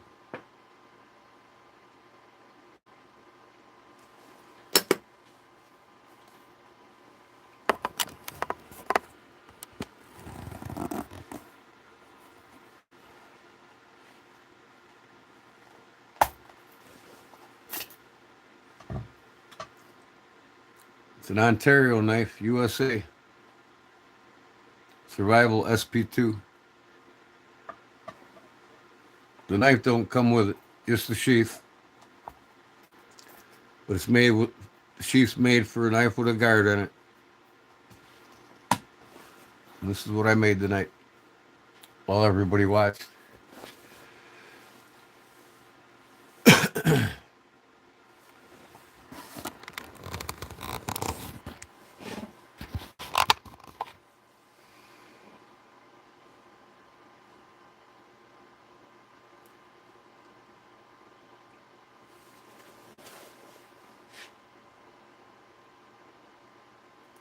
Hey, Ray, why didn't you get in the raffle, Ray?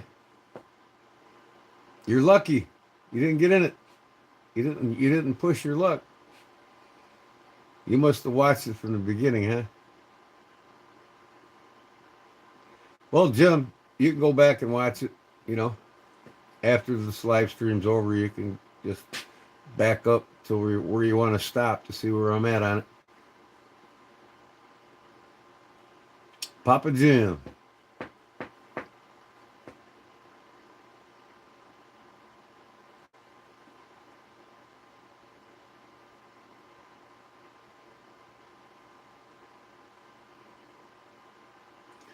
Okay, you got his email.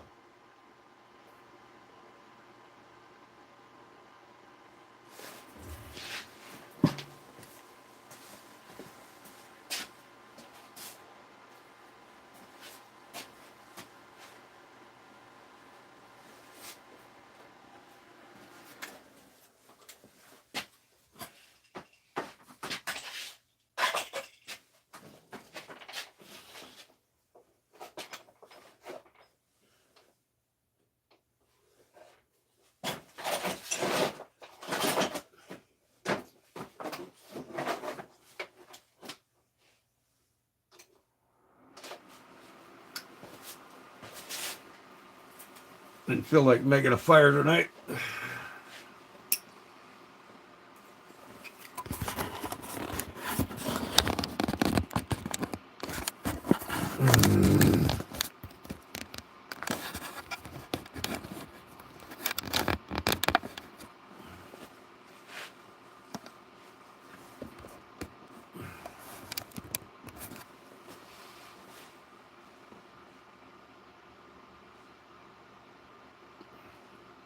He was like everything else he said in the beginning. Remember, Victor's always joking.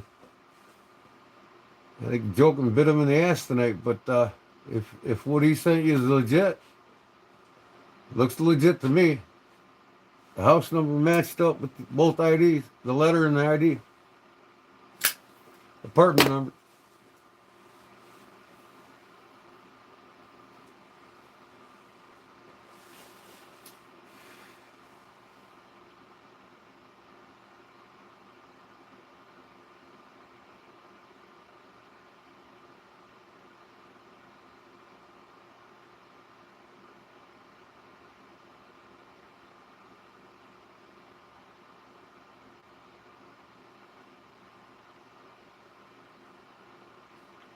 No, you don't look like Afghanistan to me. You look like you're Mexican. And there's nothing wrong with that. I've been to Afghanistan. You don't look anywhere near like an Afghani.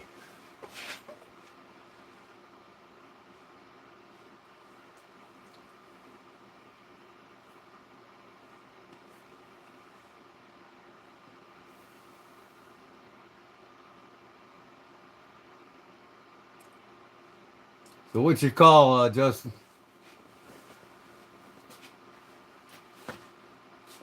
What you call, Letterman? Did it match up? Everything match up good enough for you? What do you want to do?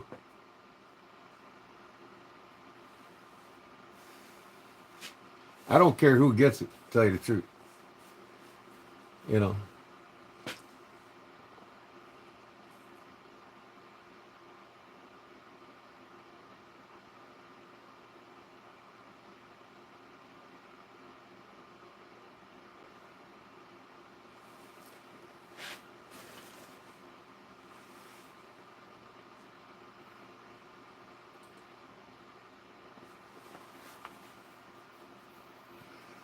Well, if that's your call, then we'll do that. But, really, we shouldn't redraw because half the people left already. It wouldn't be fair to them. But what is fair is the next closest number to 9.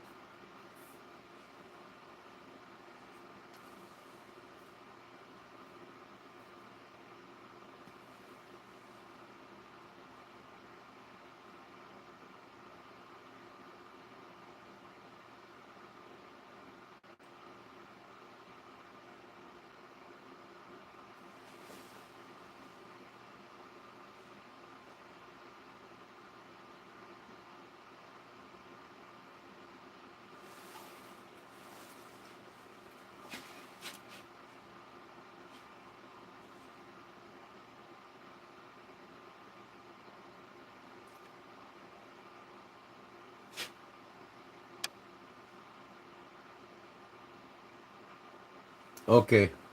Now I'm going to do this in the kindness of my heart.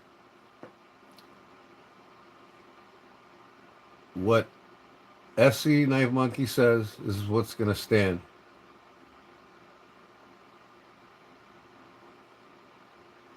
I think it's fair. I mean, you can't joke, you know. I mean, you're constantly joking on our live streams. I mean, you don't stop doing it. So I think it's fair it goes to Louis. And then also, the kindness of my heart, how many people are still here? I'll have another drawing of another item. I'll raffle off one more item. Okay, Barlow Jim's here. He can get in the drawing. FC Night. Who else is here? Let me know. My stream says 37 people watching. So who's all here? If you want to get in this next drawing I'm going to have right now, who's all here? No joking, people. I mean, jokes aside, if you don't live in the United States, tell us.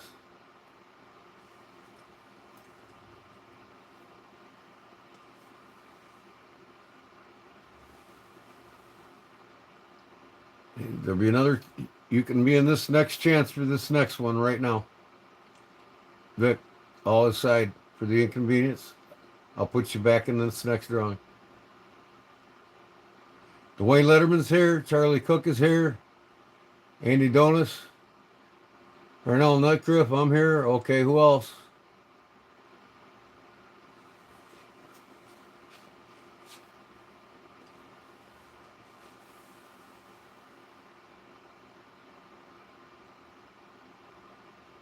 Okay.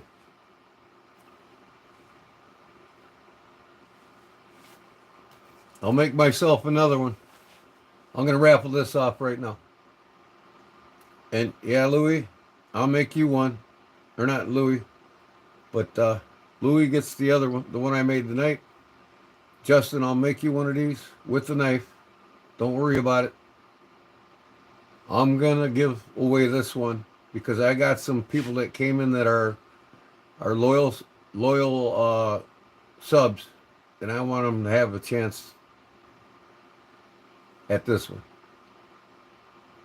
So I can make myself another one. It's no big deal.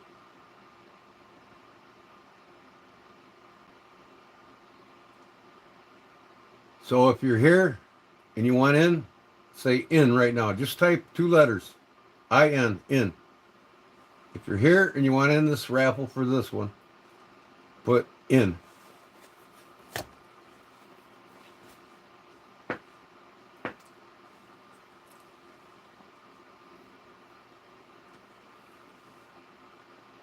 Three, 4 in so far.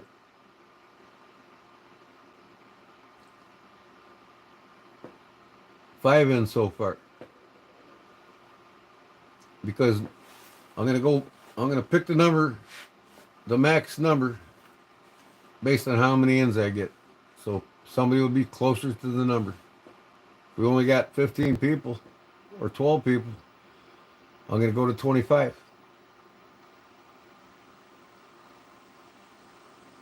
Dwayne's in. 1, 2, 3, 4, 5, 6. 6 in so far.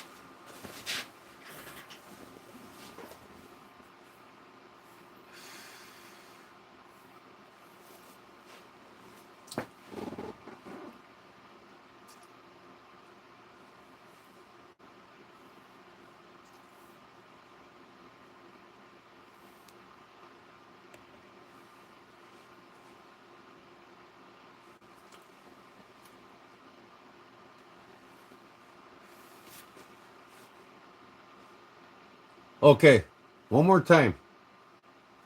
Let's see what my lag time is here.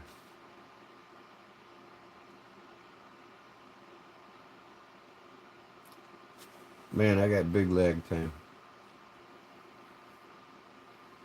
Well, I only got,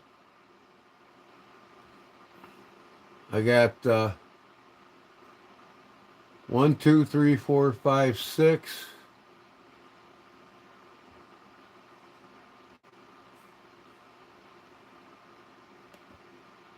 1, 2, 3, 4, 5, 6.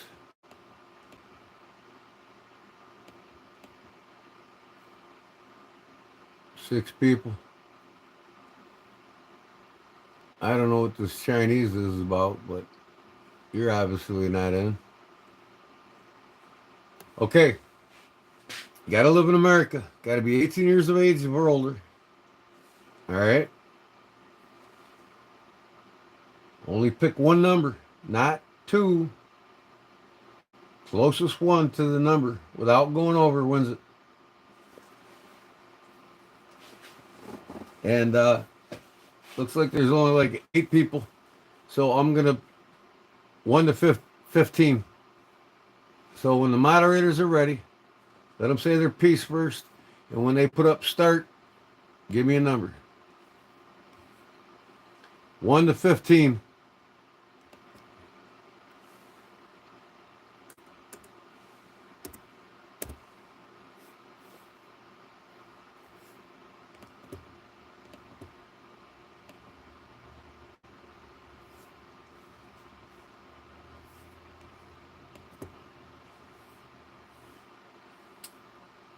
Yep, there's only like 6 or 7 people. You got to wait for the start, Jim. Barlow Jim.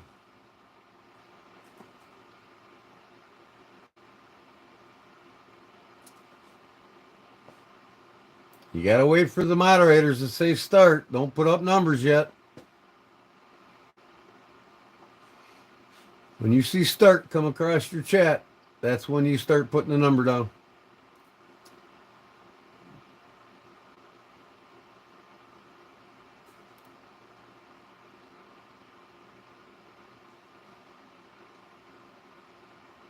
Okay, Arizona said start.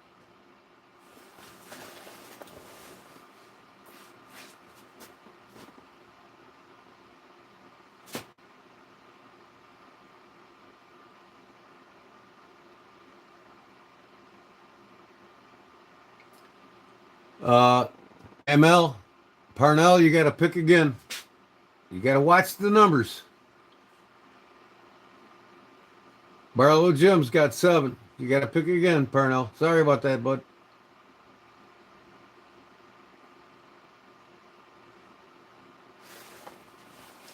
Okay, you got 8. All right.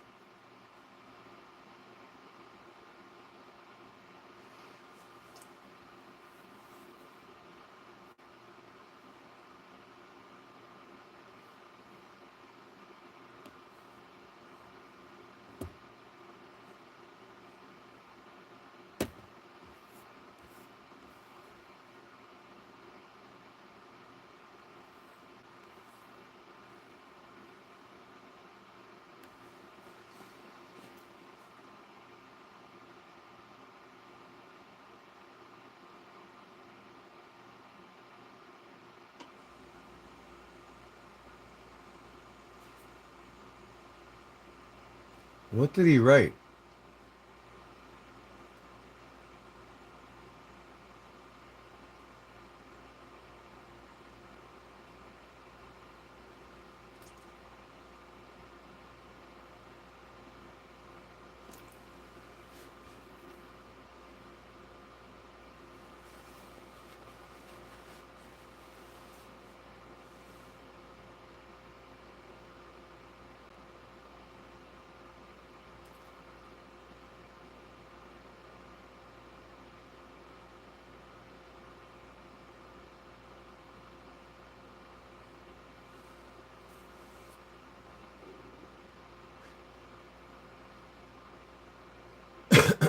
Okay, numbers are in. What do you say? Stop. Yep. Okay, I'm going to turn my camera around here so you can see the random generator.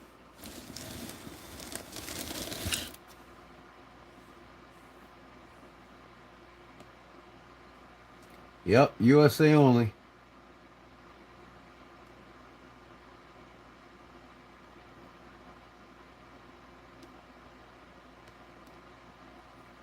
There we go.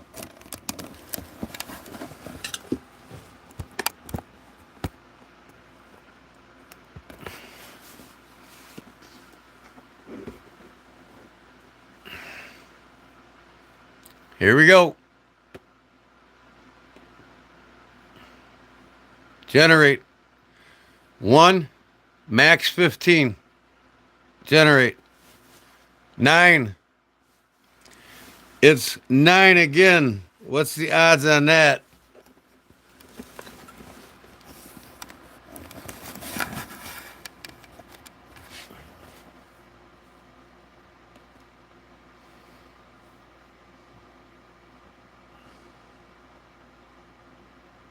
Parnell at 8.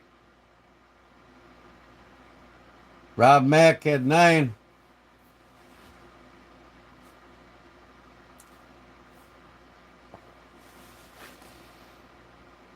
Rob Mack.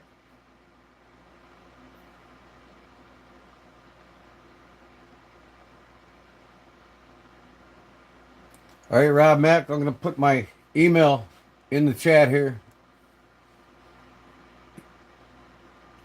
Providing you live in the United States. Here's my email.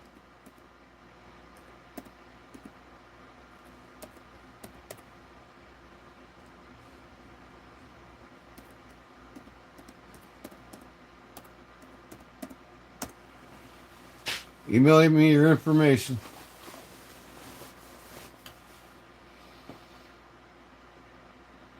I need your full name and address.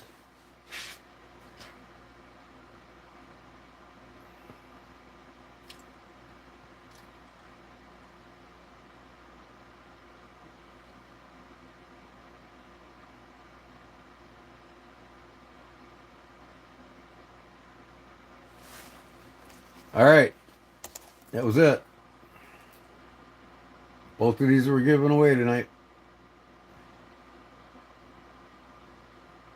Congratulations, guys.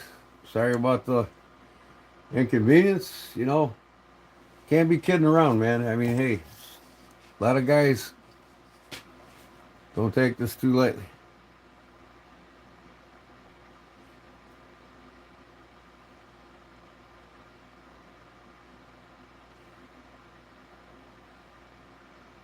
Yep. Yours is on the way, Jim. I need you to send me a sticker, Jim. When I'll email you back tomorrow. Make sure you got my address.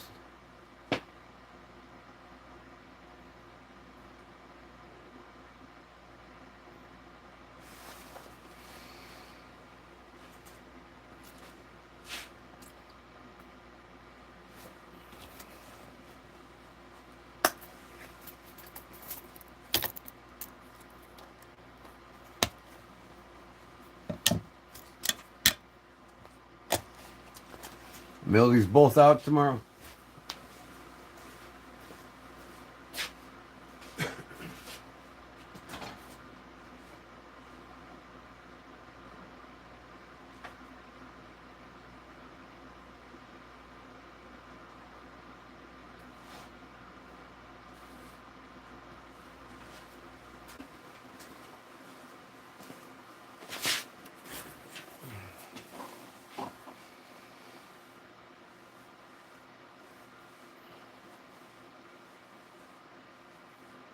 Cool.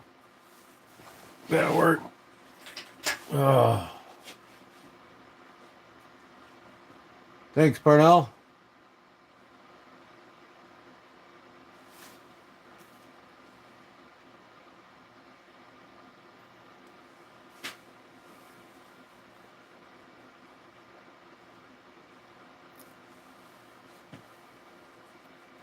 Why does he say that?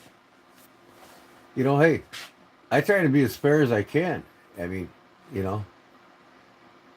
Scooter, you got this vendetta against us not making you moderator. I can't have 10 moderators. I got 3 right now. So just get off of it, man. Get off my channel. I don't need you. You know, I'm not hurting by one person.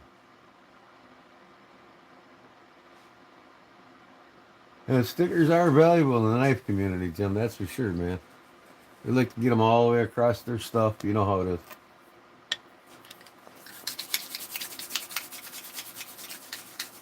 I know one thing. The knife doctor don't want my sticker anymore. He took it down.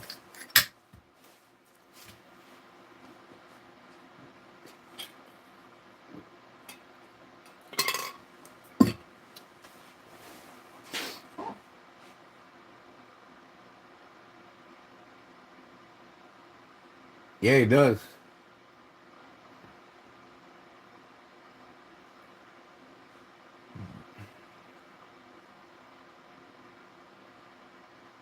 All right, Rob. Thanks. I'm gonna write it down here so they get done going live here.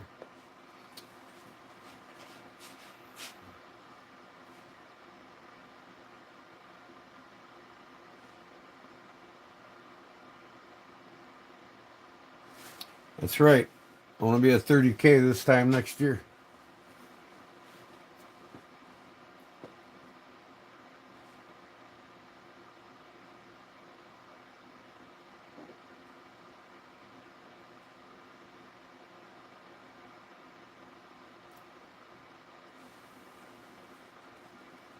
All right, Amundo. Thanks for coming in, man. Appreciate it.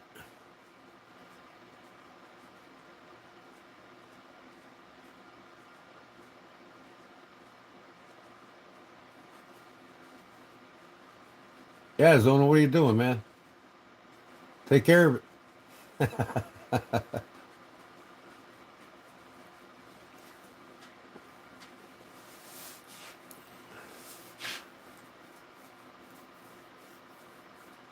You're welcome, Rob. Send me a picture when you get it. Email me a picture, and I'll post it on a video of the knife you choose to put in it. Same with you, Lulu.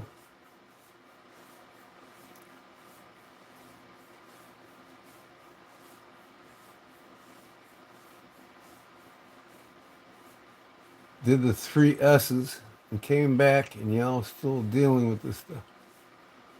What's the 3 S's?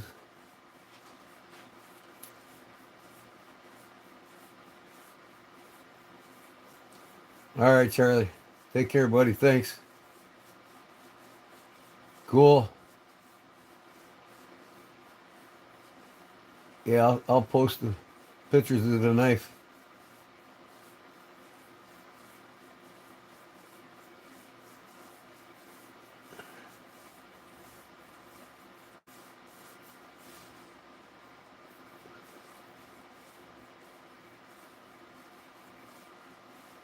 I'm just south of Chicago, 1 hour.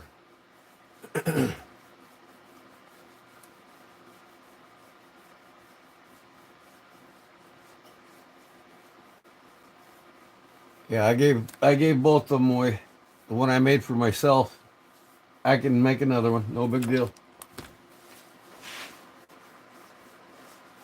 That black one I made last night and the one I made tonight on the video.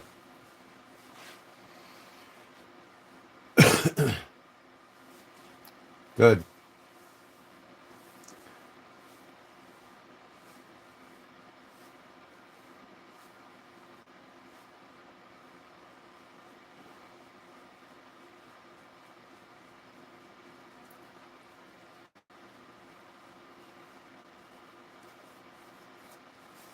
Well, Jerry, it was up to me and the moderators, and hey, you can't joke with us, man. Tell us you live in Afghanistan on our last slide because he won a slip, and then he said, "No, I'll give it to the next guy because I'm in Afghanistan." What are we supposed to expect? You know what I mean? I mean, I'm not discriminating against anybody or mad, but you know, don't joke with people. It's like you, Big Jim, Barlow Jim. Say you have a giveaway, and he says he lives in Afghanistan. Give it to the next guy, and then the following week he gets in another giveaway, and doesn't tell us in advance that, hey, I was just kidding last week. I don't live in Afghanistan before we even started. You know, you can't bullshit us. People don't take lightly to that. You know what I mean? Send us some more pictures of where you're living at. We can't go by a few shots and then expect it. You know, send me your mother's address or your wife's address, and you know,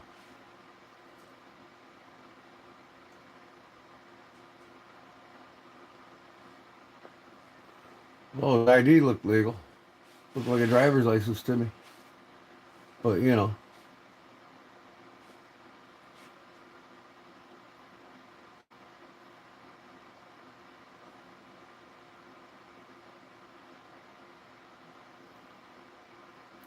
I mean, like I said, man, I try to be honest as I can. I hate something like this to go down, but man, I'm sure I'm not the only one that's been through this. And there's scammers out there. I've heard lots of YouTubers getting scammed by people claiming something they won and they weren't even in it, or falsified addresses and all this other shit. You know what I mean? They act like they're the people running the video. They're not. Yeah, it worked out in the end. I mean, hey, you know, send us some proof, some more proof. Email us again. I mean, really, it's because of a joker that we had to go through this tonight, not because of me. You know, and all the other guys are like, whoa, wait a second. You know what I mean?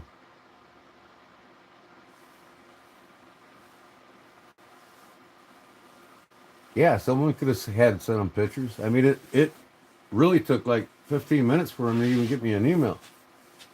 I looked a couple times, 5 minutes in, nothing. Again, 10 minutes in, nothing. Well, 15 minutes later, I finally get some pictures.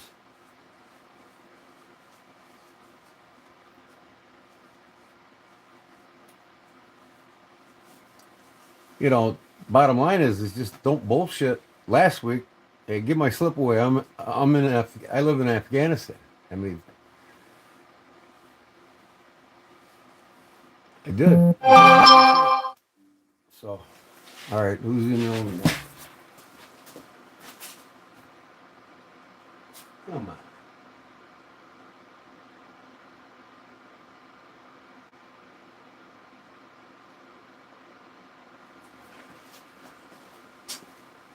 Trying to get to my emails on my computer before they go away. Let me look.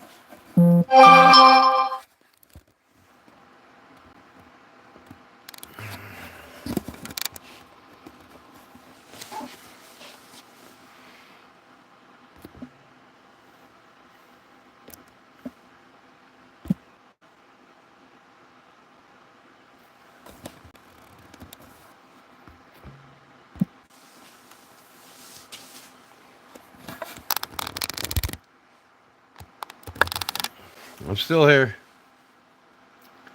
People are sending me emails when I can't look at them.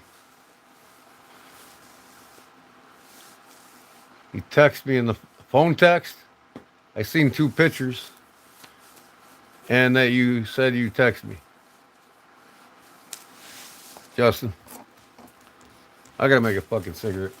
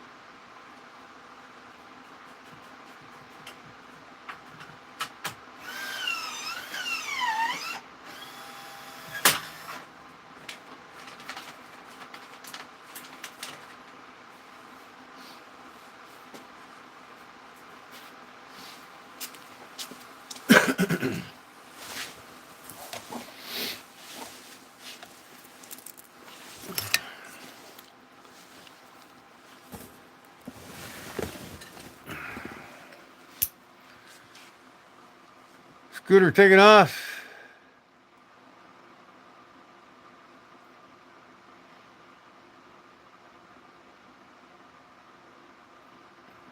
I text you.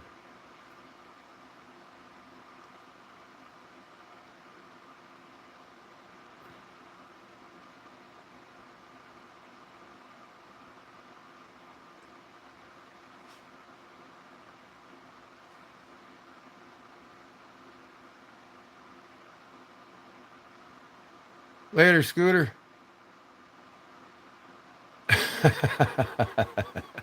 Later.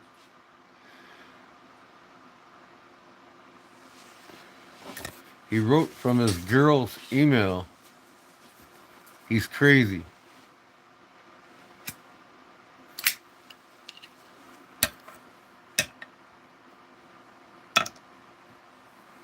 Yeah, I mean,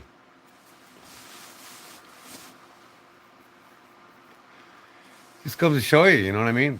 Don't kid around all the time on people's live streams. You know, what are they gonna think?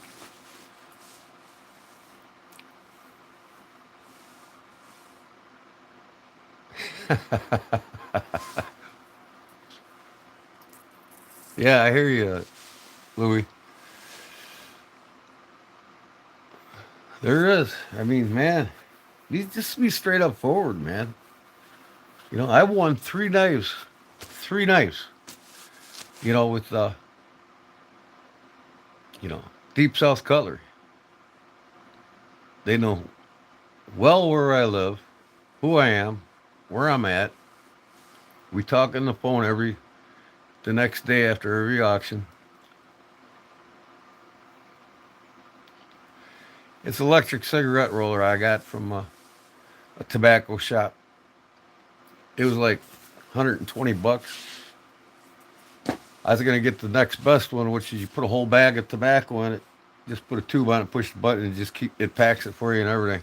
But I'm like, no, I'm gonna be quitting, so I'm not gonna spend $400 for one of them. But that one was 125, and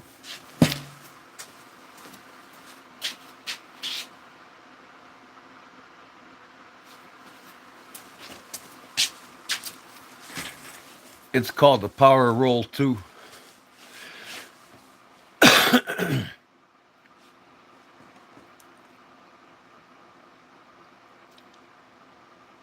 Mark won the other one. I got his email.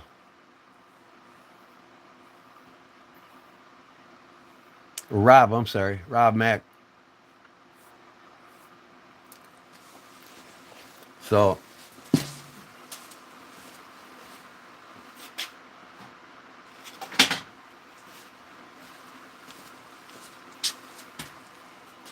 that's Louis, the one I made tonight. This is the one I made last night. That's Rob Mack. Now, guys, next Sunday, another giveaway. You know, what am I making next, right?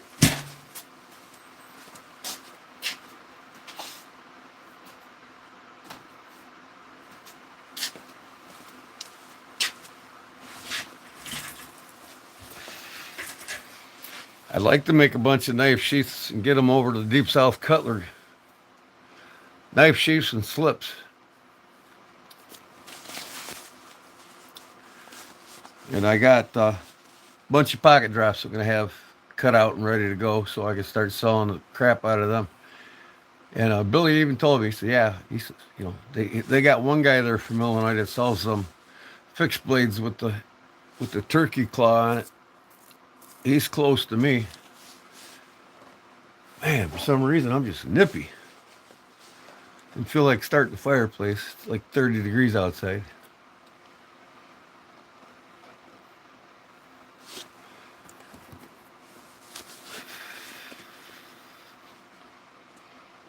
Now you want a ciggy? Do you smoke, Jim? Why not, man? Lots of people live to be 100 smoking. You don't smoke, Louis.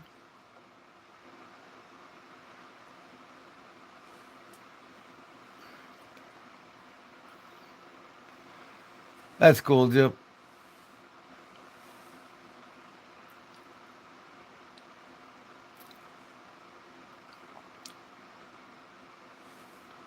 So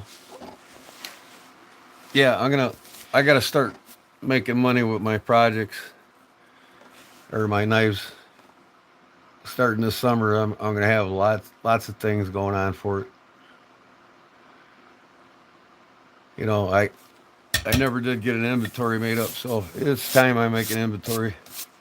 You know, have half a dozen here, half a dozen in one shop, half a dozen another shop. You know, I don't want to get too big. I just want to make a decent buck selling the knives and the sheaths. I'm waiting to start making a traditional folding knife. Once I get my milling machine, I can do precision cuts on all the metal and not have to spend all night on them.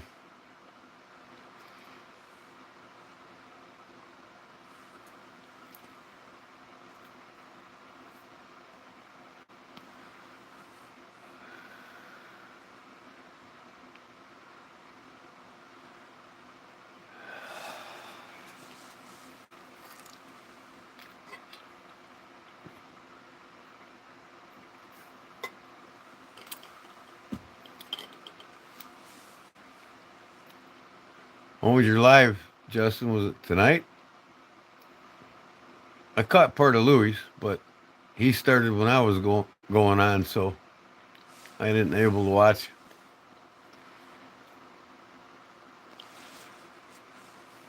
He's got to tell me his schedules, and we shouldn't go live when one of us are going live.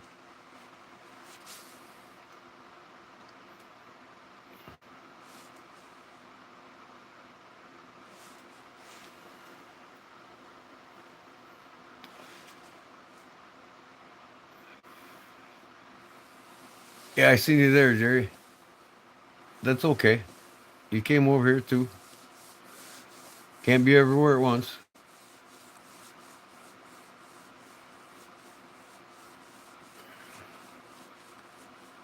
Yeah, I must have missed it then. You know, when we're talking on the phone, let's talk about our schedules here, because I don't get notified half the time. Even though I ring your bells and shit, I don't get notified on a lot of them unless I look at the bell. That's how I knew Louis was live. I looked at the bell.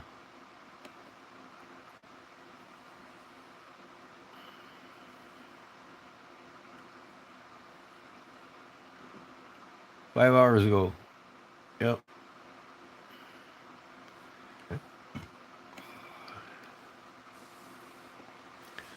Yeah, but you know what?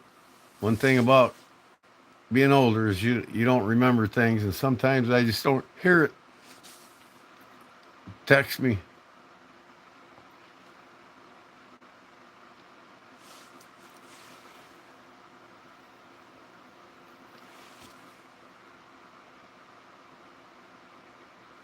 Yeah, I'll do another giveaway next Sunday.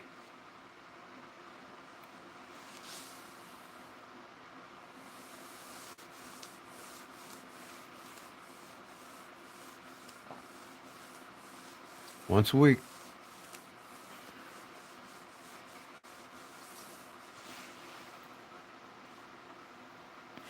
Sometimes on Wednesdays. Me and my moderators get together and we'll have a little giveaway.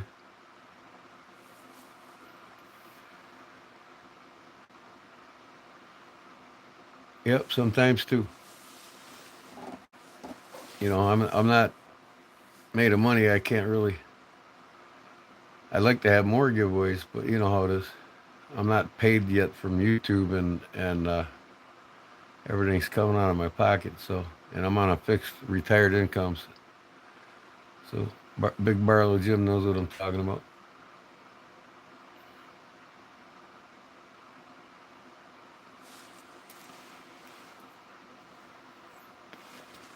Yeah, between the three of us, you know, me, Louie, and Justin, lots of chances to win.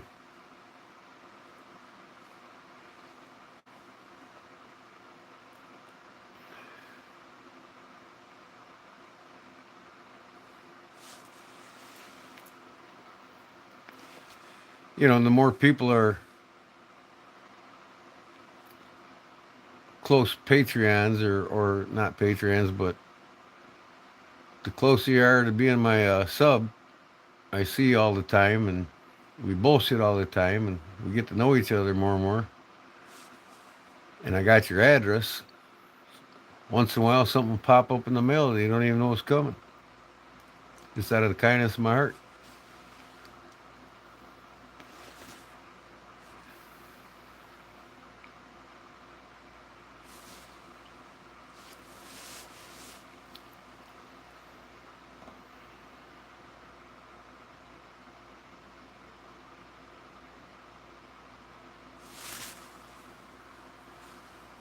Yeah, I've never won anything from Louis or Justin yet.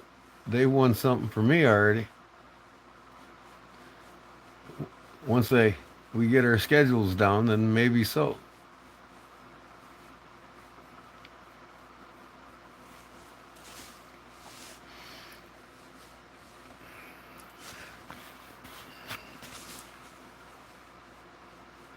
Oh, I got some good news. My nephew is 15 years. He just turned 16. He's getting his driver's license my brother bought him a 2019 F-150 Ford pickup, and because he's worked hard and he deserves it. He's a stud in high school football. I mean, he's a wide receiver and defensive end and offensive wide receiver, and he catches everything. I mean, the kid's incredible. But what's most incredible of all, and he would like to play professional football more than professional baseball. But right now, my nephew, my brother's kid, he's 16 years old and he throws a 92 mile an hour fastball. He has an 87 mile an hour curveball and a 80 mile an hour changeup. Unreal. I mean, my brother's got him with a professional pitching coach, and my brother's paid for professional scouts to get him out there. Not that he's not already being looked at by every college in the country. So, yeah, he was he hit his first 90 mile an hour pitch when he was 13. Now he's at like 92 fastball at 16. He's 6'3". He's an inch shorter than me, and he's same weight as me, 210 pounds at 16. And his form throwing the ball is it's like watching him throw the ball is like watching a major league pitcher. And there's only a handful of pitchers that can even break 92 miles an hour. Maybe a dozen in the whole major leagues.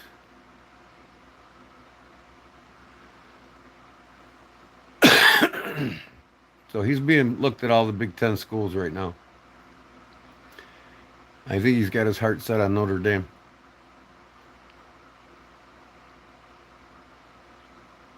Yeah. And like I said, in football, and he said he'd rather play professional football. And I'm like telling him, well, if you play football, you're going to be soaring in a hot tub the rest of your life when you get done. But that's what he loves more than baseball. Kind of like Colt Kmet, Chicago boy here, plays for Chicago Bears, tight end. He could have played professional baseball or football, and he chose football. That's why you see him hit a home run every time, faking it, in the end zone every time he gets a touchdown. He went to Notre Dame.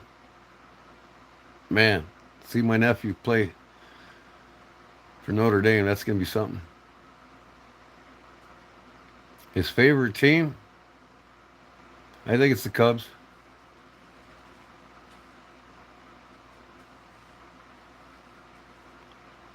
His father's a Cub fan. I'm pretty sure he is. And then my oldest brother's a Sox fan. I feel sorry for him. I'm a Cubs fan. Louis gets to see my Cubs in training camp right now in Arizona. I think them and the Cardinals both are there. He likes the Diamondbacks. I don't know about that.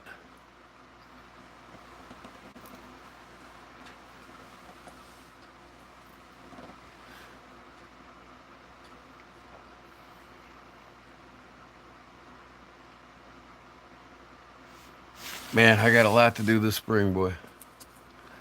This whole shop of mine, it's basically 3-car garage down here. And it's going to be our kitchen and dining room by the end of the summer. Right now we're living above it. I built this barn about 25 years ago. It's 1,670 square feet with both levels. So it's kind of cramped upstairs now with all the stuff we've got. And I got the second house on my property, so that's going to be my new shop and pole barn. Can't wait for that. A lot of room in that house for a shop.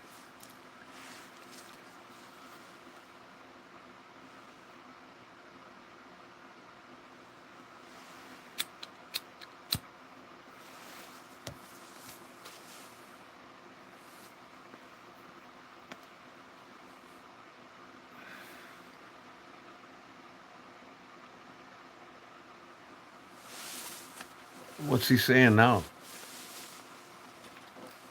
I can imagine the guy's mad. I mean, hey, don't bullshit us, man. We don't take that lightly.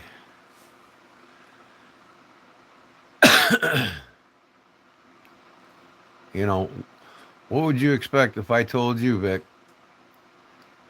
Oh, I live in Afghanistan. Give it to the next guy on the last drawing I had that you won. And I did. I gave it to somebody else. And then all of a sudden, here you are, and you're not in Afghanistan. So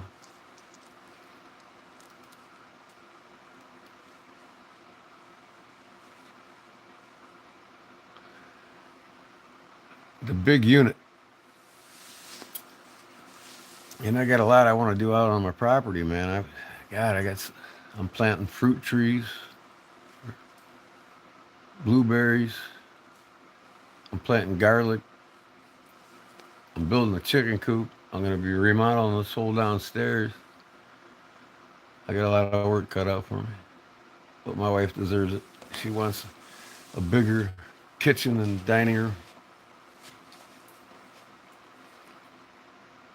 Because I just bought this property what was it?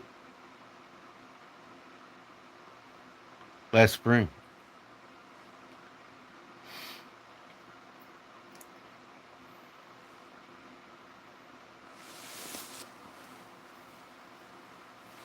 Yep. Happy wife, happy life. She's happy with me. We're with each other 24/7. We don't do anything without each other, but I spend a lot of time down here. That kind of makes her mad. But coffee break? It sounds like a plan, but if I have coffee now, I won't sleep.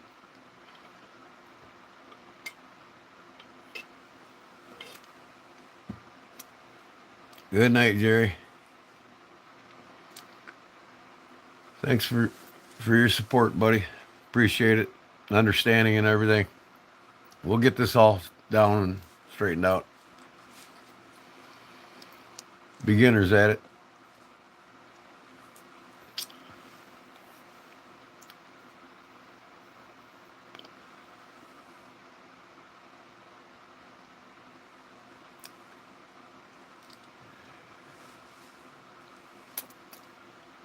Yeah, Vic, if you're in the next one and you win and you want to get in it, that means legit that you're here in the States. I'll send you whatever you win, and you can take a picture of it in 3 days because I'm gonna do a 3-day delivery priority. The fourth day, take a picture of it, and just email it to me. In fact, I might send you something anyways for all this BS. Small slip or something, so you can email me your. Well, I got it in the email. That address that's in the photo ID, right? Apartment number. I'll send you a little something for understanding.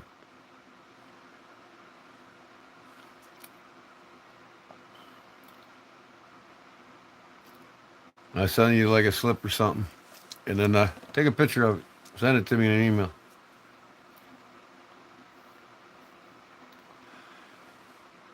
Then we're 100% legit, and you're all good. I just want to be fair. That's all. Oh man, and I was live what 5.5 hours last night. Y'all got to quit talking me into doing that shit. Go live, go live. You going live? I do need to do a live with either Knife Monkey or Arizona EDC to where we're both on the stream together. I got to figure that out. I'm sure one of you guys have. Maybe next Wednesday we'll do a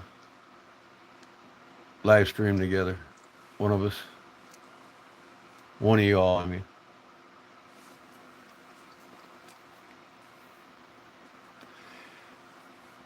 But if you want, Victor, you got my email. So just, send me just in a text with your actual address where you want something small to go to you.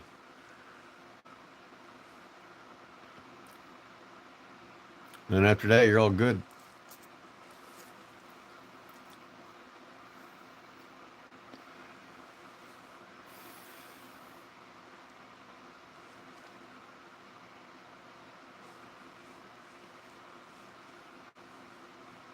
And Louie, I wanna shout out when you get this sheath. Of course, I can always count on you for something like that. But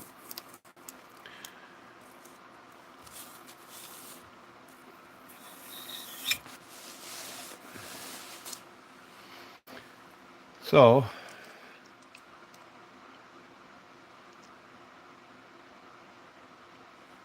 yep, I know you.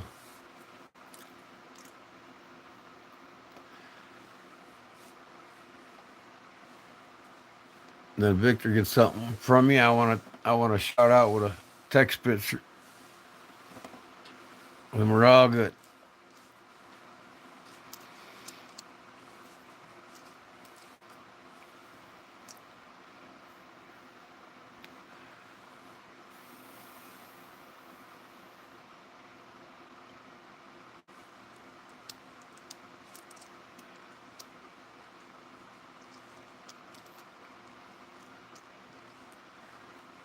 So, man, is the shop a mess.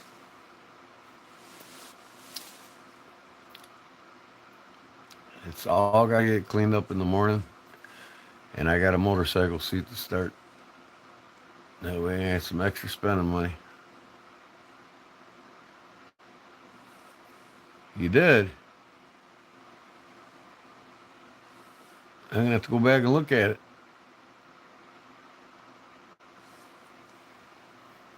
See, we got to get our schedules together so I know what's up. Yeah. Yeah, well, Clyde, you can, after the stream, you can rewind it. You can go back and watch me make it again if you want. And welcome back, by the way. Claude's back in the house, y'all.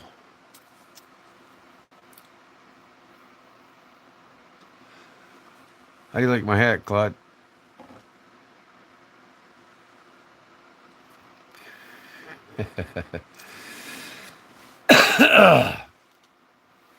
I got some sweat stains on it. I got to clean it.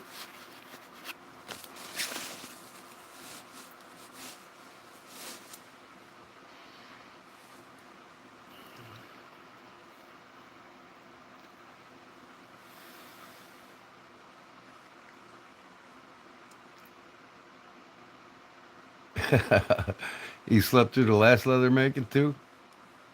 Last Sunday?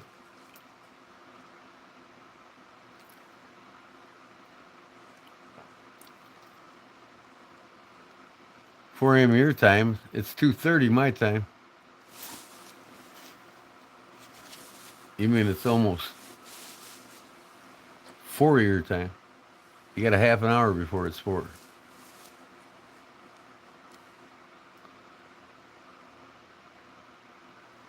That's when they wear the best, is when they're old, right? Old and full of stains, right?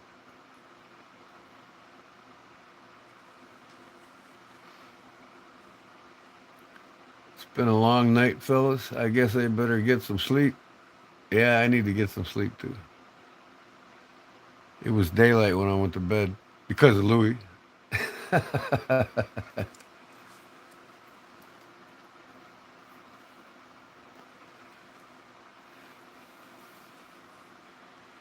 Long day tomorrow.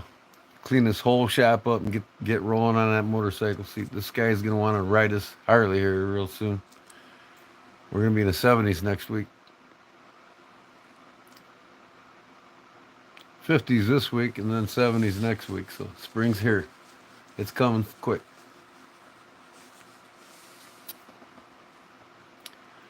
I got to get my all my seedlings planted for my garden, and I got a huge garden.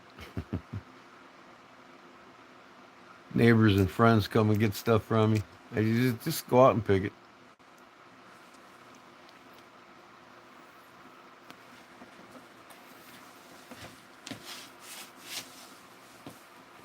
So, how many other gardeners are in here?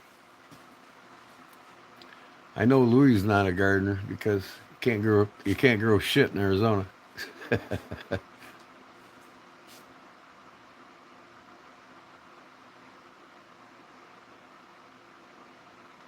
So I'm over 3,000 watch hours now. I needed 240 before my live stream last night, and I got over 300, or I got over 3,000. So I got like 243, 44 watch hours last live. That's what I like about these lives too. It really stacks the watch hours up quick. About a month or so, I'll be at 4,000. I'll be good to go.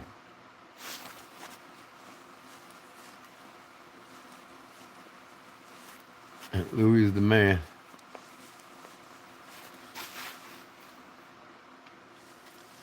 Bet he doesn't garden, and I bet he don't have any oceanfront property in Arizona, right?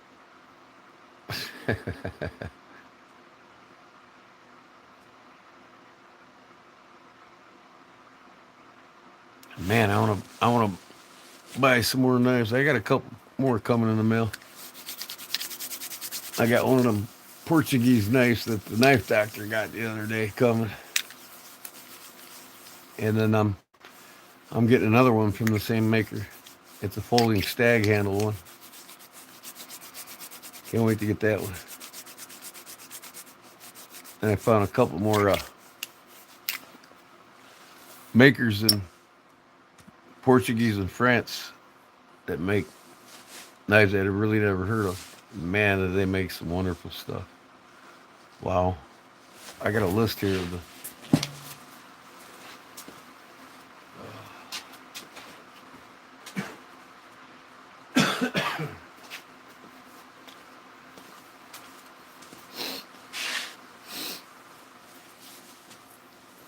like, I don't know, 6 different makers. I got Amarat,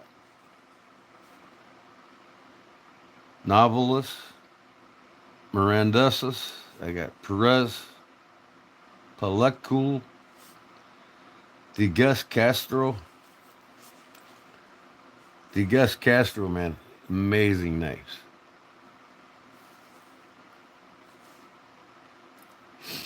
And Martinez knives.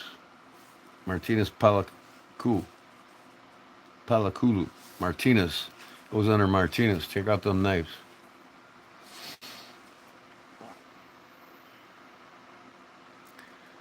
Who costs an arm and a leg? Me? No, they don't. A lot of these knives are the peasant style knives. I mean, $50, $60 range at most. Some of them up about 100. Depends on which model you get from. Jose de Cruz. I want to look into getting the Victorinox Evolution 18. That's one I don't have in my collection yet. Victorinox Evolution 18 comes in 3 different colors. One with the rubber grips, and one's green, I think, and the other's red.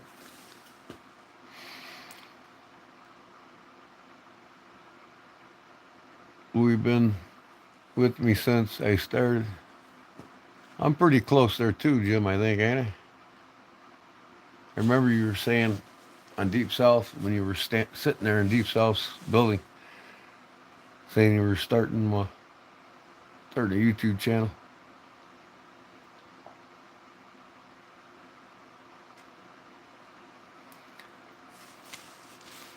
I know you love Case. You love Rough Riders too. But I wish I could love Case as much as you. I love my German ones better. August 24th, yeah, I was there. Remember, you were there talking to Kevin the Knife Doctor when you were about to get started. When he came down, I think that was what, the cook-off? Where Kevin cooked against Kevin.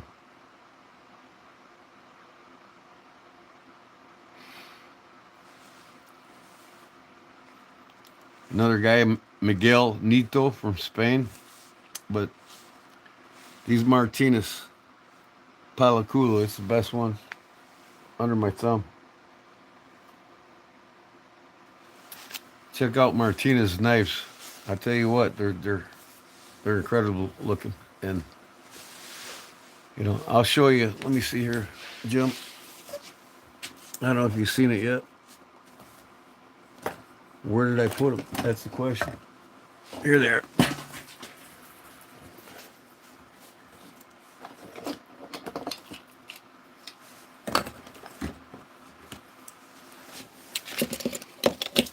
I think you came on when I showed you my Swiss Army sheath, right? The green one here.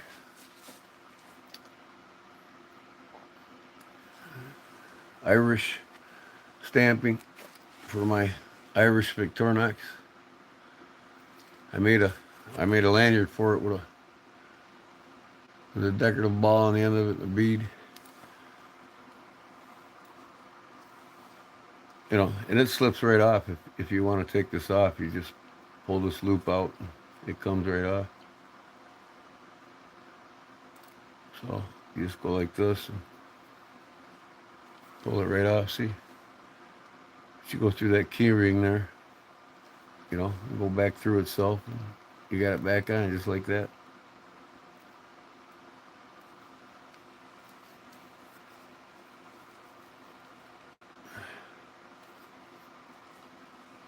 Chinese been making knives for 5,000 years. Case been making knives for 136 years.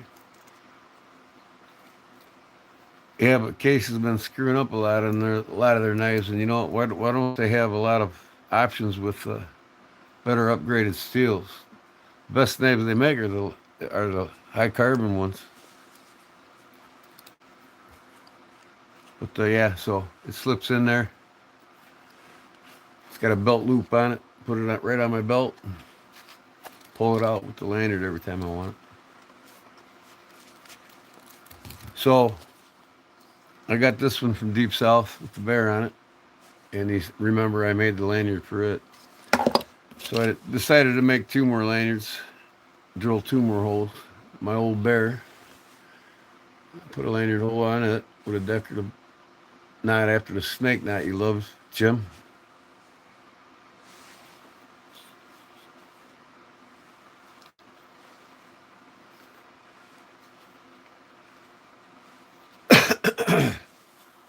Yeah, zip will ruin Case.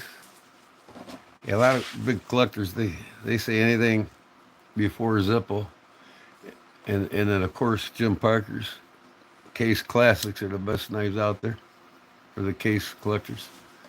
And I put one on this. I put the rivet eyelets on it on both sides.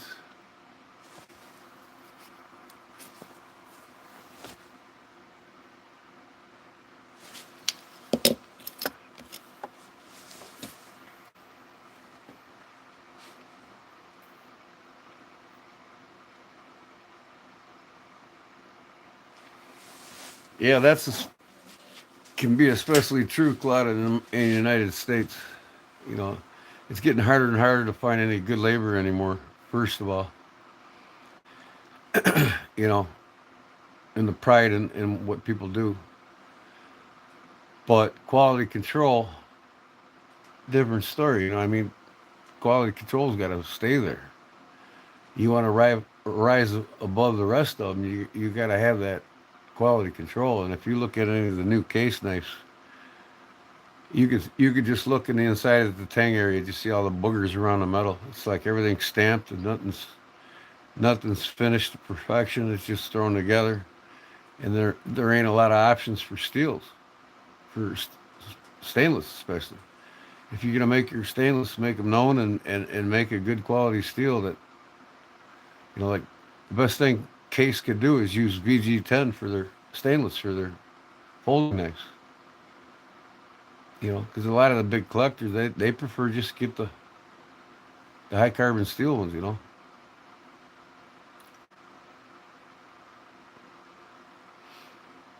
And then you got the Chinese making knives with unbelievable quality control compared to 20 years ago, 2 decades ago. It's like this Gonzo knife I'm carrying now, unbelievable. They stopped stamping their tanks because it was faster for them to etch it. Oh, yeah, and another thing, you know, listen to your patrons, man, the people that buy from you. There's a lot of YouTubers telling them, do this, do that. They're not doing it. If you're going to charge over $100 for a knife and get less quality than a Rough Rider, I'm going to buy the Rough Riders because I'd rather buy two or three of them that are made better than you. I don't care who your name is. I think Rough Riders are unbelievable. Like I said, the Chinese stepped up their game, man. There's one way to take a market, and that's step up the game. The Chinese figured that out.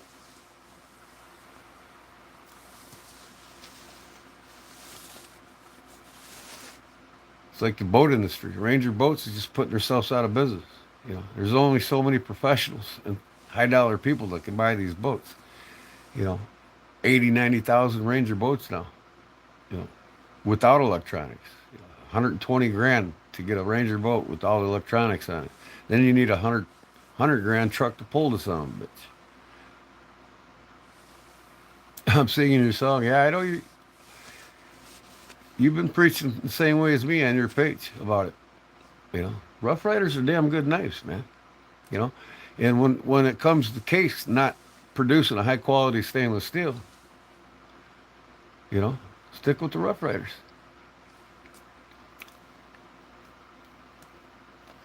You get a lot more, and they become collectible too.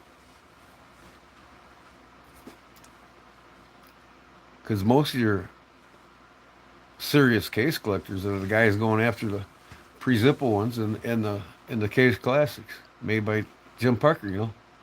Made in Germany. Or no, I'm sorry, made in America by BGC, Bluegrass Cutlery. Bluegrass Cutlery. Putting out amazing knives. I take a little more pride in it. You just got to have that pride there. You got to listen to your consumers. Your consumers want better stainless. They want tighter tolerances and the continuance of better knives. Keep it going. If you don't, that's why I don't buy a lot of case knives anymore. I still buy them. You know, if it looks good and I like it, I'll buy it.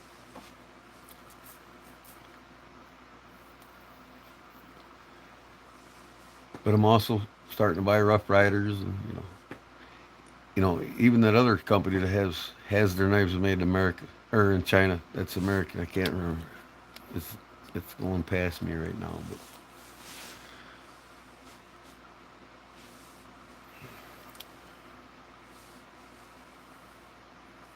yeah, I heard that.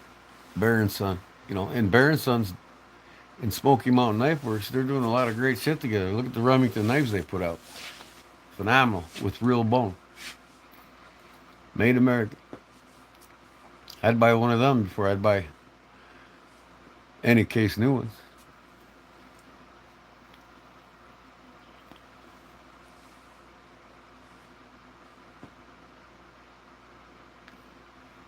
They should. They should have a Rough Rider shop in the United States. Just like Boker does.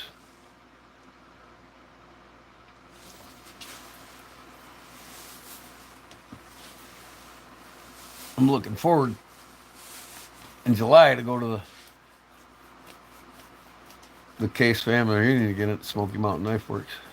I almost went to it on my way there for the 4th of July last year, and the wife reneged on me. No, we ain't got time. I said, well, guess what? Next year I'm going to have time. Or you can stay home.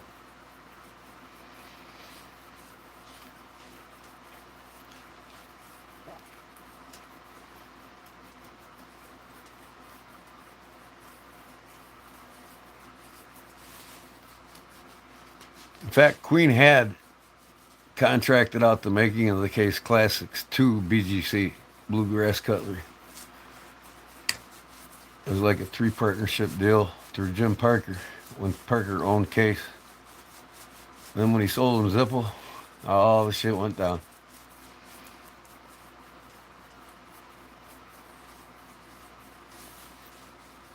Baron Son's back at making them, yeah. They stopped in 2017, and now they're back at it. And they're making them out of carbon steel and bone, again, like Remington did in the beginning. There's not one bullet knife made by through Remington or by anybody else through the Remington name that was made overseas. And every one of them was made quality. The only difference is, you know, before 2021, they were all made out of Delrin after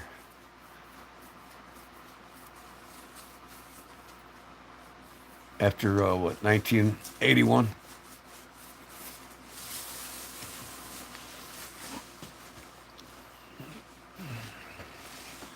Baron Son's making them with bone, and the other company that's back at making them. Yeah, Baron Son. Baron Son had the longest contract. Bought a 60 HRC on there. On what? Did my last post go through it? Seems anymore these days, anything you buy near quality used to be everything.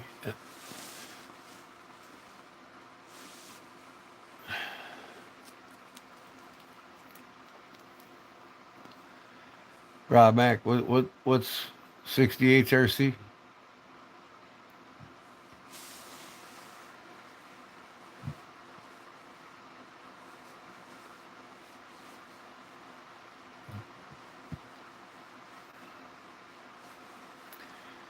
You can't wait every day, Justin. It's like you always got something coming in. Don't spend yourself broke on them though. You're not married though. You can buy whatever the hell you want. Or are you? You married? I don't think you are. I got a couple coming today too.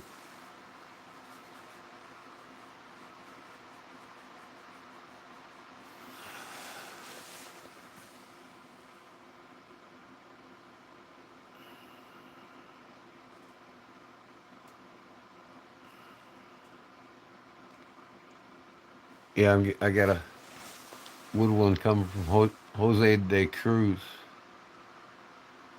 on my side flipper EDC knife, O knife, copper scales, 154 cm steel, 154 cm steel. Cool.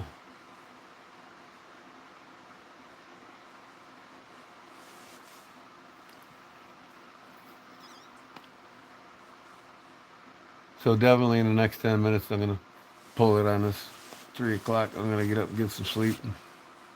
Busy day tomorrow.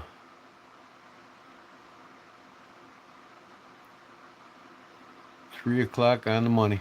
I'm out here, folks.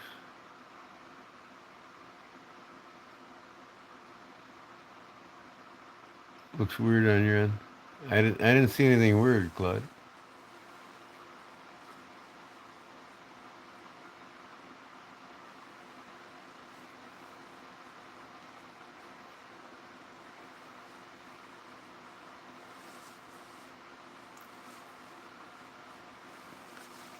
Yeah, they do, and they'll turn green. Copper scales. But you can throw some silicone on it, or what is it? Silicon spray. They won't patina or turn green.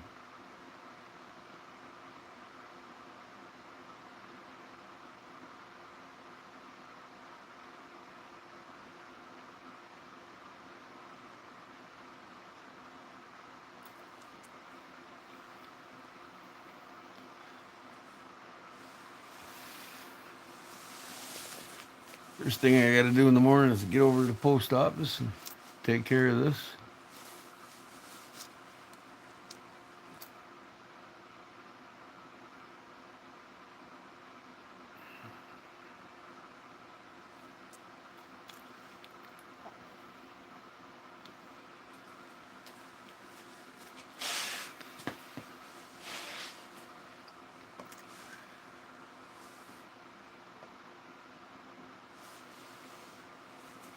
Yeah, that'll work on. It's like all my letters were typing see-through. The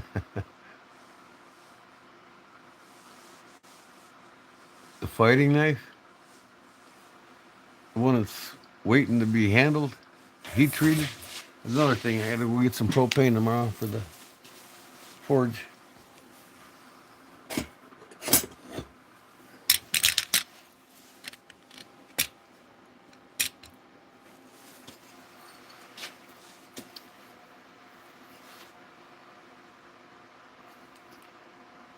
I'll get the grind on it probably tomorrow night and get it ready to heat treat it because I'll have the propane tomorrow. The whole spine I got card for him. Jimping here and jimping up here for either direction you're fighting with it. Little finger guard there.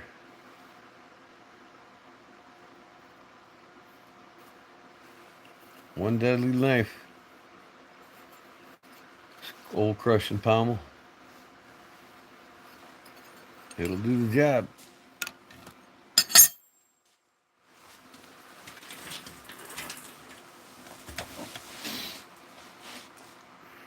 Get my card in the mail here pretty soon. Pop them together. Send you guys out.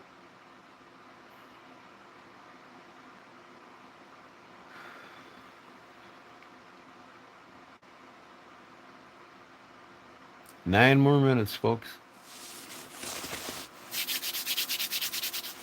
Go upstairs and lay in my comfy warm bedroom. Ugh.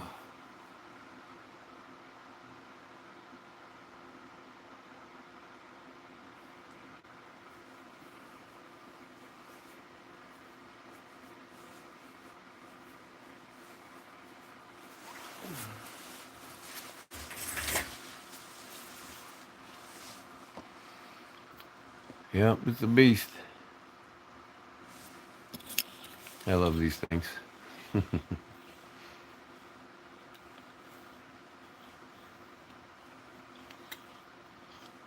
peasant knives. Made in Italy. Old Bear. Been around a long time.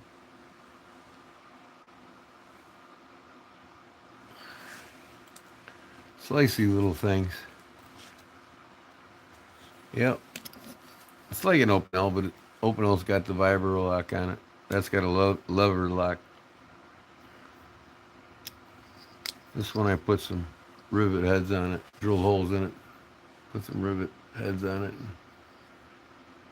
Run a lanyard through it I made today. And this one I did when I got it. Just drilled a hole through it, put a lanyard on it. This one I got on Deep South Cutlery. With the Kodiak Bear on it.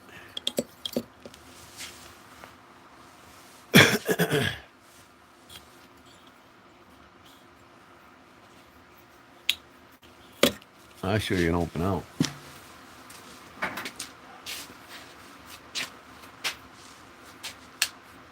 Now this is an open out. 11.5-inch blade. The biggest one they make, the number 13. I carved my turkeys with it on Thanksgiving and carved my ham on Easter. Last 3 years it's done it.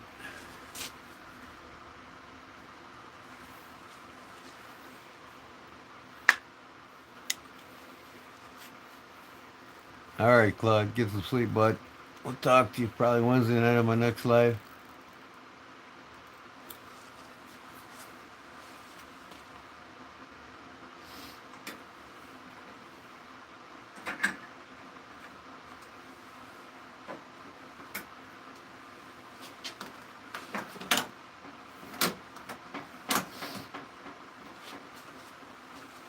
Anybody ever see a totem pole knife? These things are well built, man. It's a lock back.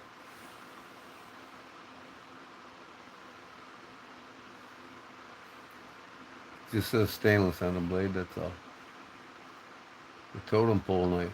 Looks like a tree in the back.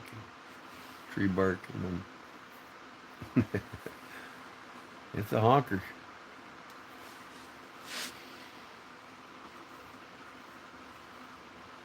Harpoon profile, yep, definitely.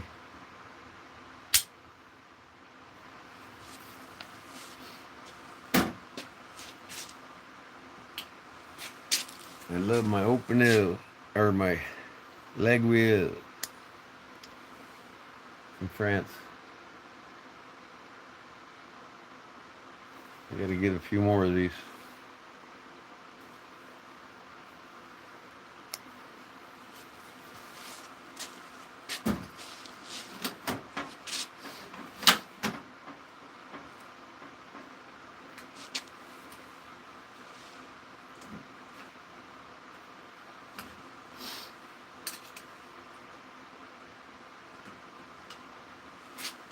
I love my construction knives. I collect these Milwaukees. Love a good Craftsman. I've always bought a Craftsman folder all my years as a union carpenter. Always had one with me. This thing just flies out the door. Good fidget factor. Only 27 bucks. Brakes. Craftsman's rule of thumb. Send it in, they send you a new one back free. And then the good old DeWalt finger flicker on it. They adjust the blade. It's still new.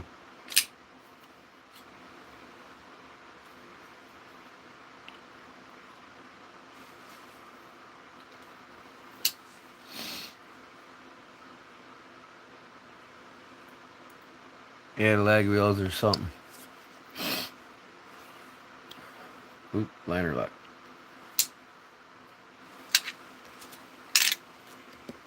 Put all these away. Yep. Always carried a construction knife with me.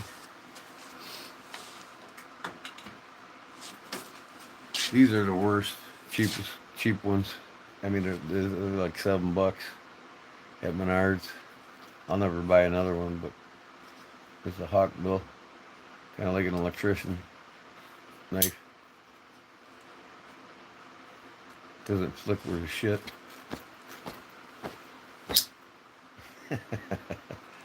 Little button lock on it. Actually, it's a liner lock with a button flip. Junk. You can grow grass. Ah, you got stones in your yard. Who you shitting?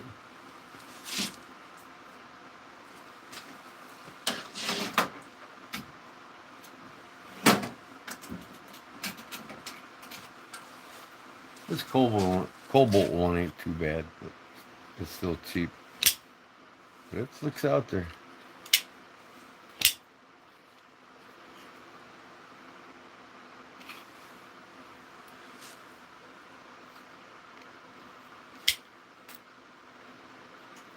Yep.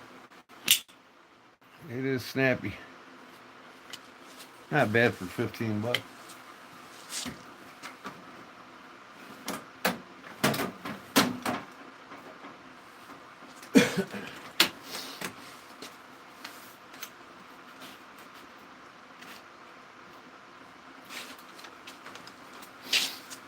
Another Italian knife.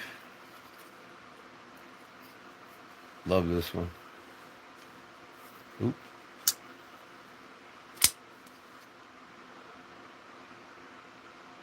Made in Italy. If you haven't seen these knives yet, made by Extrema Ratio.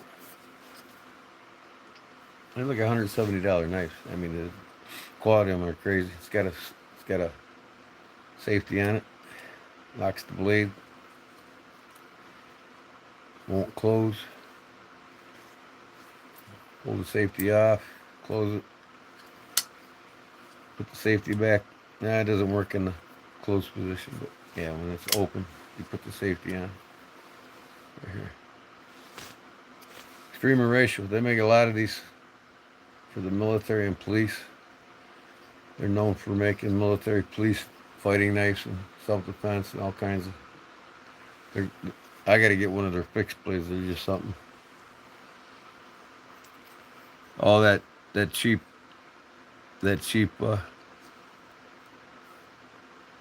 knife here, construction knife.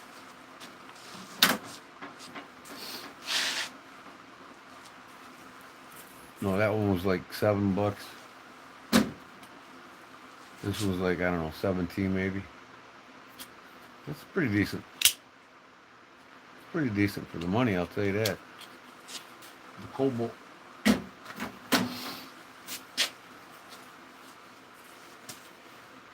Yeah, look up Extrema Ratio.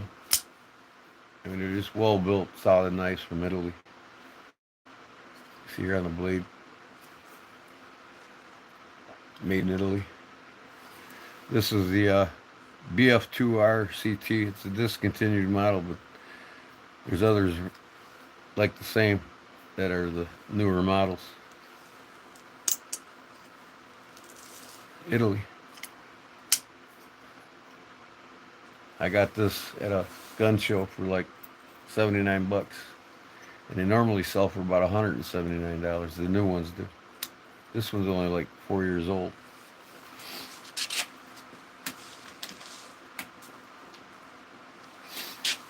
Here's a cool sag I got. It's just a slip joint. Locks up, or it not locks, but it's pretty tight on the top of the top.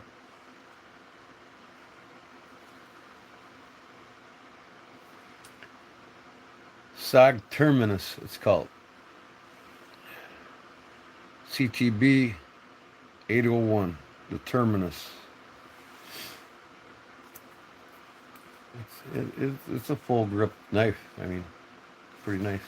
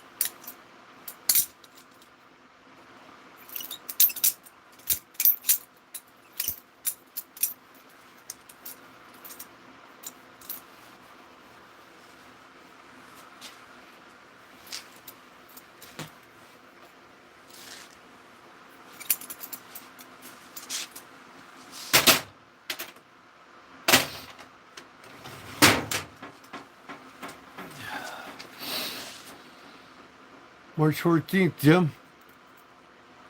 My wife's is March 10th. Another thing, I got another birthday present for her coming in. It's a sapphire and diamond ring.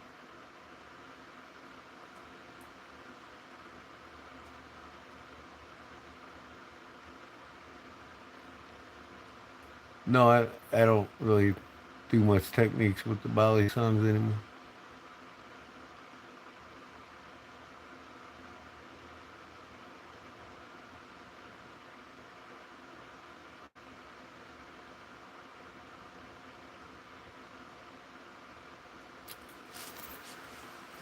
A little history about the Bali song. It's an Okinawan knife, and Bali song basically means song of the blade in their language. And Benchmade was got their start on the Bali song. In fact, I'll show you one of their knives.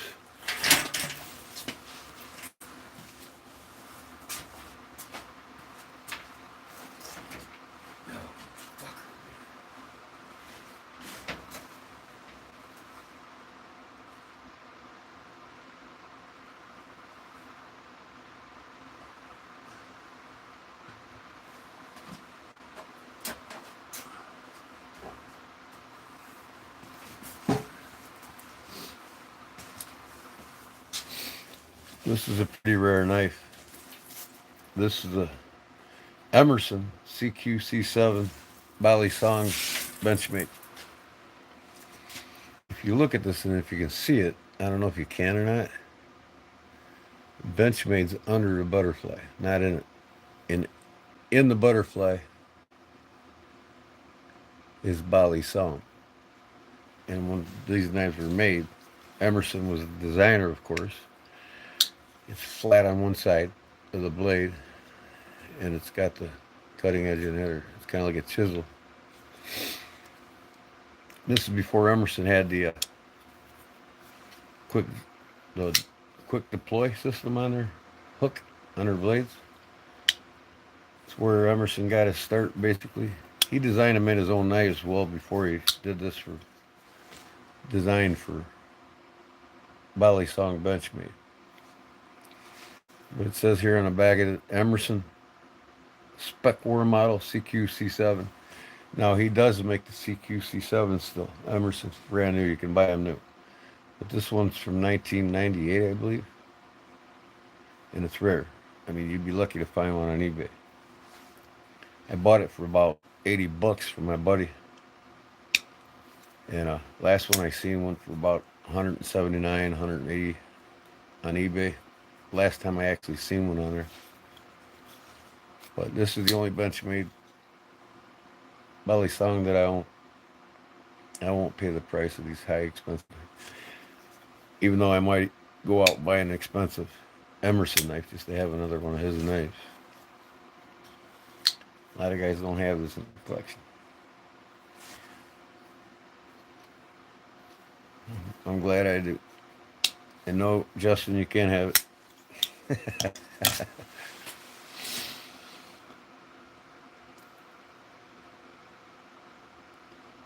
Yep, Kramit is popular there.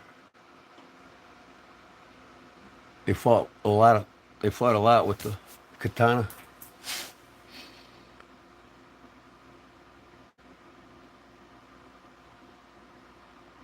Definitely from the Philippines. Yep, Philippines Song of the Blade, Bali Song.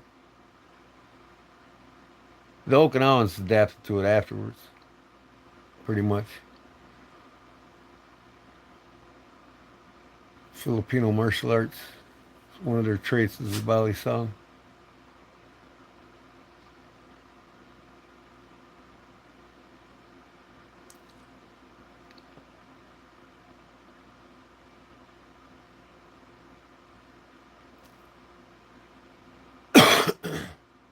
Cool.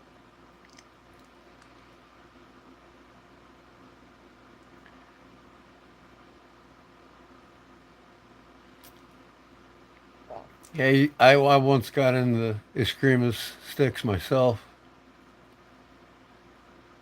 When I was competing in martial arts, I did a lot of katas and competition with them.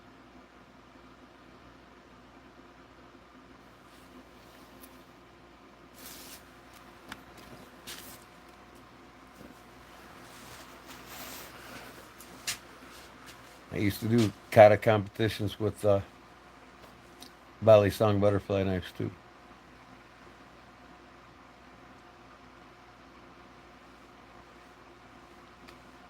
Yeah,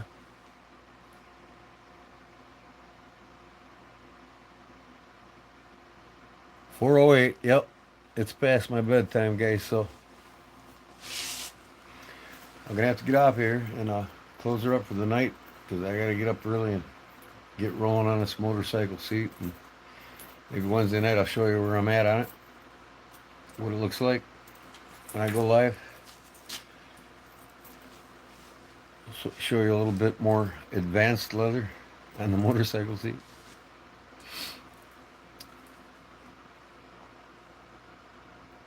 So, Pollywog and Justin and Louie, if he's not sleeping yet. Big Jim and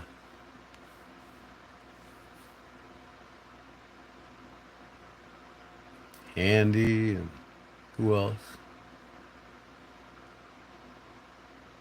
The rest of you. I'll talk to you probably Wednesday if you want to be on with me.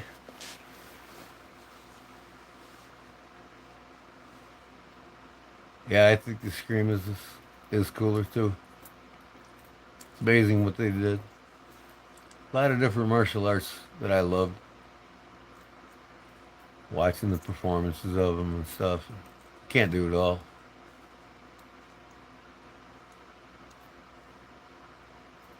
All right, Big Jim. Thanks for stopping in, buddy. And I'm gonna get everybody off in the mail tomorrow and go from there. And I'll see you all on Wednesday. Okay. Night, Justin. And Louis, if he hasn't fell asleep yet.